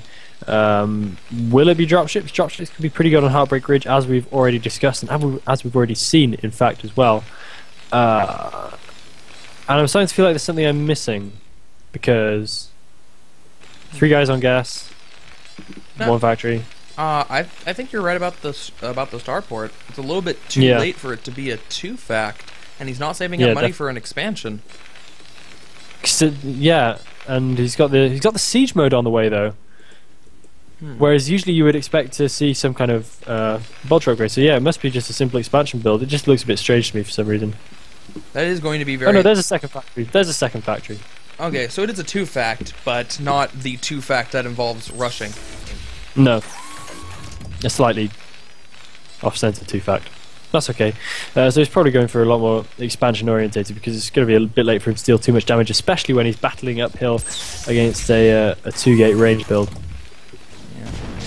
Oh, that's probably not the best idea. Those Dragoons taking some pretty heavy siege tank hits and having to pull back right away. I think he didn't expect siege to be in quite yet, although I can't imagine why that would be, because it was always going to complete it at this time. Yeah. 5 Dragoons now camping out in the natural for Vanity, and Gang is just going to have to kind of slow push his way out behind the cover of various buildings and whatnot, which I believe is exactly what he's going to do. We still don't have any sniff of a CC coming from him, so it looks like it is going to be pretty heavy 1-base oriented style. Starting up on the Vulture production now. He's already got 3 tanks out, so he should be able to make his way to his natural relatively soon, behind cover of Marines and barracks, of course. This is... Whoa, I fell out again. But this is quite the peculiar... This is quite the peculiar type of 2-fact from Gag, because it's going to be pretty late before he moves out. It looks like he's getting speed now. Mines hasn't been started yet. He's saving up guys, continuing to produce tanks, and it is going to be a very scary push once it moves out. But however, just having said that, yeah, on the other side of the map though, if we take a look, we do have Vanity having already thrown down a Templar Archives, which could be a really fantastic move for him right now, because if the Terran spends up too many mines moving across the map, then he could find himself caught pretty short with Zealots soaking up the mines at the front, and then the DTs coming in to clear things up. Yeah. I wonder what exactly he is going to use the Templar Archives for. He hasn't quite started speed yet. It'd be weird for Storm this early, yet I don't think he's going 2-base ARB. You have DTs coming in. Yeah, it's going to be for some DTs. Okay. So... he may, of course, sense what's going on. He may have seen this before. Well, he saw how late how late the expansion was, so he knows something's weird. And if it had been drops, the drops would have already been there. So I think that the only thing to assume at this point is it's going to be just a very strong attack. And you're right. There's those DTs are going to be really good. There's no scan. Yeah, there's absolutely nothing except mines. Yeah. Did he bring SCVs for turrets even? He has brought 1 SCV, but does he even have an engineering bay? He does have an engineering bay, okay, so he can manage a turret or 2. But the mines could be really horrible, and if there are any mine drags, then this is really bad, because we can see that the DT is already in amongst the tanks, making this very difficult. There are already 2 DTs in amongst the tanks. What a horrible situation this is right now for Gag, having to unsiege and run all the way home immediately, having lost 3 of his siege tanks, both to DTs and to Dragoon fire. He is in a hideous position, still with no expansion, against the Protoss, who has an expansion, who has DT tech, who has observers, the full complement of necessary technology at this stage of the game, and running all the way home. Gag must surely know that he's in a pretty hideous position at this stage. There are not a lot of hard counters in Brood War, but this was a very hard counter from Vanity, completely shutting down Gag's aggression, and he's going to be so far behind. Oh, mines! Oh, mines! Mines! Oh. Okay. Losing 2 Dragoons and 2 DTs to mines. Not the best of things, but still. Take a look at the natural. Take a look at the natural. A lot of vultures coming in, and this could be a really pretty bad harass if he manages to get mines down. Will he manage to get mines down? Oh, no! The Dragoons just managing to SimCity the vultures out, and he's left trying to defend the 2 vultures, but still with a pretty decent complement of Dragoons to do so, and getting away pretty much with murder right there. Yeah, Gag really did not micro those vultures very well. He just let them all die at the front there. He wasn't laying mines. He only laid a single mine with the 2 vultures that managed to get in, and then when he got in with the 2 vultures, he was not target firing. So he managed to kill 4 probes when he could have killed 6. Yeah, that was really pretty inefficient play from him. If he'd have been able to lay down mines in that natural expansion around all those Dragoons and DTs, that would have been such a different story. Yeah, so Vanetier with a nice supply lead, as you hinted at earlier, with a tech lead. Now getting speed. And DT drop. And Vanetier's getting a hidden expansion. Interesting, up above the Terran. We'll see how long it takes the Terran to discover that. He does not have scan, or oh, he does have the Academy, and is now throwing on scan. But here come the DTs. They're going to try to get in there to focus down the turret. Can they get it before the Vultures are able to take them out? No, SCV's repairing it. The DTs decide to back off, and that is the Comsat is going to be able to finish, but that is only one scan to deal with 2 DTs. The other command center is still under construction, so if Vanetier splits out his DTs, one scan will not be able to pick both of them off. Although, having said that, scan can be a very deceptive resource. It's interesting to note that scan, whilst it doesn't have a hugely wide sight range, actually has a slightly further detect range. So if you have units in the area, then the scan, you can get a lot more for your money because it can detect a little bit more than it can see. So one scan to deal with 2 DTs isn't completely unviable, whilst it's not ideal. I did not know that. It's good, isn't it? Something new about Brood War today. Alright. Yeah. Gag just missing out on the probe timing, and the probes will be able to get back there, but discovers that there is a hidden base immediately above him. Now, DT stops the starport under construction. He should kill the starport. It's a much more expensive building, and he could just pick it off. But no, it's actually moving forward. Now in range of the turret, he's going to try to pick off some SCVs, and he's actually getting a lot of them. What is Gag doing? It's not even like he not only does he see the dot, not only is he getting messages. Oh. Yeah, I think Gag was pretty much freaked out by what was happening at his front door right at that point. There was a big Protoss army bearing down, threatening to break in, and I think that's exactly what Vanetier was hoping for him to be distracted and allow a whole load of SCVs to go down. But meanwhile, we do have that secret top left base going off. If dropships were to come out, then that would probably be scouted almost immediately. But as it is, Terran, this is really quite ironic. Terran also laying down a base in the bottom right. So not only are they both laying down secret bases in the same identical locations, but neither of them are imagining that the other is going to be doing it. And as such, neither are scouting it. Very, very odd mindset right there. Gag did scout out Vanetier's after it was already established, so he at least knows of its presence. Whether he's able to do anything about it, he has to be seen. He does have a lot of siege tanks. Vultures aren't going to be enough. I would say a lot of siege tanks out for Gag. Wow, that really is. How many machine shops does he have? He has 2 machine shops out of 3 factories producing, so that's quite a hefty number. How much longer until Arbiters? I am looking for Vanetier's Arbiter Tribunal. I believe he's only at Stargate at this point. Yeah, and the probes, which is a little bit slow. Yeah, the probe seems to be in position. It's like almost normal timing, but considering that he went for fast Templar archives, it's definitely slow. And the 1700 gas as well. I mean, that just proves that no matter what the normal timing is, he could have had it a lot earlier, and it probably would have been a really good idea. Gag finally moving out. Arbiters would certainly be very helpful in this push, as Gag's only on 2 bases with limited scans. No science vessels. He did manage to finish the starport, and just now starting a dropship. So we'll see a little bit of drop play out of him. Oh, he might be getting the dropship specifically to try to take out that hidden expo, which would be quite cute of him. But meanwhile, Vanetier Vanetier's going to have a really hard time engaging this. There are not a lot of Vultures, so he needs his Zealots to get in, but the Zealots were caught behind the Dragoons at the beginning of the battle. Doesn't matter, though. They're able to get forward. He should put them closer in with the tanks, so they're not just attacking the front tank. Oh, and the shuttle goes down after getting off most of its Zealots, though. There we go. There are the mines we needed. The tanks are now going to go down. Vanetier pushing forward with the Dragoons, and Gag once again loses his tank army. He did not have enough time to get out the Vultures he needed to make a properly comprised Terran force. Yeah, it's hard to know who came off better from that engagement. I think overall this is looking pretty good for the Protoss, given that he's being able to push all the way into the Terran's natural expansion. He's got a lot of gateways behind him, all of them producing, with some nice macro coming in from Vanetier at this critical moment. Terran is defending in an absolutely last-ditch methods, bringing out the SCVs, chucking in Vultures, chucking in anything he can. But honestly, he is in such a huge amount of trouble right now. That bottom right-hand base entirely forgotten about, with 5 SCVs stacked up right there, just waiting to do their jobs. Gag has pulled off just about every SCV he has to try to hold off the push. And he does hold off the initial engagement, but a couple more reinforcements coming in for Protoss. And it looks like the natural has been evacuated. forced to cancel that command center, even though it was almost done. And Gag is really struggling here after that failed timing. Yeah, absolutely. Gag's natural is a ghost town. He's been completely forced back into his main. More Protoss units just streaming in, getting in on those siege tanks. A few speed zealots able to make all the difference. But Dragoons just chilling out in the natural. But to all intents and purposes, Gag is pretty much finished in this game, barring anything completely spectacular. I know we've seen some good comebacks, but this would be a whole new level. That scanner is going to go down. And where is the Arbiter tech? Okay, there are some Arbiters now on the way. A little bit late, but not to worry. Vanity is probably going to be able to take this down fairly easily, even without. Well, if he is going to have a comeback, it starts with a hidden base that Vanatier hasn't discovered, and he's now he's now starting to mine from it. So mine. Oh, sorry.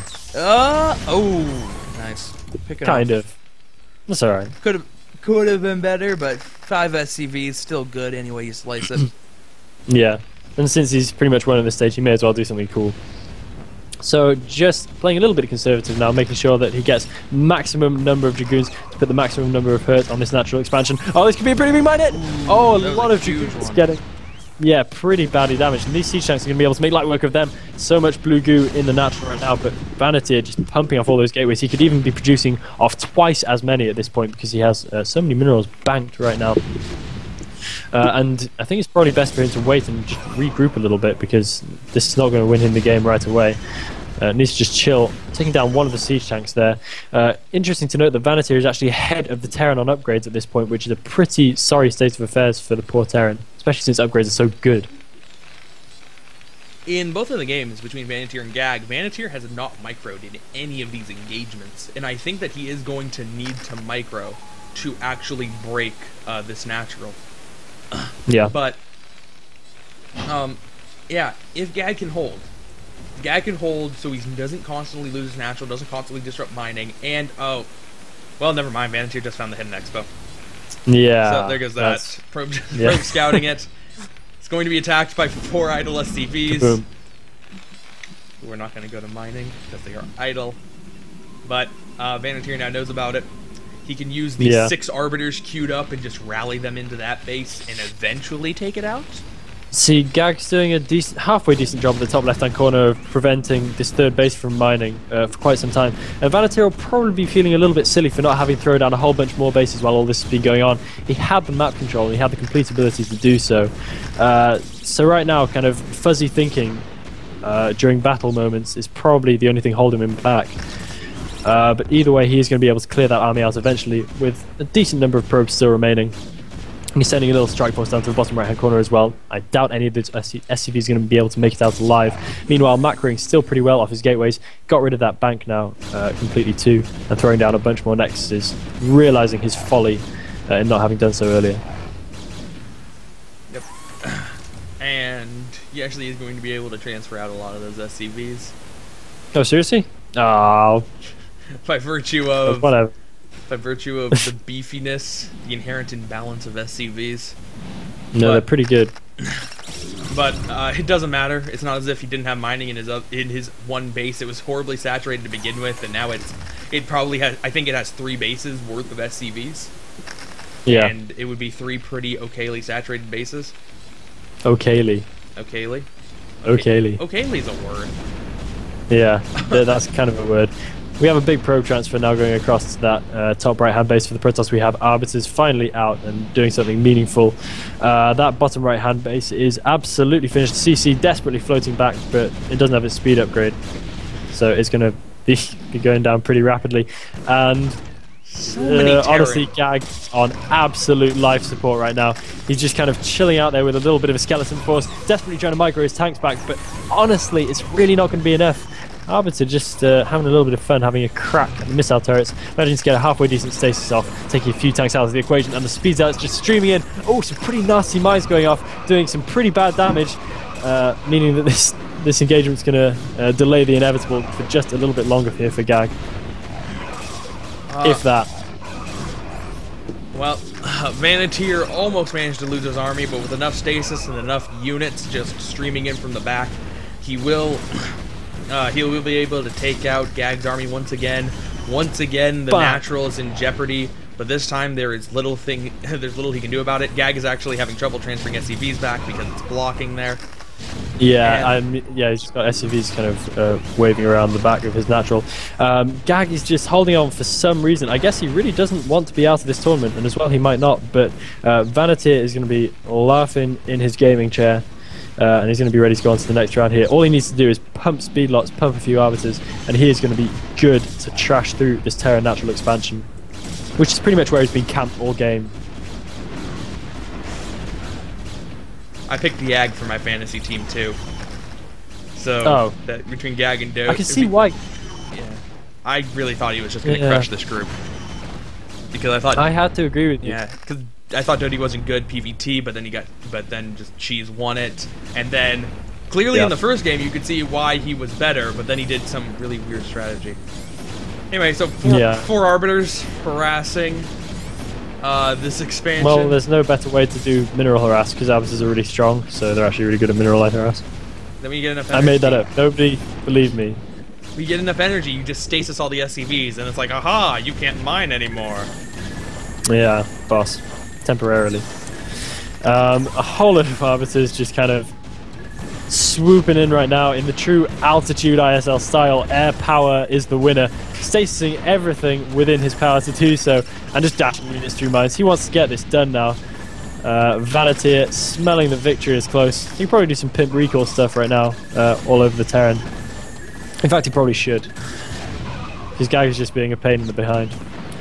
5 bases to 2. Vanatier with double the amount of supply. The only thing holding him back is how good siege tanks are and how little Vanatier wants to micro. I think his inability to recall is mainly what's holding him back at this point. One recall clears this up. Absolutely crush it. Chances he no, he's not researching it right now. But yeah, a recall would certainly end the game. Yeah. Moving units in like this will eventually end the game. It's just going to take a little bit longer.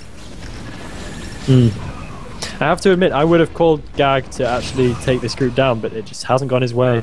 And this game, that failed rush attempt was just an absolute disaster. He just got completely pummeled by those unexpected DTs. Vanatier could not have been more ready. Yeah. Fair play to Vanatier, though. Nice response to a slightly unexpected build broken out by Gag. So, once again, stopping this expansion. Comsat cancelled and Command Center lifted off. It looks like Command Center will be able to get out of there. And how much longer till Gag is mined out? Gag is mined out soon. A little bit longer. He's so incredibly oversaturated. Yeah, he's got a bit of time, but that's only if he can hang on. I have a feeling that he's pretty much going to call it a day quite soon. And there it is. GG from Gag. The triple G. And Vanatier advances.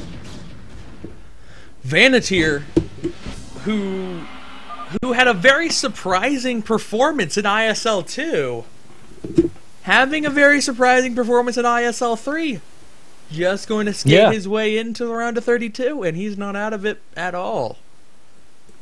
Interesting. No, and, yeah, definitely playing some impressive games, proving me wrong, making me look like a fool in the process, but it doesn't matter. Everyone will shortly forget that I ever said he was going to cheese.